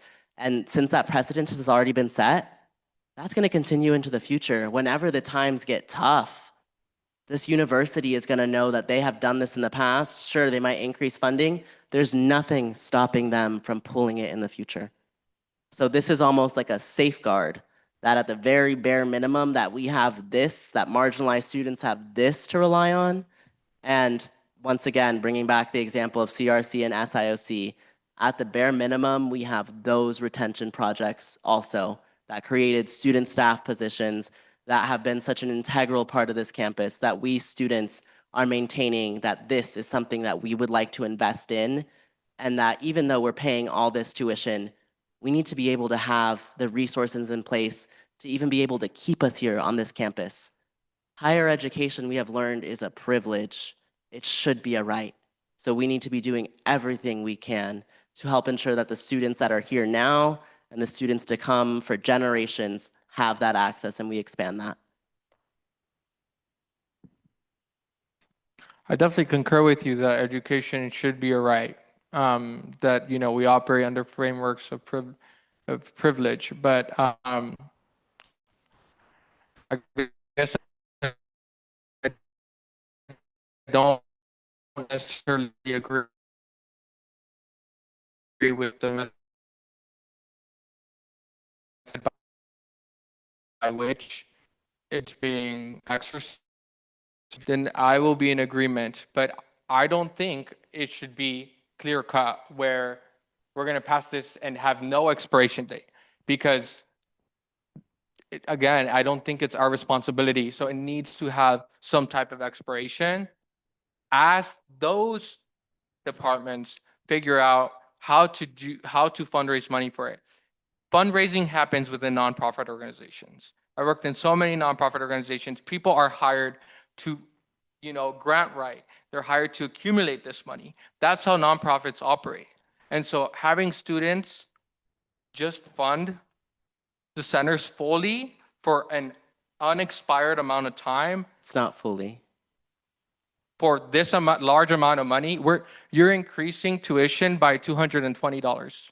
This is not, well, once again, this is not fully funding the center, so that statement is fundamentally untrue. Okay, my bad. But you're increasing tuition by $220, and in the past you stated that you are anti-tuition increase. So let me reiterate. When the regents passed the tuition increase this year, and when I stated I was not in favor of that tuition increase, I have never once come out for the record and say that I have been anti-referenda. My office ran a referenda last year. So logically speaking, that statement does not make sense, and I have never once stated that. So with regards to, once again, our job here as a council and your guys' problems with Brew and Fresh was the lack of outreach, the lack of communication with various groups on this campus. When we outreach with them and talk to them about the possibility of a kill clause, the general consensus was, we do not want one. And that is because we cannot risk down the line that this funding is pulled if we do not have this to lean on. This is such an ambitious initiative. This is one of the largest referenda in UCLA's history, and it's significant that this would be going to help marginalized groups, that we are operating right now where we have such a large coalition coming together behind this, that even if down the line we see that funding gets gutted even more and we're like, okay, we need to come back to the drawing board, we need a referenda, it's not a guarantee that we're gonna have this large of a coalition mobilized behind this to be able to pass something like this. UCR and other UCs have had this similar conversations, and they have also decided that their referenda should not have a kill clause. And those decisions were made in collaboration with their communities and their schools, same as here as UCLA. Before I get on to Chris, I want to open it up to other people, other council members. I would appreciate some these resource centers to be funded. Although do really wish it was the administrator and people other than these resources that are meant to benefit students.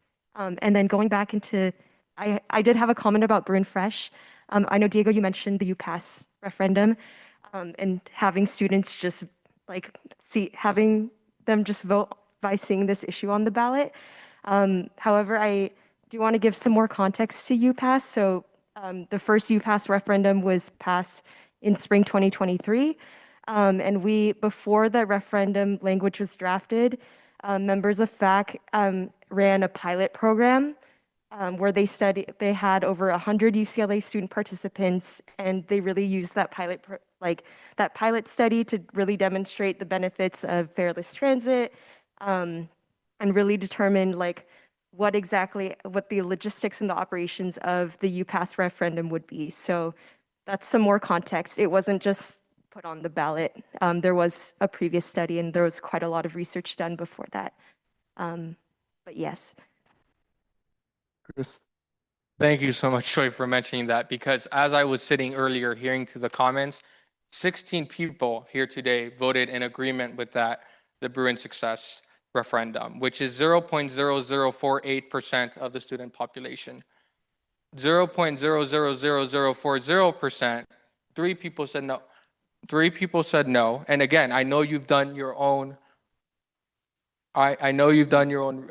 research, but again, I think what Joy mentioned, there has been very methodical, meticulous research done.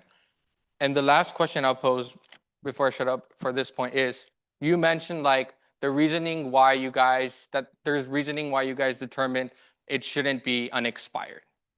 And the question I have for you is, but why are we deciding what future classes, what future Bruins experience? If you heard, even by your research, whatever it is the process was, because I did hear mother organizations today, we all heard say that they were not included. Whether or not that's a fact is arguable, whether or not they were included. But what is a fact is we had people here today say they were not included, they felt ostracized. That is a fact. The logistics, again, could be arguable. But with that being said, there is a portion of people who haven't been talked to who say they're not necessarily in support of this, maybe because there wasn't enough communication. But again, if you hear people saying that, I hear people saying that, I'm like, wait, we need to talk to more people. We have to include more perspectives, more research, methodical, carefully developed, appropriately complex research needs to be taken into account. Because I don't want to decide what Bruins 10 years from now have to pay. Because who knows what the circumstances will be 10 years from now. But if we have these demands and we need to pay for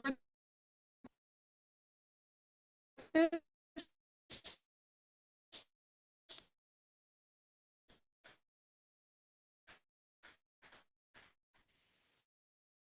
yeah, okay. If there's agreement, let's fund it. But not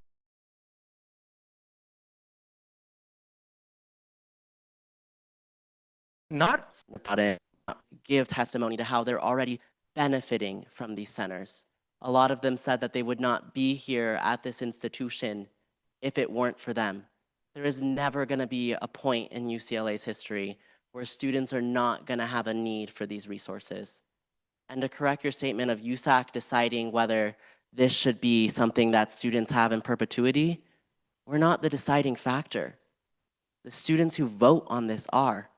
When council voted years ago to put forth the CRC and SIOC to create retention resources that we should have never had to, because in response to a political climate and to create jobs, students were the ones that decided.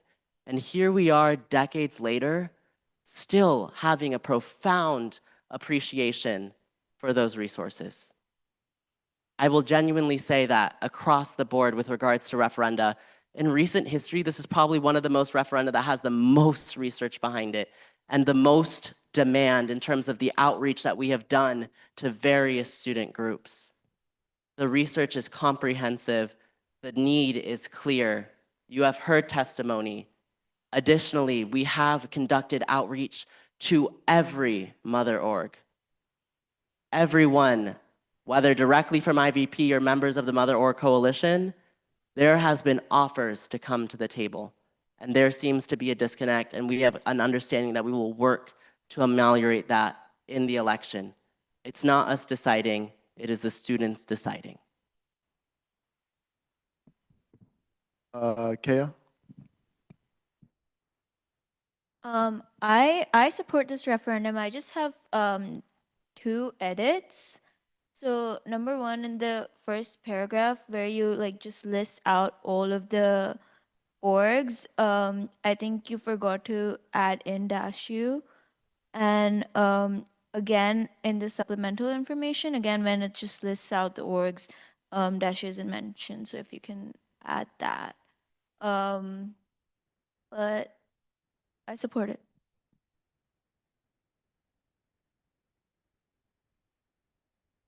Chris? way. I know we have members of the public here, so I'm like dying to hear their thoughts. Is there a way we, through Robert's Rules of Orders, that we can have people who want to speak on this topic speak about it? I know we had public comment, but we do have people in the space, and I want to hear their perspectives. Jonathan? Only Diego may cede time. Okay, I think for the sake of this council, I ask that only council members discuss this item, since students will be voting on it. And I think that our responsibility as council members is to delegate ourselves with that task. So, I mean, if you'd like, I don't know, no, I'm sorry. Again. Okay. Yeah. Okay, I respect your decision, but I do have to say, I mean, isn't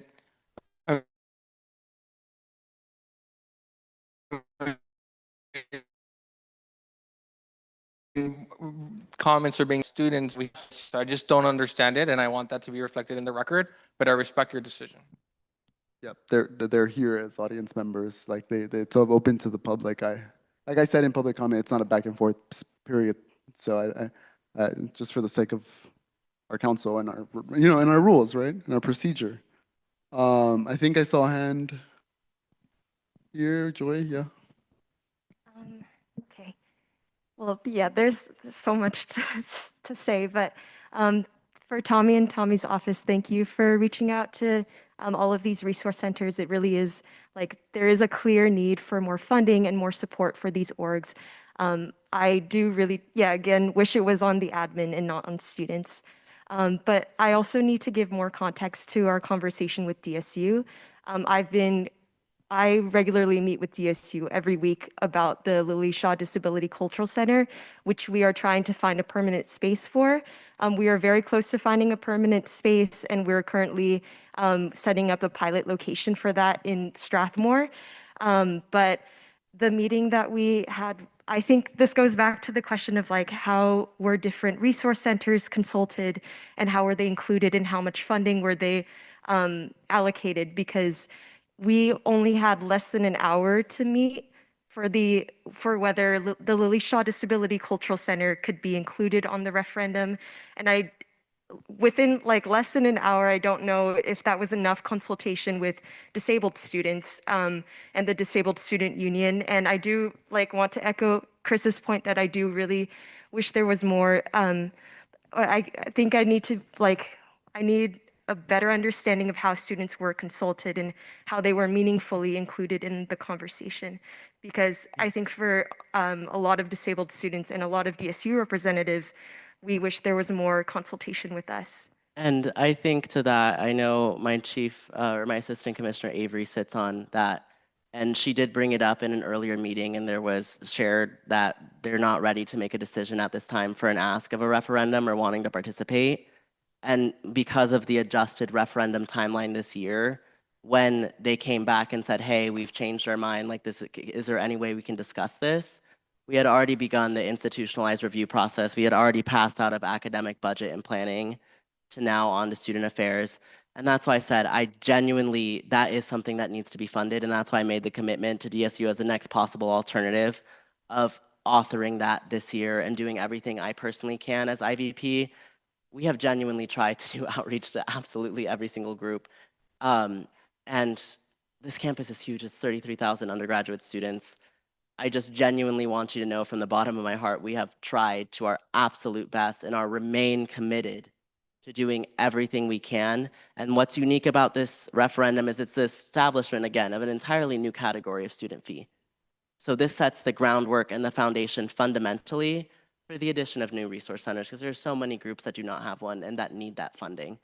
So there is ample room for amendments in the future and for students to mobilize and build on. And reiterating IVP's commitment, this genuinely has been in terms of an outreach to every single group. And our commitment remains to every single group on this campus, so including the Disabled Student Union. So we will continue that dialogue, and you have my absolute promise that this is not the end-all be-all. This referendum is not. And we have run a very bold and aggressive office. This is a testament of that. So I will continue to be a bold advocate for the DSU going forward this year. And you have my word that we will begin drafting and having the necessary meetings this year. That way, even when this council, there's only 13 of us, there's 13 that are graduating, 2 are remaining. Like, we will ensure that that work is left in the hands of the DSU and ready for whatever student leaders take over next year.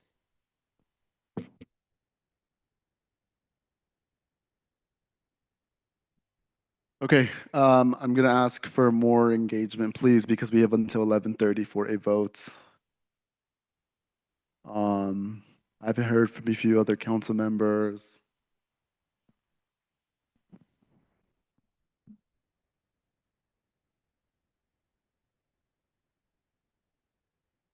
I haven't heard from Edison, Hannah. I'm sorry calling names, I'm sorry. I think Divine, no, you spoke. You did speak. Brett, Sherry, I haven't heard from you all in regards to this agenda item.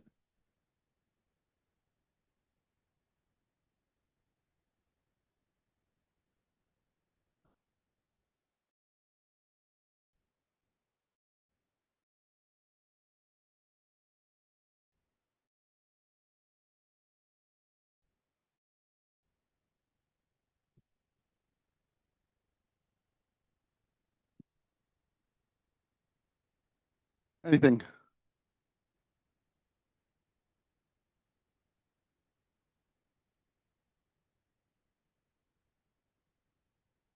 Chris?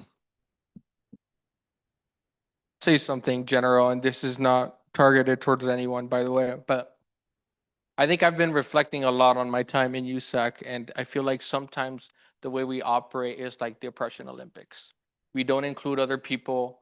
We don't, and when we do, it's superficial. We actively ostracize people, and we pretend to include everybody, but we know that we're just including some people, not everybody. So if is any takeaway from this conversation for every office, because every office, my office can include in this, can improve in this, is that we have to start really practicing USAC in a way that is authentically inclusive, in a way that authentically promotes equity, not just You know, I hear equity be thrown around all the time, and it's so, oftentimes it's used interchangeably with equality. Like I've heard professors say, oh, you know, I know you're having a really bad day, but you can't miss class because it's not fair for the other people. But I'm very equity focused. That's not equity, that's equality. And the reason why I think it's germane here is because I think we're all really talking, oh, I think Harem has her hand up, by the way. I think we're all really talking about, like what we all really want to get to is what does the community think? And we've heard people feel, operative word feel, that they've been excluded from the conversation. I know it's not intentional, but just trying to be more proactive about how we include people, I think is, and this is for everybody, for myself included. You said somebody needed to speak, so hopefully that kills some time. Yes, Hiram? Hey guys, I'm sorry I'm not there in person today. I'm really sick. But I appreciate everything that's been said. I just wanted to add on my perspective as an employee of the Center for Community College Partnerships. I know that like at our trainings, at the start of fall quarter, it was said to me that there were just so many budget cuts that impacted Triple CP directly. Like we cut our student staff in half, and there were just so many things that we as Triple CP, like student staff members, were working to catch up on because of how severe these budget cuts hit us. And for the Transfer Student Center too, my collaborations with them have been like some of the best collaborations I've ever done throughout my entire term, but it's also been so tricky to navigate because I don't want to, take advantage of their resources. I recognize that budget cuts have impacted them as well. And I wholly recognize, I'm not saying this as eloquently as I should be, that there are so many other moving factors in this, but this money, like, especially going towards, Triple CP and the Transfer Student Center, I know that, like, that would be so, like, drastically helpful for these transfer resources, like Triple CP. Like, our whole um, thing is to work with students from marginalized backgrounds and help students transfer into the UC. And it's just seeing how hard my fellow peer advisors work, seeing how hard, our full-time staff work.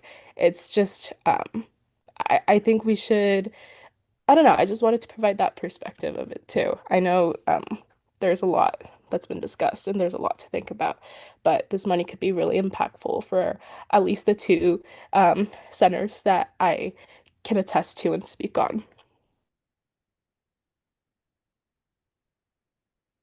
But yeah, so thank you so much, Hiram, for sharing that. I think it's really important that we really consider like student perspective, the students who are here, who are still here. Thank you so much.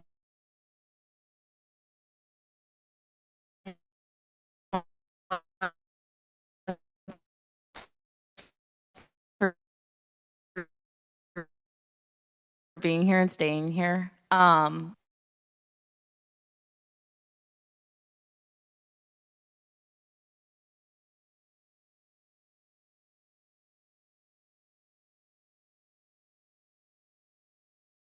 Have time specifically talk to, so I don't mind name dropping them because I don't want to like generalize MOs either, but like APC and ASU, it was more of the frustration on the communications process, which I do believe Tommy did take accountability for the communication. It was more of the issue with the communication process and the outreach and things like that. It wasn't necessarily like they are against the Brune success referendum. And, Tommy was in those meetings last night having those conversations with them to address them and like making edits as we're speaking to make sure people felt more comfortable coming in today for it to be more comfortable for it to be on the student ballot. So I just want to speak on that perspective that's not being accurately amplified. But again, I don't want to generalize the Mother Organization Coalition, but I want to like share those experiences with those two organizations that I've been communicating with heavily. It was just more of the communication aspect, not necessarily that they were against the Brune success referendum itself. Yeah, Devon. Yeah, I just want to say I really support the Bruin Success Referendum. And yeah, thank you, Tom, for doing all the outreach that you've been doing. And then Jay, for bringing up the two conversations you had with ASU and APC, because yeah, like, again, like Jay said, for them, those two mother orgs, it was about the communication. After talking through it, now they're in support of it. But I think for me personally, as Cultural Affairs Commissioner, when I was first informed about the Bruin Success Referendum, again, like I said, retention is so important. What this is going to do to continue retention, continue programming, continue success for years to come. I think that is so important, and that is why I did not work on the Bruin Bash referendum this year. And I'll talk about it more when it comes to that referendum. But it's because me and the CAC directors feel so strongly about supporting this referendum. Hannah? Yeah, I just wanted to, first of all, thank Tommy for this referendum. I do like truly believe it's so important. Sorry I've taken so long to like collect my thoughts about this. I think first of all, I was a little bit taken aback by some of the public comment that was negatively, talking about this referendum.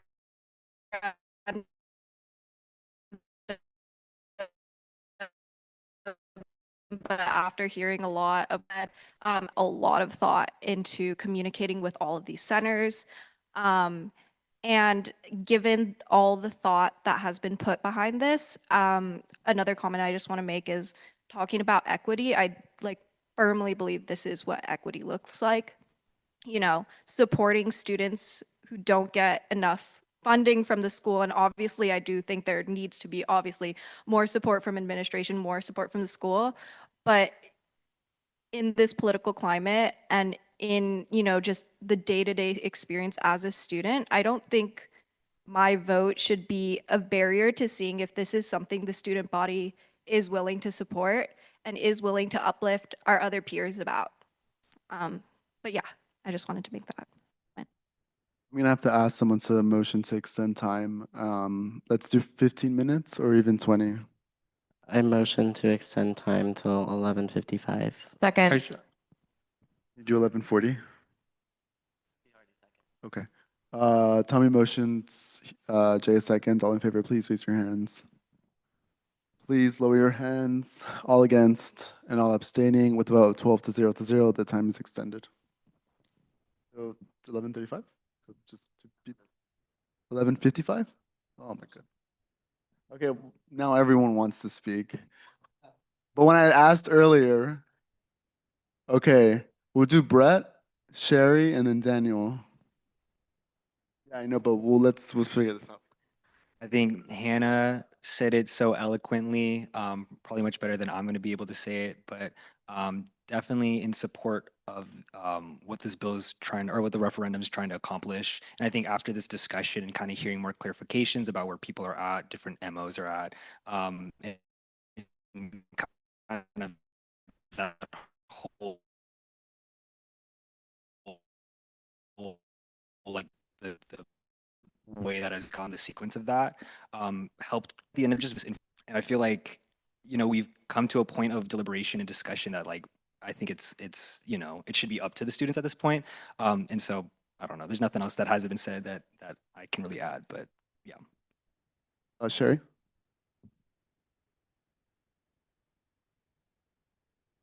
Yeah, I agree with Hannah. That's pretty much it. I think our job is to, again, figure out if these referendums are fiscally sound, logistically sound, organizationally sound, and if they are, then it's up to the students. So that's all I have to say. Daniel?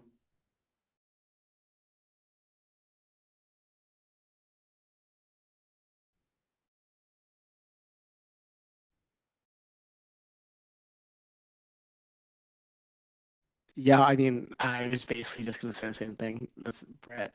Money is gov to decide whether that's a good thing or a bad thing. That's gonna be up to the voters in May.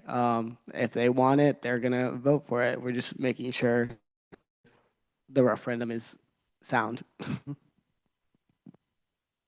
Kaya? Okay, so from being in on the meeting where the directors were, I feel like I can say like I do see the need for the referendum because I saw the directors themselves convey it and the reasons for it. And then speaking for international students themselves, um, when it comes to the Dashu Center, meeting with the director of the Dashu Center multiple times, and then also like being in on this meeting and recognizing that there's so many funding cuts, and then the alternative to this would be increasing tuition for international students only. Whereas if we're included on this referendum, that'll probably be more limited. And it makes sense because usually like with things like this, like we're never included. So we have our own tuition hikes, and then we have tuition hikes where it's more cohesive, but it doesn't even impact us at all. And from what my understanding of like when I spoke to him, this is the first time international students have been included in something like this. Um, so um, for us, this will be really beneficial, but even in general, like seeing all the directors speak, I think it's like in general really beneficial. Another comment that I had is I echo what Hannah said, is that I do think that this is exactly what equity is. And another comment that I had is that I don't think comparing being against a tuition hike and being for a referendum is really fair. Like, I think that's a bit unfair. But yeah, that's it.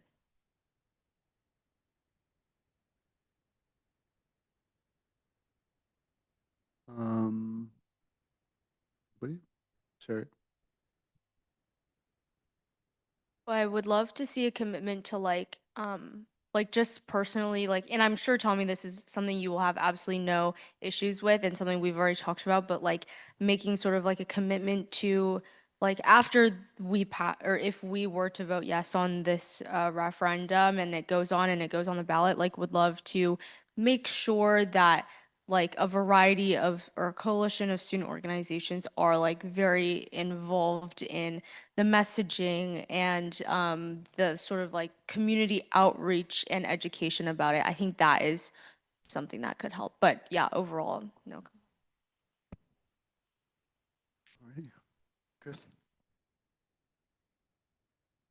Definitely echo what has just been said. When it comes to referendums like this, there has to be a very aggressive educational component to it.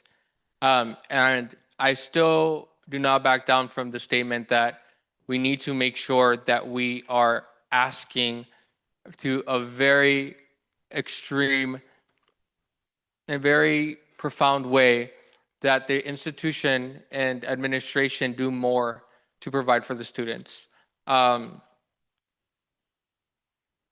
I do think, which is why I asked at the beginning with respect to like the philosophy, is the philosophy here that desperate times call for desperate measures. If that's the philosophy, and we need these resources, then yeah. What I'd also like to see is more input from mother organizations. I know that Jaya and other folks alluded to the fact that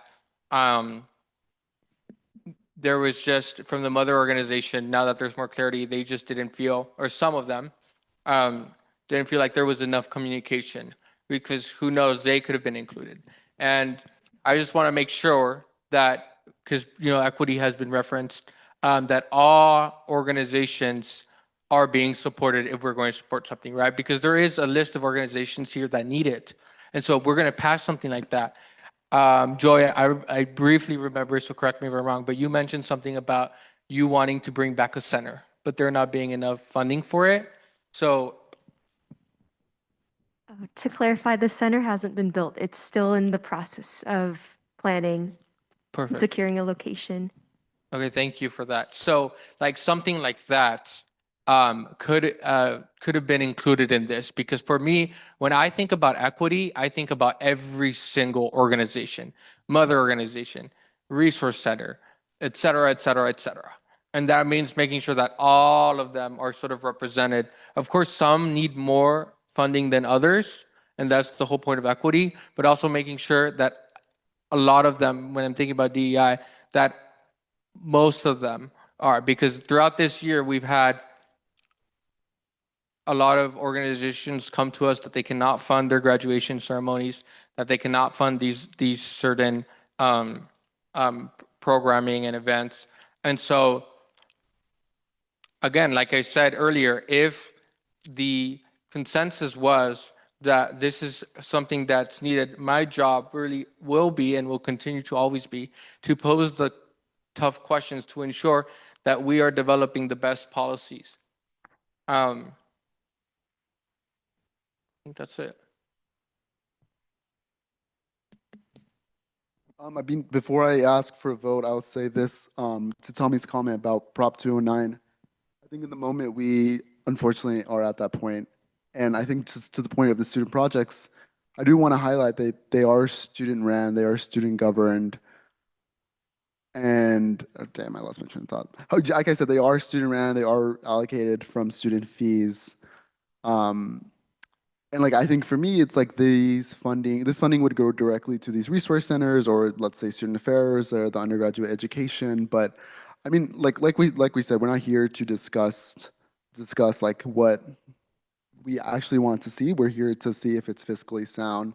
And for me, and for I'm sure for a lot of you, like we talked about the student projects and how they got shut down, or just in general. I think like I mean, I'll be completely honest. Like I found out about the student projects maybe like right at the beginning of my term, and even then, like that I'm like several presidents after the initiation of these projects. So I think ultimately there always will be this sense of like fiscal transparency and the push from student representatives and student leaders for fiscal transparency. I mean, like I said, I'm still talking to the VCSA and like the CFO and like where regards where this funding actually is. So I think ultimately our role as student leaders will continue and that transparency will continue to exist. So that's why I'm saying like I'm confident in just like the role that students are going to play and in the future USAC, future council, future presidents are going to be, playing like student fees. We are well knowledgeable on where student fees are headed to the university. Like we pay for Wooden, and even in fact, Poria told me that he campaigned for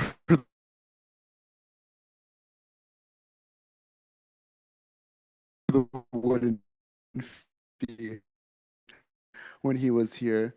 But I just want to say that I am, like you all are saying, that we are passing this on to the voters, and I'm confident in that. And I'm confident that students will make their decision, and that's what we're ultimately here for.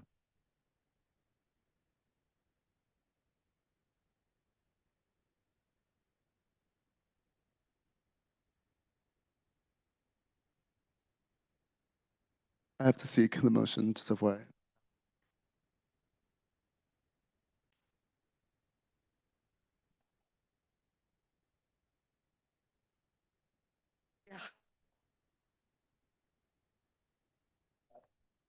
Never mind, false alarm. So everyone heard that. I'm not repeating it.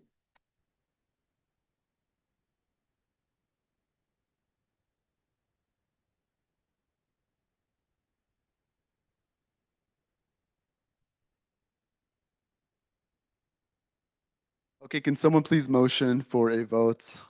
Okay, Tommy, please motion. Right. I motion to approve the Bruin success referendum for the 2026 USAC ballot. I second. Yeah, okay. Tommy motions, Jay seconds. All in favor, please raise your hands.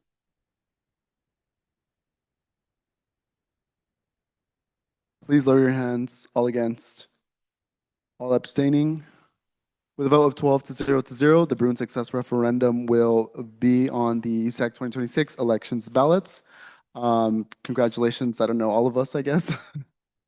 Next, we will move on to the blue referendum presented by Sarai Rojas, who shout out is my undergrad rep to the board of directors. Sarai, I will let you present the blue referendum whenever you're ready. I think you have sharing access. I will give you until let's say 12:15 to finish your presentation, and then we will move on to council questions and deliberations. Okay, hi. And just for reference, George is also presenting with me, my fellow BOD member. Hello, everyone. Give me 1 sec to share my screen.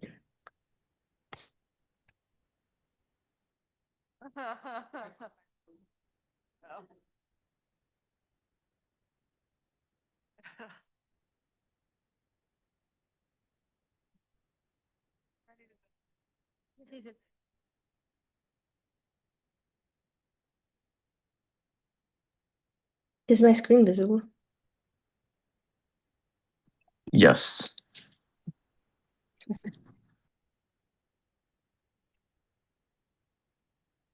Okay, so I'll just go ahead and get started. But thank you guys for having us. My name is Saraí Rojas, and I'm a third-year political science and Chicano studies double major.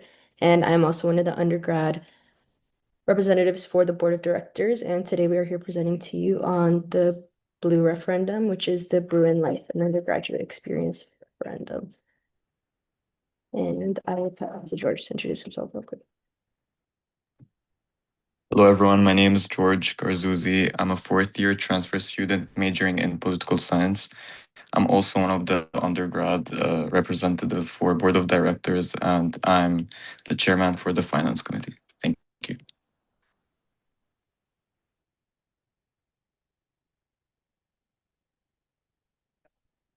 And just so for the overview of the fee that we are proposing for the referendum, this is a dedicated fee for undergraduate students, and this would present as $27 per quarter beginning fall 2026 if this referendum were to pass.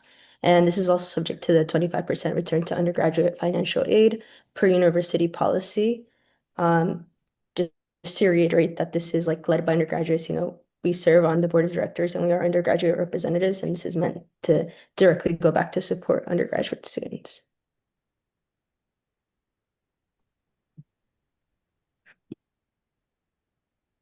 What we want to emphasize here in the proposal is that it is grounded directly in what undergraduate students are experiencing today. Across campus, we are seeing rising programming costs, increased demand for identity-based and belonging initiatives, and growing barriers around food accessibility for student events. At the same time, student employees and student-run spaces are facing financial pressures that affect retention and long-term sustainability. This is to increase stability, preserving long-term sustainability, of course, student spaces and facilities. Next slide.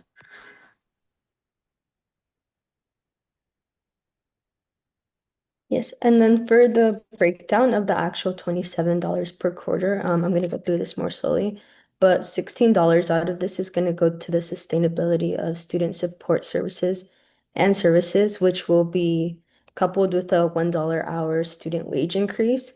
And of the $16, 6 of those are directly going to be for the dollar increase. And then $6 for identity-based student media and collaborative undergraduate programs. So this looks like the Daily Bruin and the other student magazines.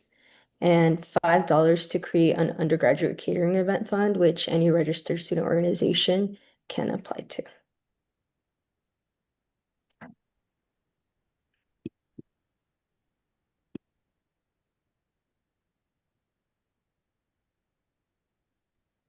Sorry. And then for the financial analysis, the projected annual net funding after the 25% financial aid return is broken down exactly on here. So the math is all done, but I'll read it out loud. So student spaces would get $753,000 and student employment would be $452,000.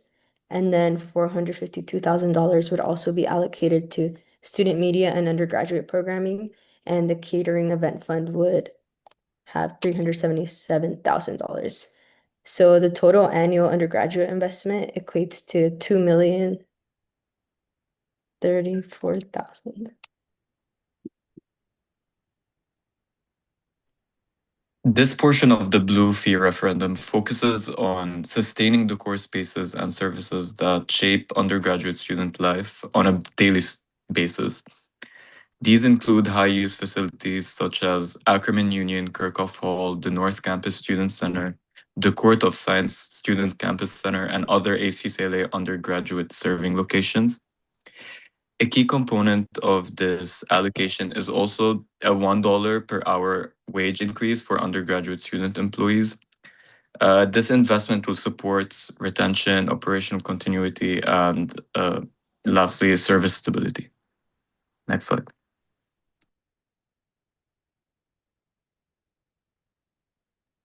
And then for student media and collaborative programming, within student media, we see that there's a big need for identity-based student media to have publications that serve the undergraduate communities, productional, operational, and distribution costs for student-run media, and then recurring funding to support the continuity of publication. And then for the collaborative programming aspect, it would expand collaborations between student union programs and registered undergraduate student organizations, and recurring funding for undergraduate cultural, educational, and community building programming initiatives. Another major component of this proposal is the establishment of a dedicated undergraduate catering event fund. One of the most consistent barriers student organization raised during listening sessions was the rising cost of food at events. This fund is designed to reduce financial barriers for a registered undergraduate student organizations by supporting food accessibility at meetings, cultural programming, and educational events. The structure mirrors existing event funding models, but introduces a focused investment specifically addressing undergraduate needs.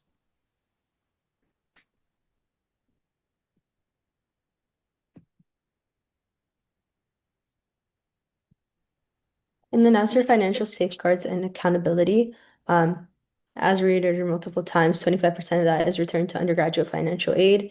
And this will be dedicated exclusively to undergraduate student benefit purposes. And this, of course, is subject to oversight and reporting CPI adjustment beginning fall 2027, and will be assessed each academic year, including summer. This proposal includes structured safeguards. And yes, sorry, that's all I have.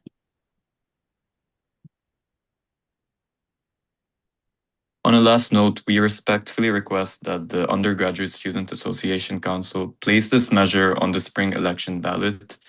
We believe that students deserve the opportunity to make that decision through a campus-wide vote.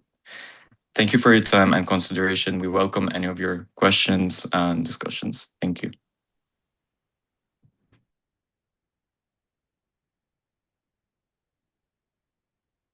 Daniel?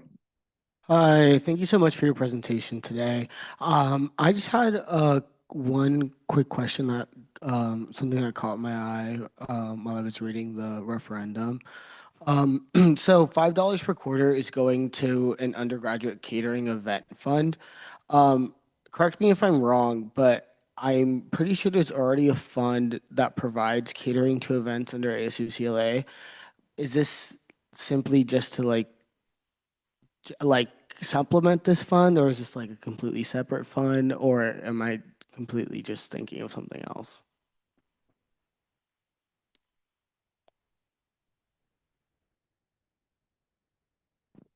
I believe there's a separate fund that Okay. you're talking about. So there are different funds that we're talking about.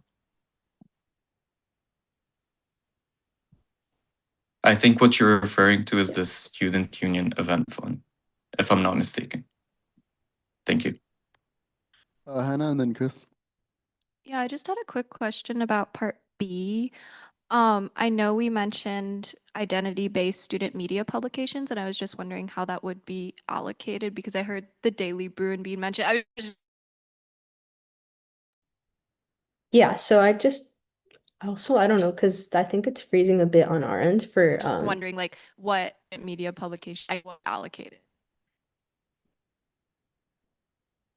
I don't know if it was Really? just me, but I didn't hear the full question.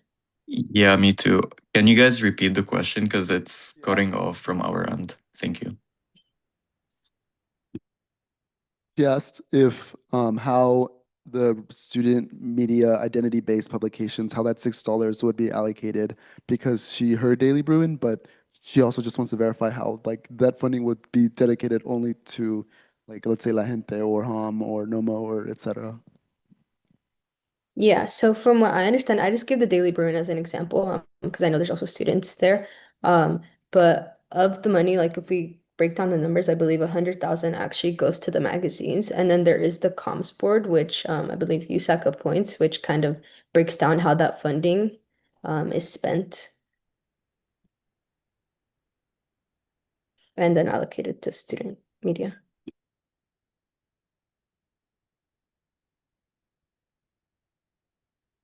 Chris? Sorry, can you just confirm who would be, so the, what is it called? Can you go back a slide, please? Maybe two. In the slides. No, I think it's them. There they are. Can you guys go back a slide?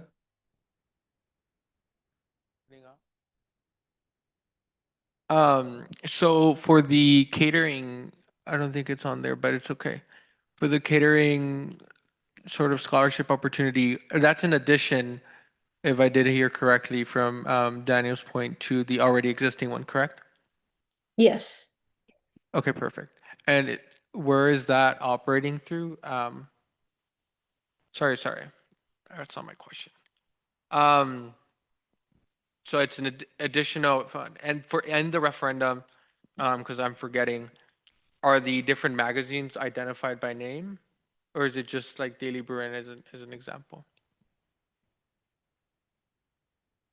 Sorry, can you? No. Oh, go ahead. Sorry. Yeah, no, I No, can yeah, read. it's just student media. It was just that's my I just gave the Daily Bruin as an example, but in the actual referendum, it's just framed as student media. Oh, okay, perfect. Okay, thank you. Any other questions?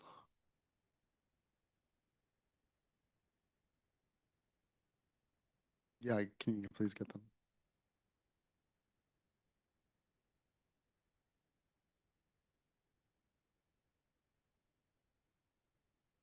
No, none of these referendums are through my office. This one is through the undergrad reps on the board of directors. They're presenting, and we just finished. Everybody finished their questions. If you have any questions for them, or Jaya, if you have any questions for Study and George.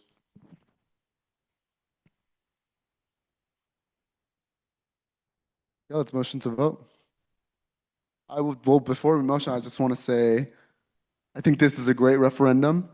I think we've all talked about student resources, student services. This is our association. This is serving every single student. Every single student walks into Kirkhoff and Ackerman. They utilize our resources. They utilize our services. I can't think of any other better referendum. So I honestly want to encourage everyone to please vote for it. It's a great idea. And let's let the students decide. Is this a motion? A comment and then a motion. Okay. Yeah. No, I completely concur. I think it's a wonderful referendum, and I'm excited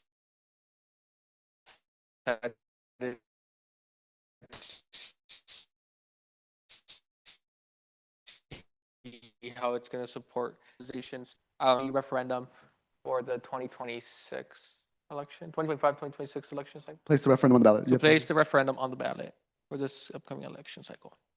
Is there a second? A second. Chris Espinos motions, Kaya seconds. All in favor, please raise your hands.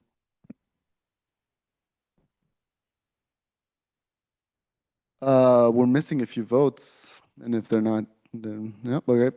Please lower your hands. All against, please raise your hands. All abstaining. This is the vote for it. So is that, yeah, are you for, against? Okay, so we have what, 9? What was the 9? Okay, well, she's not here. And all right, then they have, it's a 10, what was it, 10? Yeah, everyone.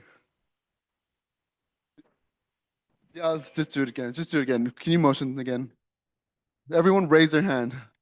Action to place the blue fee referendum on the ballot. To vote to place the blue Raise fee your hand. referendum on the ballot. I second. Chris motions, Kaya seconds. All in favor, please raise your hands. 1, 2, 3, 4, 5, 6, 7, 8, 9, 10. Okay, please lower your hands. All against. 1.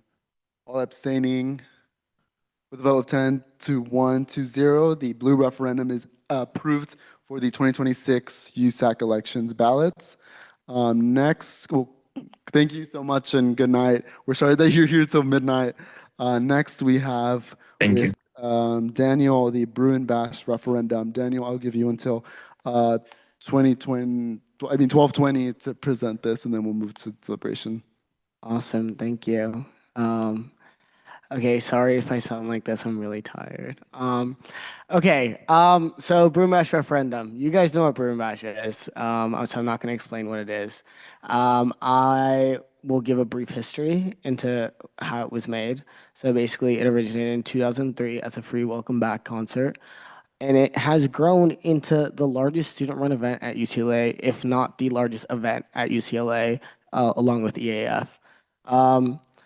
From 2003 and 2013, this event was entirely funded by our surplus fund. Until 2013, when we passed what now is known as the Bruin Bash referendum, it introduced a $1.33 fee to fund the concert. However, even with this referendum or with this fund, we struggle every year to find remaining costs to cover things like facility and honorarium, especially since this fee has never been updated to account for the consumer price index and inflation.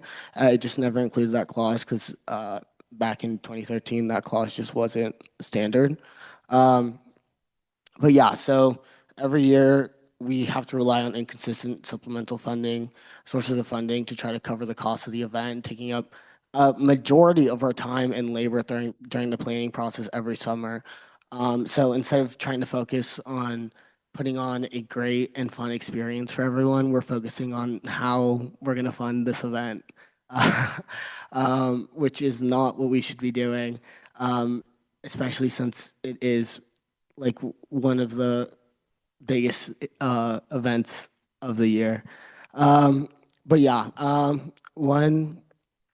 so basically what this referendum is doing, it will be raising the Burn Bash fee to $5, which will completely cover the cost of facility and honorariums, which means we will, for the foreseeable future, hopefully, we will never have to worry about cost. And one of the main goals of this referendum is not only to create a better concert experience, but also to be able to move Bruin Bash back to hopefully permanently to Poly Pavilion, which will not only create a better concert experience, but will be able to accommodate nearly 2,500 more students, which will make Bruin Bash much more accessible. But yeah, this is a pretty simple referendum. I have like the cost breakdown from past years. If you guys have any questions about anything about how we use the money, I mean, we have the same exact costs, the same exact two things that we spend money on every year, which is facilities costs and artist honorarium costs. Pretty simple breakdown. But yeah, let me know if you guys have any questions.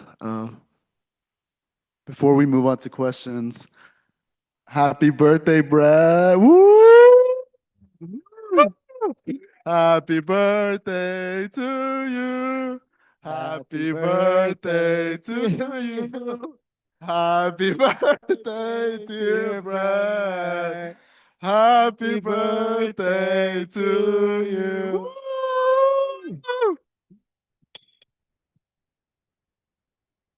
I would hate to be you. Yeah, I'm so sorry. I'm so sorry you have to listen to Bruin Bash. That's okay. Hey, I'm 22 now. Woo! Oh my God. I have no question. Well, actually, my first question is you said 2,500 additional students. Yes. Sorry, it's like late, but how exactly did you get that figure? Is it just like, I just got it from the capacity from UCLA Rec, based on the difference between the capacity for LATC and from Poly Pavilion. It's a 2,500 student difference.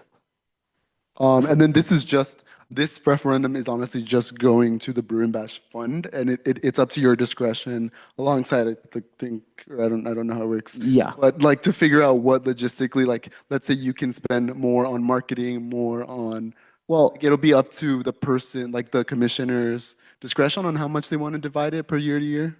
I mean, every single year, the main cost is like pretty much the only two costs are facilities and our honorariums. Like nothing else really costs money. EAF pays for itself every year because we get like sponsorships for that. They table, they get activations there. Um, yeah, I mean, um, oh my God, I'm so sorry. I forgot your question. I'm so sorry. Like the like line items, it changes. Oh yeah, sorry. But yeah, nothing is really changing other than like we're spending money on facilities and we're spending money on honorariums. And the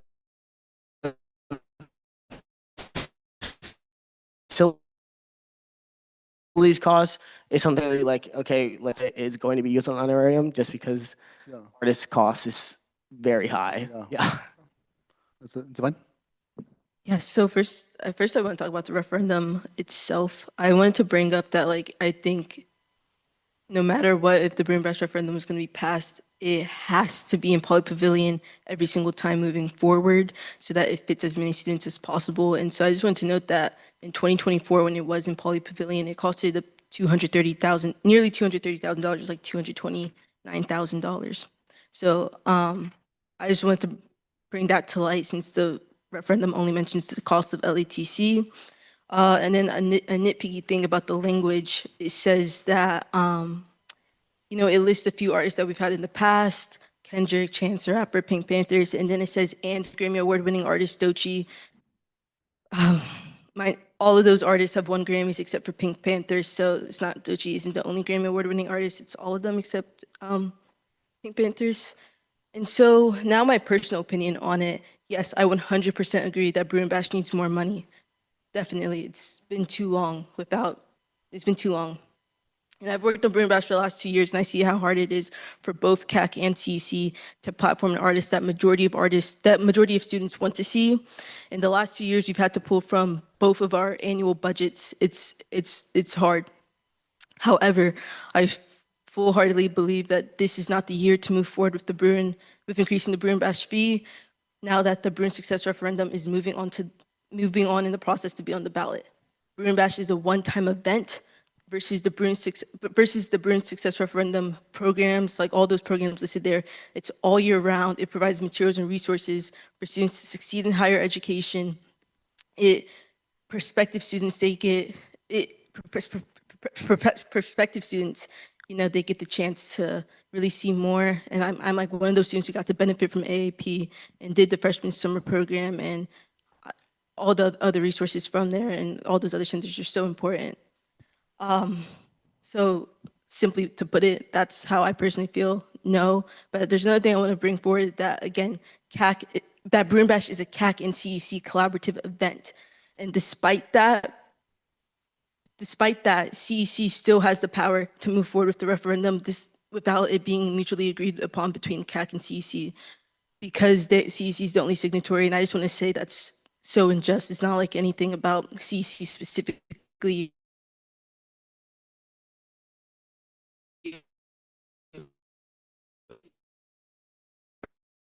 CAC that needs that CAC.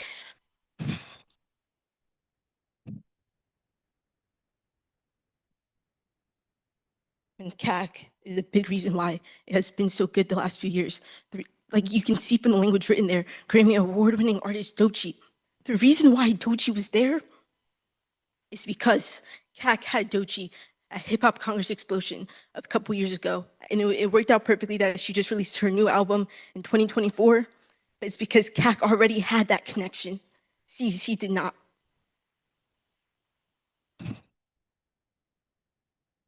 And time and time again, CAC in those meetings, CAC really puts forward the best artists And that next part is my personal opinion, but the doji part, that's a fact. And yeah, that's my yeah, that's my main part. I really urge you guys. I believe that like thinking about for the students when it comes to voting, their attention should be on doing what's best for majority of students, because even then, Brew and Bash only fits a third of the undergraduate student population. So I think in the future, the Brew and Bash referendum should be passed. Can I respond? Yeah, I just want to say definitely Brain Bash is a CAC and CEC run event for sure. CAC, it is equal, we do equal work.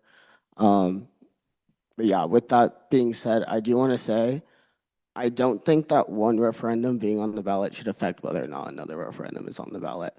Like, obviously, like what you said, Divine, you think it should pass. Not right now. It's not really up to us to say when something should be passed. It's up to the voters. Um, I, um, yeah, I mean, if there's nothing inherently wrong with the referendum right now, I don't see why it shouldn't be on the ballot. Another hand here, Kaya. Wait, yep. I think that she has a valid point though, because she's talking about what we are prioritizing. And because we have such a big referendum already, which seems like a bigger fish to fry right now, this takes like second. Like I do understand her point of like this can be delayed. Yeah, I understand the point of this could be delayed, but that's not what we're here for. We're here for procedural. Sorry, I'm using that. I don't know how to pronounce that word. Sorry, it's late. But we're here to make sure that these are written correctly and that they can be pushed to the student body. It's not up to us to decide whether or not the student body has a right to vote on something. You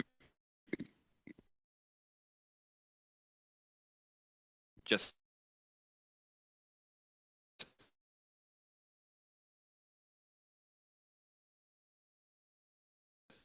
because we want to push something else. That's kind of, at least in my opinion, that's overstepping our kind of, at least in my opinion, with is step in, it's not overstep our power and tell the students what they're allowed to vote on. If we're pushing for these other referendums and we've used the point that we're here to make sure that they're written correctly and that they're good to go forward, then we can't just pick and choose which rules we want to apply to which referendum. If we push for the other referendums because they're well written and they're ready to go to the student body, and this one, as you guys have said, is well written and is ready to go to the student body, then it's not really fair for us to be like, we don't want this one just because we want the other ones to pass. That's like rigging a vote, which is totally overstepping our power. Tommy? I think it's important to note that with the other referenda, including Brew and Success and Brew and Fresh, we all placed such a large emphasis on the communication aspect and everyone being outreach to. And that was such a huge concern. For instance, with Brew and Fresh, international students were not consulted, and that was the issue. For Brew and Success, I had to go through an almost hour-long explanation, crossing every I or dotting every I, crossing every T, about we have put in the work to have those conversations, to flesh out concerns. I was with Divine and Daniel when these concerns were brought up weeks ago. And to hear that one of the two partners, this is a 50-50 project, as Daniel said, to hear that one of the partners of a 50-50 thing was not consulted and is not on board, we need to uphold that similar standard of this is something that was both.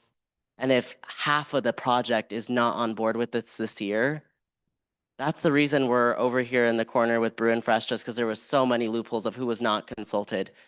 And there needs to be a uniform process amongst council that you guys emphasize the communication. We're sitting, if we can't even communicate across as in council individually, like the opportunities are there. We see each other every week. And those concerns were brought up weeks ago and those conversations were not had.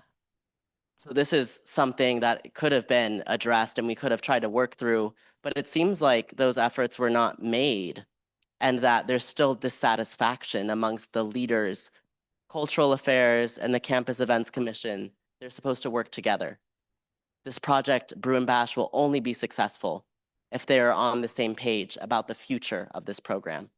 And at this time, it does not seem like they are on the same page. And that is of a project that is within our own council. Daniel. I will say I did reach out to Divine. It wasn't for a lack of trying. I did reach out to Divine, and I just didn't receive a response, which is fine because she told me that she had wanted to focus on the Bruin Success referendum, and I totally understand that. The CAC's focus was going to be on something else. But my staff was still interested in running this referendum because we believe very strongly in it. And I also just want to say the reason that we're not on the same page is because CAC would rather wants to see another referendum on the ballot rather than this one. They want to see that one succeed rather than this one. And that's not really a fair thing to say. It's not up to us to be like, okay, this referendum should pass right now and we'll do this one later. Like that's not our job. Our job is to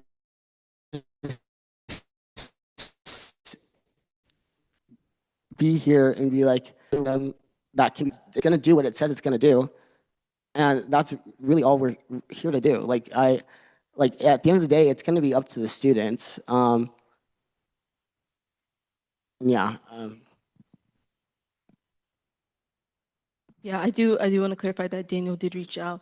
But I want to give some more context around it. So Daniel and I and Tommy, we talked weeks back, and you know, I was still in full support for the Bruin Success when Daniel said he needed more time to think about it and talk it over with the CEC directors.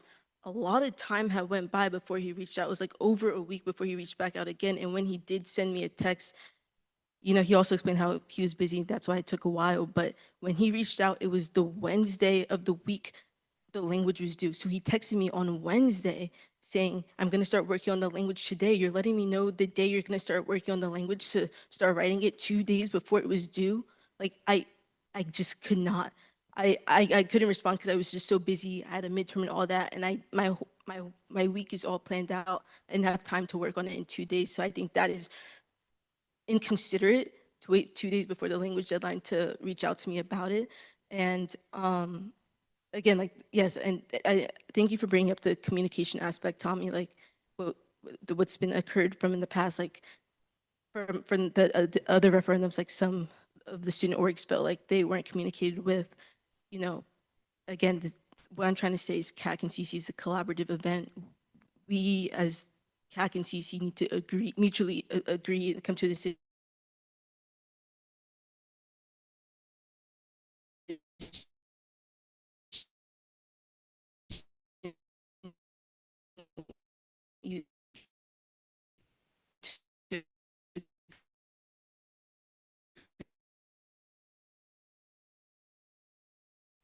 the student body and like so many bash, they're gonna just go and vote for so many, you know, as we all know, like not that many people show up to vote. If they see Bruin Bash, oh, I can get this bigger artist, this and that, there's a higher chance people are going to show up for the Bruin Bash referendum. They might not show up for the other ones, and that's what I'm also keeping in mind as well. And I don't necessarily think that's that's. Yeah, Jay. Actually, I want to hear Edison too. Yeah, let's do Edison. Okay, yeah. So, I'm not gonna comment on the communication part because I feel like that should be settled between you two, like privately. But I do agree with Nico and Daniel that we shouldn't be trying to time referendums, especially considering the fact that, you know, maybe next year that there'll be another problem that someone on council may try to suggest is more important than the Brun Bash referendum. So I feel like it's quite difficult to turn down putting this referendum on ballot simply because there's a more important referendum to go through. And I think that, you know, everyone on council should have faith in executing their referendum in terms of reaching out to the students during spring quarter and should proceed with that. I think the other question I had about Daniel was just that, like, I don't know the history of Brun Bash, but like, have we ever considered making it like not free anymore, but just like heavily subsidized? That's the main thing with CEC and the events that we do is that we make everything free. That is our thing. We will never try to make it not free because that's like students are already paying for it. You know what I mean? It just kind of seems redundant.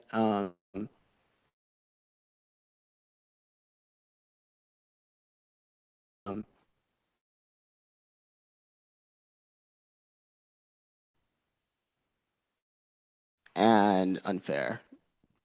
Because of the capacity limit.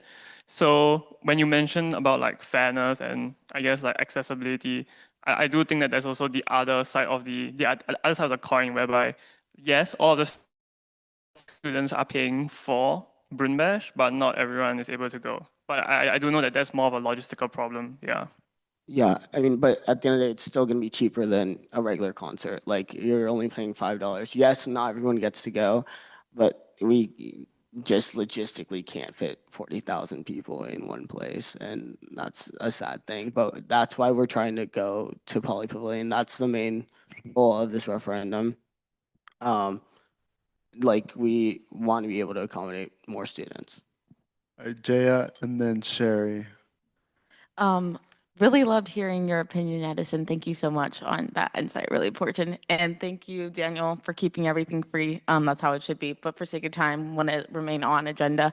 So I respectfully disagree on a couple of things here. I think the communication aspect is still important because as general representatives, again, I think me and Brett can both agree that in our roles, it is our job to make sure when we're making these big decisions, we are consulting council as a whole, and most importantly, student organizations. So I have actually a question that I want to ask Daniel.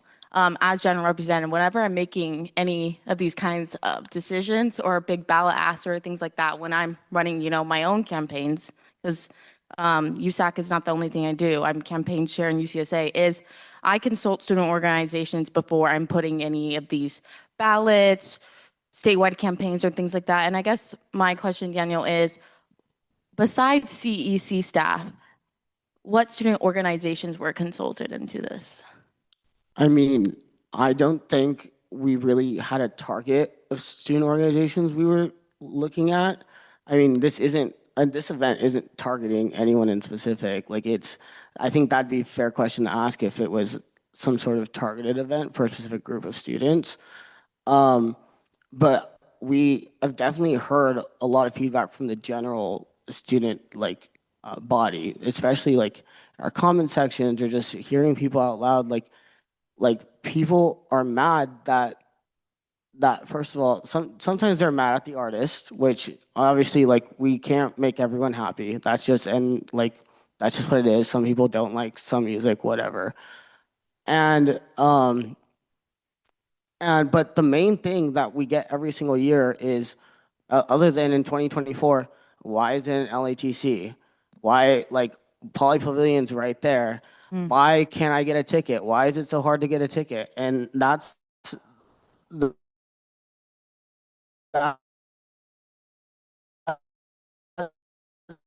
I mean, that's the goal of this referendum. We want to be able to do till 11:35, and then 12:35, and then we'll extend to motion to extend this conversation, by the way, for a vote. Okay, just want to clarify. Okay. I'm going to make a couple of quick comments real quick. Yeah, Daniel, I hear you. I really appreciate CEC and everything you guys have been doing. And I really love that you're highlighting how you really want students to make these decisions and consult students. So that is why I'm heavily advocating for before this interacting with student organizations, because as specifically in me and Brett's roles, it is our job to make sure we're consulting student organizations when we're making these decisions, we're crafting these things. So then we're able to have student input when we are crafting these language and things like that. I think that insight is so incredibly valid.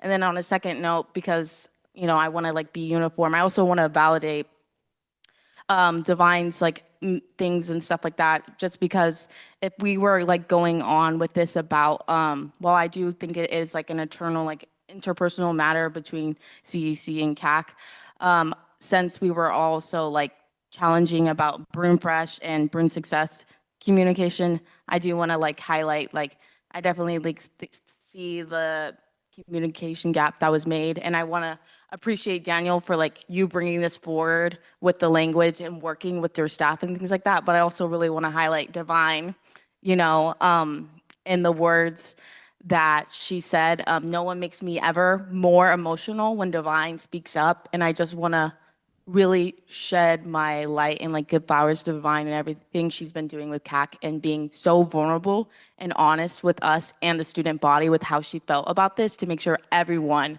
has a good of understanding of how we should feel when we want to put this up for ballot for the students. I think it was, yeah, right?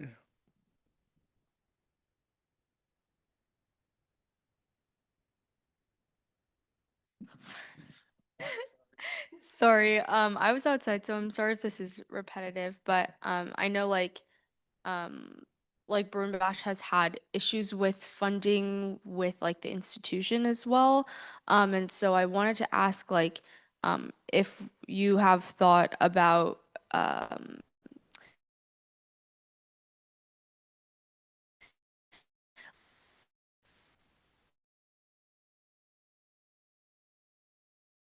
like some sort of an MOU or like a heightened system made attempt to like leverage your power, your and Divine's power as like organizers of this event to be like, you need to be more reasonable in the price of like the venue, or you need to like actually give us the money that you say you're going to give us. Like, has there been like, I don't know, attempts to leverage that side of it before like seeking referendum funding? Sorry. Yeah.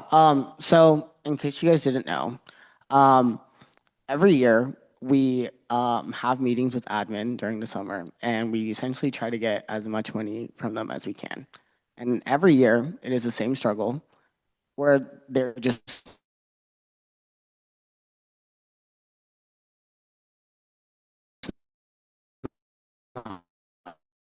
transparent. Will never tell us how much money per invest it's making them money. They are profiting, not profiting, but they are using it to fund other things and through like sponsorships or whatever. And because we are asking them for this money every year, they really have the leverage on us. They are like, okay, well, like you are gonna want us to pay for this sometime soon. So then we have control over the sponsorships. We have control over where this money goes. We have control over this and that. And then every year when we try to ask for a breakdown of the sponsorships, they will not give it to us. This is literally a struggle I'm having in the past week right now. Like, I just got a bill for $80,000 from admin saying I needed to pay it or else Bruin Bash wasn't happening next year. Currently trying to fix that right now. Hopefully it will be fixed, and hopefully we won't have to use surplus to pay for that. But if we don't secure funding for this, this is just going to continue to happen every year. And honestly, it might even get to the point where we just don't get help from admin anymore, and we are going to have to go back to either the event is just going to have to be over, or we're going to have to use surplus every year to fund that. And I don't want that to happen because we can use surplus for other things, and we do use surplus to fund other cool things. I'm just being cautious of the time. Chris, and then Divine. We'll go first. A few thoughts that I think I'd mention. First, thank you, Jaya, for your thoughts and opinions, of course. But I do want to say that I think the work that the Gen Reps do is different than the work that the CEC does. Like, it's important that we don't try and push our work onto other offices. I know that you, again, that's not like the point, but it kind of like when I say, oh, I do this, so like you kind of should do this. That's kind of how it sounded. And please correct me if I'm wrong, but it's like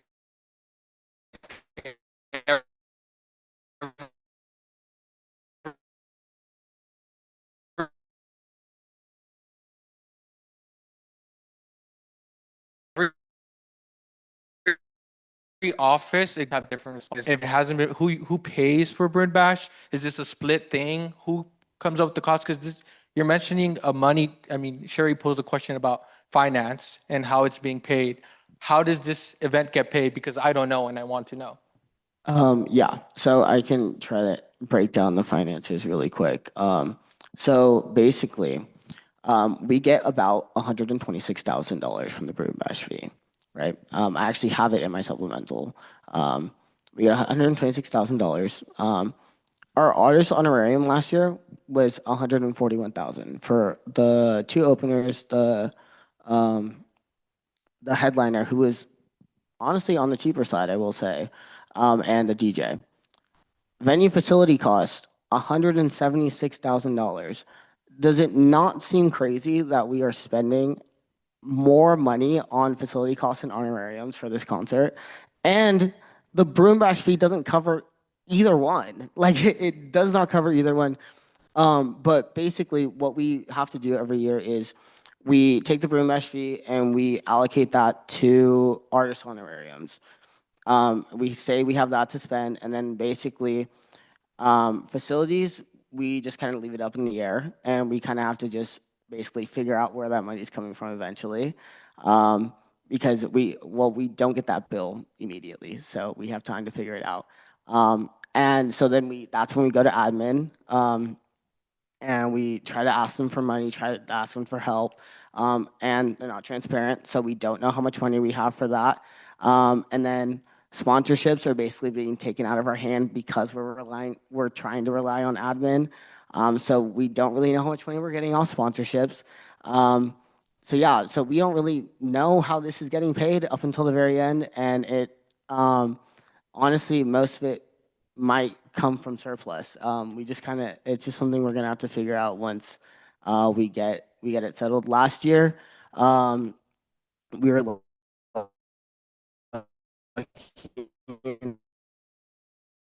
enough to was the year prior because we had to cancel so many of our events during the spring, and there was just extra money laying around. Um, and and luckily one of the vice chancellors was helpful enough to give us more money to put it on poly. But that's just not something that we can say will happen every year. It won't happen every year. He's told us it won't happen every year. Um, um, but yeah, we don't know how we're paying for facilities costs right now. That's just point blank. RS honorarium, we take that $126,000, and then whatever's left over, we split between CAC and CEC. Divine, do you?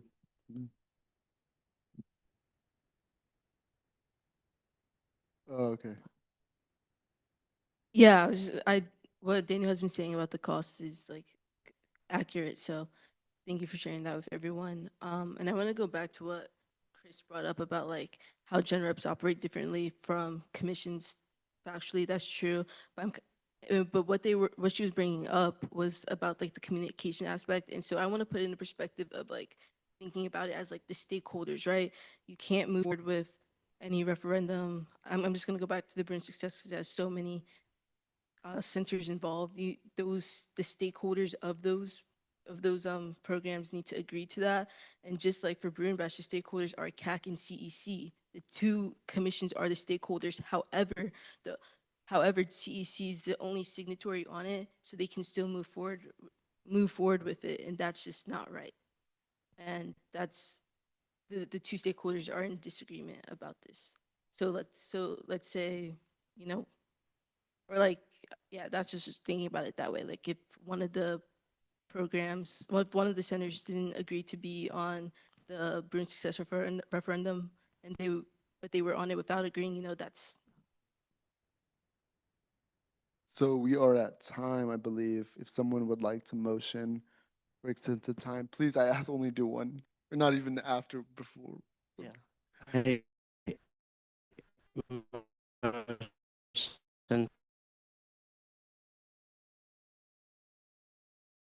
To extend conversation until 12:55 on Bruin. So however you guys want. What's over? I wish. Okay. Please lower your hands. Yes, that's approved. 12-0. Yes. Okay, continue. Okay, Yeah. thank you. Okay, yeah.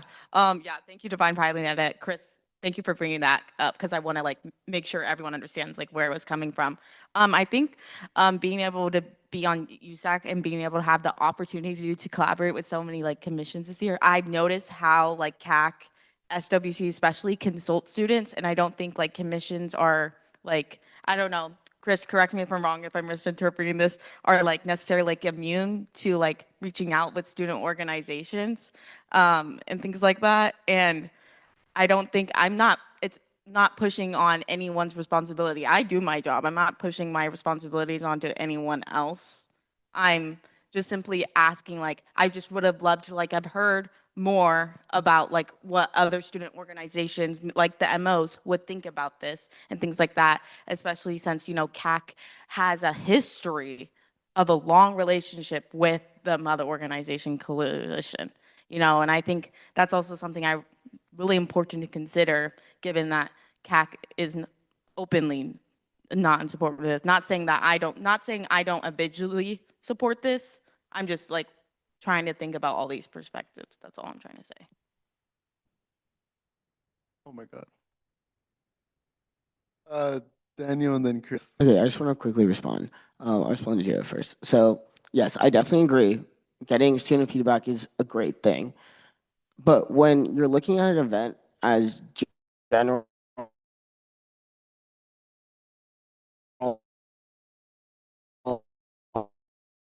as this, out to specifically, you look at if I like obviously for the events that we put on, if it's like Afrofest, for example, we work with NSU. Like we collaborate with them because it's something that pertains to them. It's something that's like, yeah, like it. I'm sorry. But yeah, it's just not. It's not like. It's just hard to say that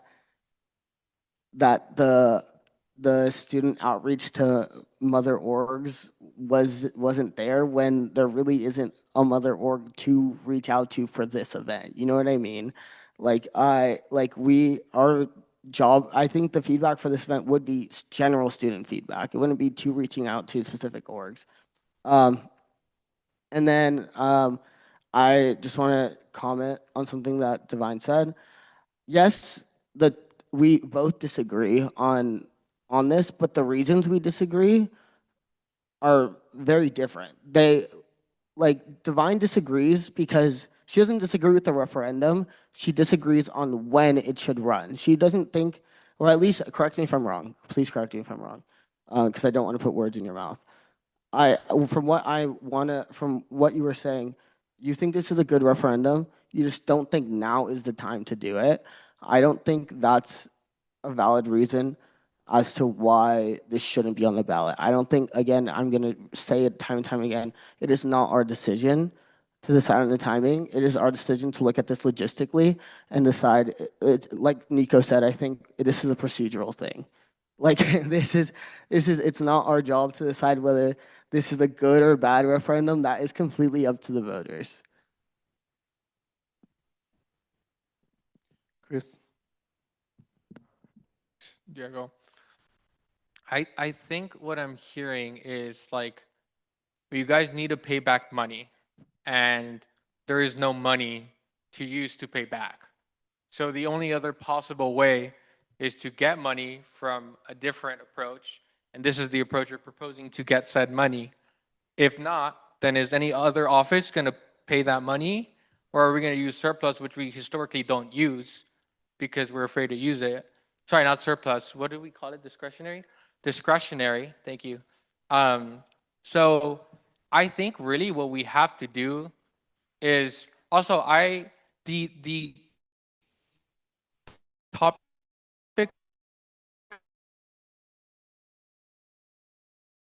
of like, you have one person who wants it now and one person who wants it now. We're posing the question because it's difficult. Like, you have one person who really doesn't want it right now, and you have one person who really wants it now. But at the end of the day, your respective responsibilities, the way I see it as a participant of your services, is Bruin Bash has to happen. It's always happened.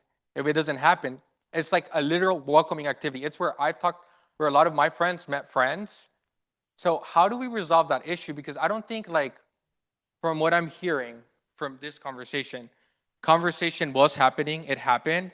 And if I'm not mistaken, you expressed that you didn't want this right now, and you expressed that you need it because funding is not there. So what is gonna like how right now? I really want to know, how is the money divided between y'all? Who pays what portions? Like how can other offices help in like supporting the event to make sure we pay that money? Because like this is going to be a USAC thing, if I'm not mistaken. Like if the money needs to be paid, we're going to have to use discretionary like surplus. I don't know. Like I'm just like this has become a USAC thing now, because it's like if we're not paying that money, is Brimbash going to happen? And if it like all of those questions are coming to mind, and I'm sorry I'm not being as articulate or eloquent. We've been at this for like 6 hours. But what I'm trying to get at is, because what I'm hearing is we have to pay certain fees. Like, who's going to pay those fees? How is that going to get resolved? Is this the best way forward so we can continue to have money for it? Because what I heard is admin's not going to put it down. So if those questions can be answered somehow. Okay, I can try. don't I'm know. not really sure I'm not if I sure either. understand your question, but let me know if I answer it. Okay. So yeah, so like I said, the cost between us, like it's not a lot that's left over. It's just whatever extra we want to spend on artists, that's what we split. So in this case, it was like around like 14,000 or 15,000 for this past year, and that we split. The rest of it, the $176,000, that's just up in the air. That is on, like, I guess technically me, I guess, if it's like the signatory. But but I don't like saying that because again, this is CEC and CAC's event. We are both, I think we both can say we take responsibility for the cost. But like at the end of the day, we don't have that money. We use that money the money in our budgets to put on events throughout the year. Like um, we would need to use like surplus funding at the end of the year if we don't have enough money. Yeah. Did that answer your question? Sorry. Yeah, it answered my question. Yeah, I just wanted to know, like, how. In the place of Diego not being here, it'd be IVP. Hey, how y'all doing? Good.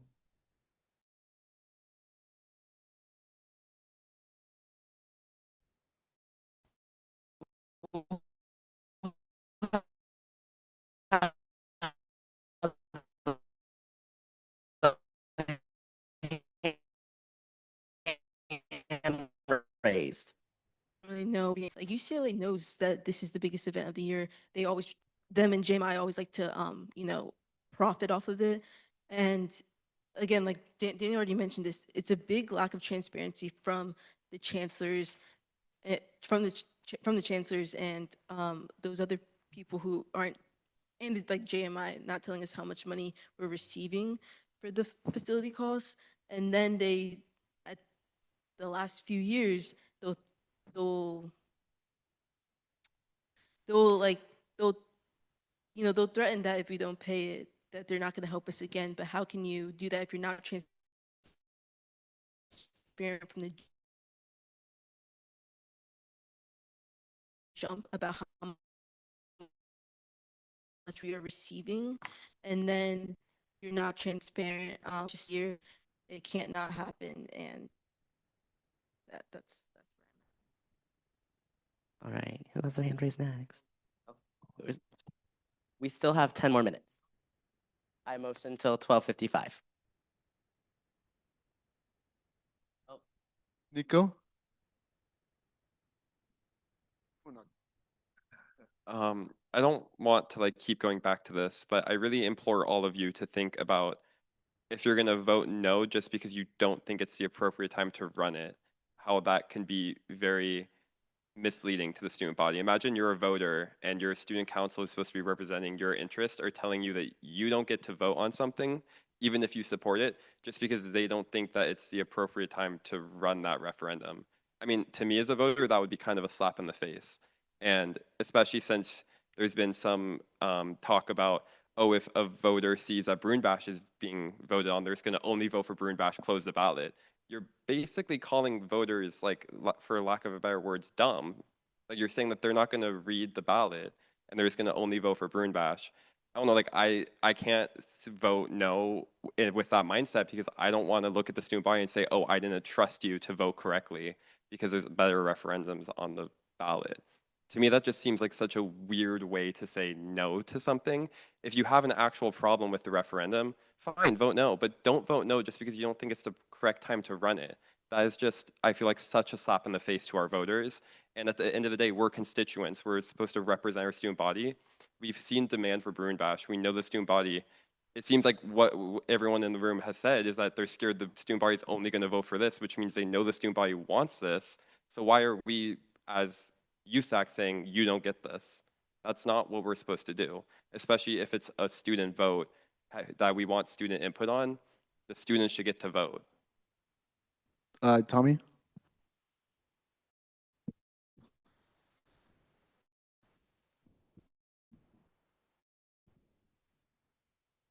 Every referendum that was introduced today, ASUCLA launched a survey to gain student perspective. With Bruin Success, we made outreach to student orgs. We made outreach to students that is documented. There is a working group that addresses the student body. Even with Bruin Fresh, which is looking like there's a lot of uncertainty and there's a chance it very well might not pass tonight. There was a working group and consultation with student orgs on this campus. I do think that there's a lot of uncertainty with Bruin Bash, and that needs to be addressed because this is clearly there's a funding need there. But the fact that I feel like there has been no consultation with the student body, how can we work to address that? Maybe we make a commitment that this year during our surplus, we fund the money that we need to have a more successful Bruin Bash next year. But we as a council launch a survey to gather data of if this is something that really student orgs want. And I think we've had hours-long conversations tonight around the topic of what student orgs were contacted, which were not. And now to come to this last one, and now it kind of seems like we're throwing that standard, which we spent literally hours arguing over, out the window. It makes no sense. Okay. Wait, like that's an actual reason to vote no. So I'm not against like that mindset. I'm just saying if you're voting no just because you don't think it's the proper time to run it, if you have an actual problem with the referendum, like you just said, Tommy, vote no, yeah. And I think Divine has vocalized that, and I think she's switched to we are not on the same page, and we have not had that time to communicate and I'm have sorry, that dialogue. I don't want to interrupt you, but I didn't hear Diego say your name, but also I wasn't attacking Divine. I was just saying in general, Yeah. I heard multiple people in this room mention that. I'm just saying as a blanket statement in general, I don't think that's the proper way to go about it. I'm not trying to attack you, Divine, at all. I'm not saying I think you have a proper reason to vote no, and I like recognize that. I'm just saying in general, if anyone is trying to vote no just because they don't think it's the proper time to run it, I think that's not a good reason. But you just expressed a valid reason to vote no. I totally like support that, and I appreciate your opinion. Anyone else? Divine? Thank you, Nico, for saying that like about the right time and how that's not fair to students. I see your point on that for sure. And I just want to clarify. I definitely don't think that I didn't say more students would show up for. I was just saying overall that yes, we like I know, and I think we all know that so many students care about Bruin Bash. I was just saying more people would turn out for that, and I I wasn't trying to say that any student was like their intellect at all. That's not what I meant. I just was saying more people would show up for Bruin Bash. That's really all. I didn't. I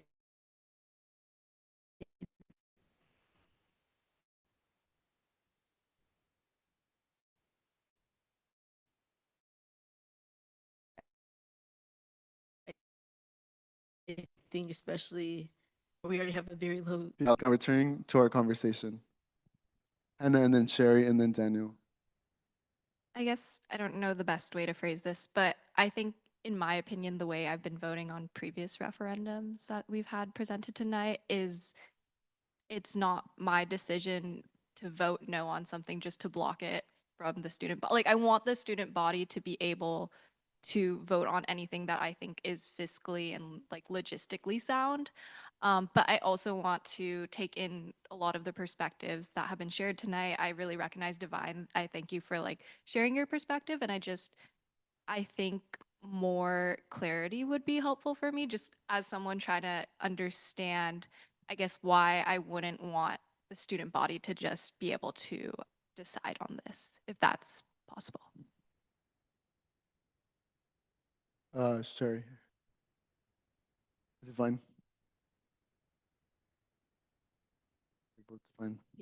I just also want to say, I think it's also a good point that it would be helpful for CAC and CEC to get feedback from the student body, because even before, like, beforehand, before like Daniel and I did originally talk about working on the Bruin Bash referendum originally before me and CAC like, had decided not to, but we didn't even really think about I mean, let me rephrase. I didn't think about reaching out to the student body at all, because I wasn't thinking like, I was just thinking like, it's just a CAC and CEC decision. So that's something I'll keep in mind if just in the future. Daniel? I just want to respond. The Broom Bash, the event itself, is not changing. The only thing is changing is the quality of the event and our ability to pay for it. I don't really know what better feedback there would be from students than a vote.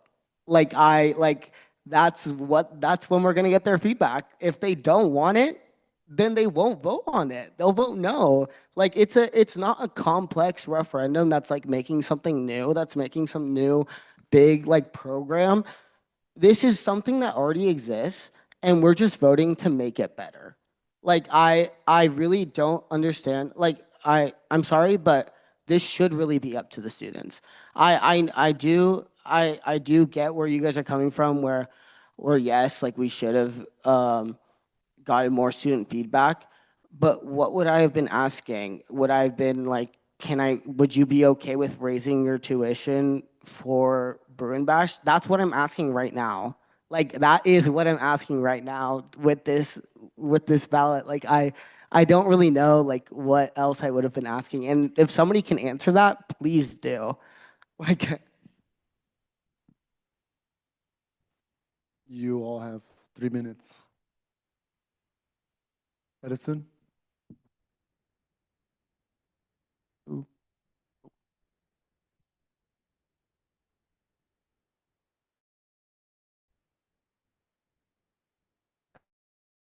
All right.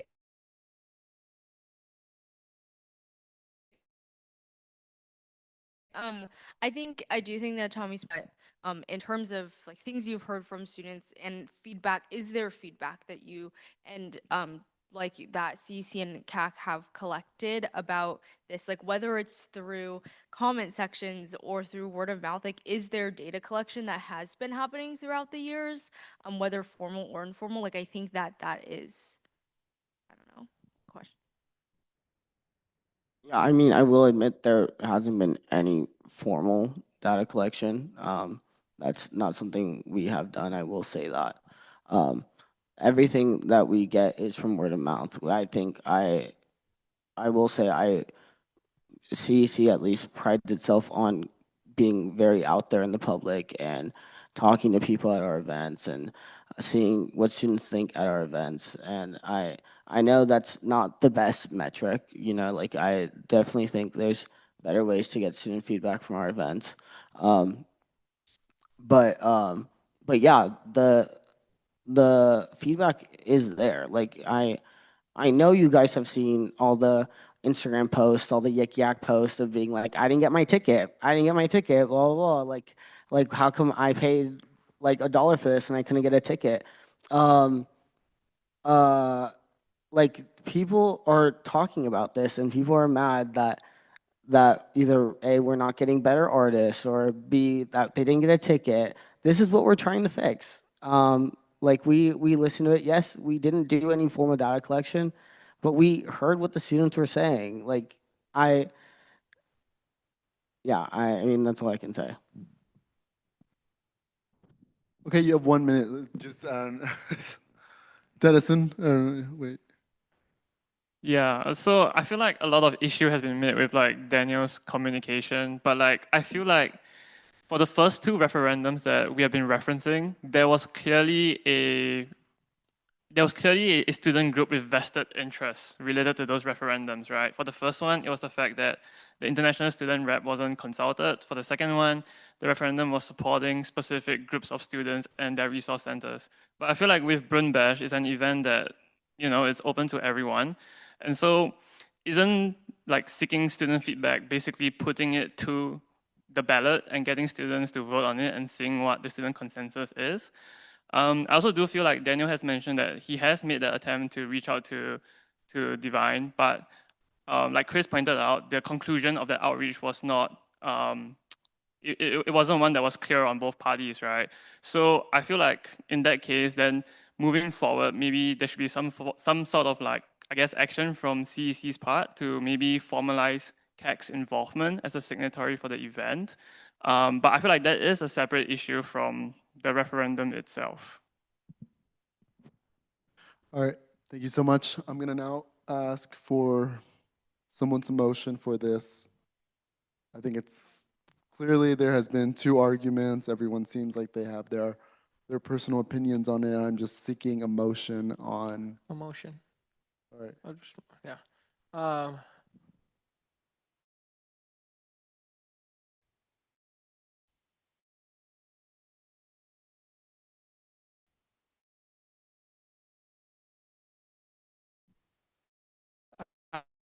I motion to vote on the Bruin Bash referendum. I think I will. Oh, okay, sorry. Motion to do a secret ballot. Okay. Motion to place it on the ballot. Motion to vote to place it on the ballot. Someone else motion. I'm tired. Second. Do someone else. Somebody else do it. Motion to place the Bruin Bash referendum on a ballot. Second. The ballot. The ballot. The spring We're ba- all tired. Yeah, but it's one word. Okay, I motion to vote to place the Brun Bash referendum on the spring ballot. Second. Edison motions, Chris seconds. All in favor, please raise your hands.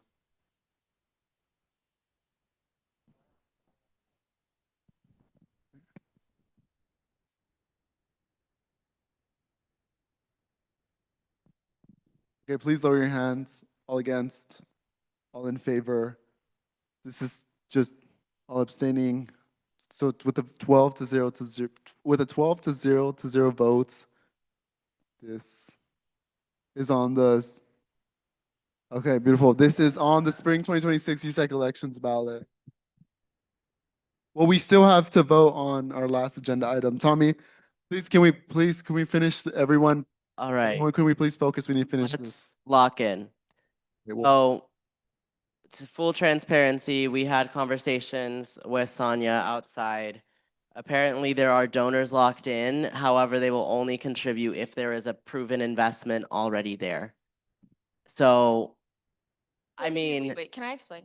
yeah, Sherry, you can explain. Wait, okay. I'm gonna outline to you guys the exact conversation I had with Sonia. Okay, so Wait. I asked what? I will have until 1:10 and, oh, sorry, not even 1:10. Okay, 1:10. I'll be very quick. I asked her if she would be able to put in the financial like numbers and whatever, and she said yes. And she put in a bunch of numbers, and then I asked her, and then she told me we have 3 donors lined up. They will be able to fund Bruin Fresh for the next 3 years, and then by then the referendum fees will roll in. And I said, wait, the referendum fees will roll in next year. And then she let me know that, and at that point I was like, why are we funding this via referendum? She said, she cleared it up and said that the donors required a permanent funding source in order to be a donor. Like they were like, I'm not going to donate unless there is a permanent funding source. So in that sense, the donations of, I'm guessing like $3 million are seed funding, and then the referendum is supposed to be is supposed to be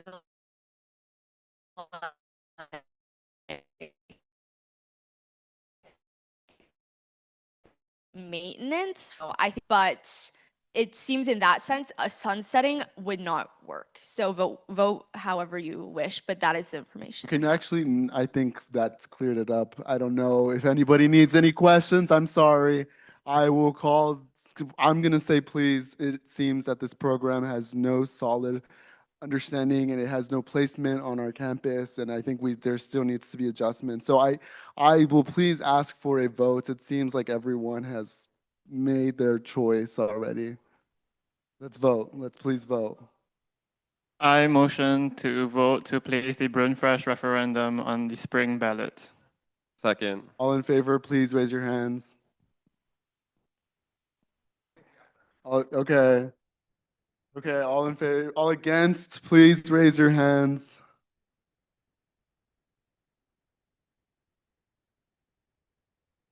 All abstaining, please raise your hands. Wait, I look, you lost track. Let's just restart, okay? Sorry, I lost track, okay. If you are for adding onto the ballot, please raise your hands. And I saw nobody raise their hands. If you are against, please raise your hands. Please raise them higher if you're against. Please lower your hands if you are abstaining. Please raise your hands.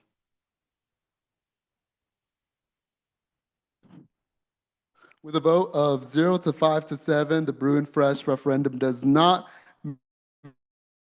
make it to the spring 2026 ballots. And Moving socks around now, actively right now. Brett, right now, please. And then we are all going to walk once. No one can leave unattended. Brett's birthday, on Brett's birthday. Birthday, Brett. Gather your things and we will all leave together. Thank you.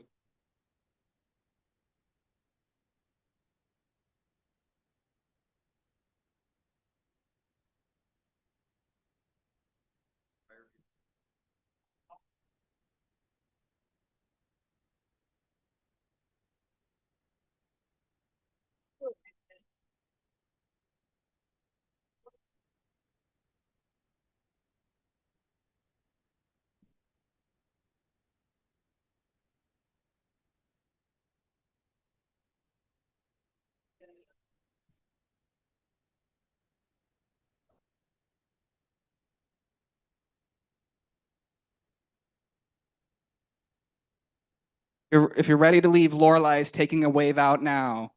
If you're ready to leave, Lorelai is taking a wave out now. Please follow her now. Goodbye.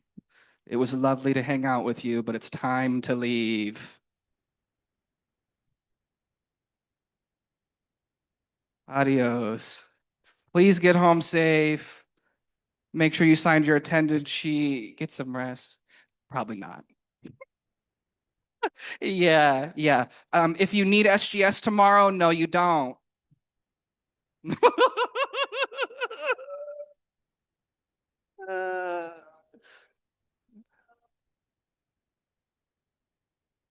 You should. Is everyone ready to leave?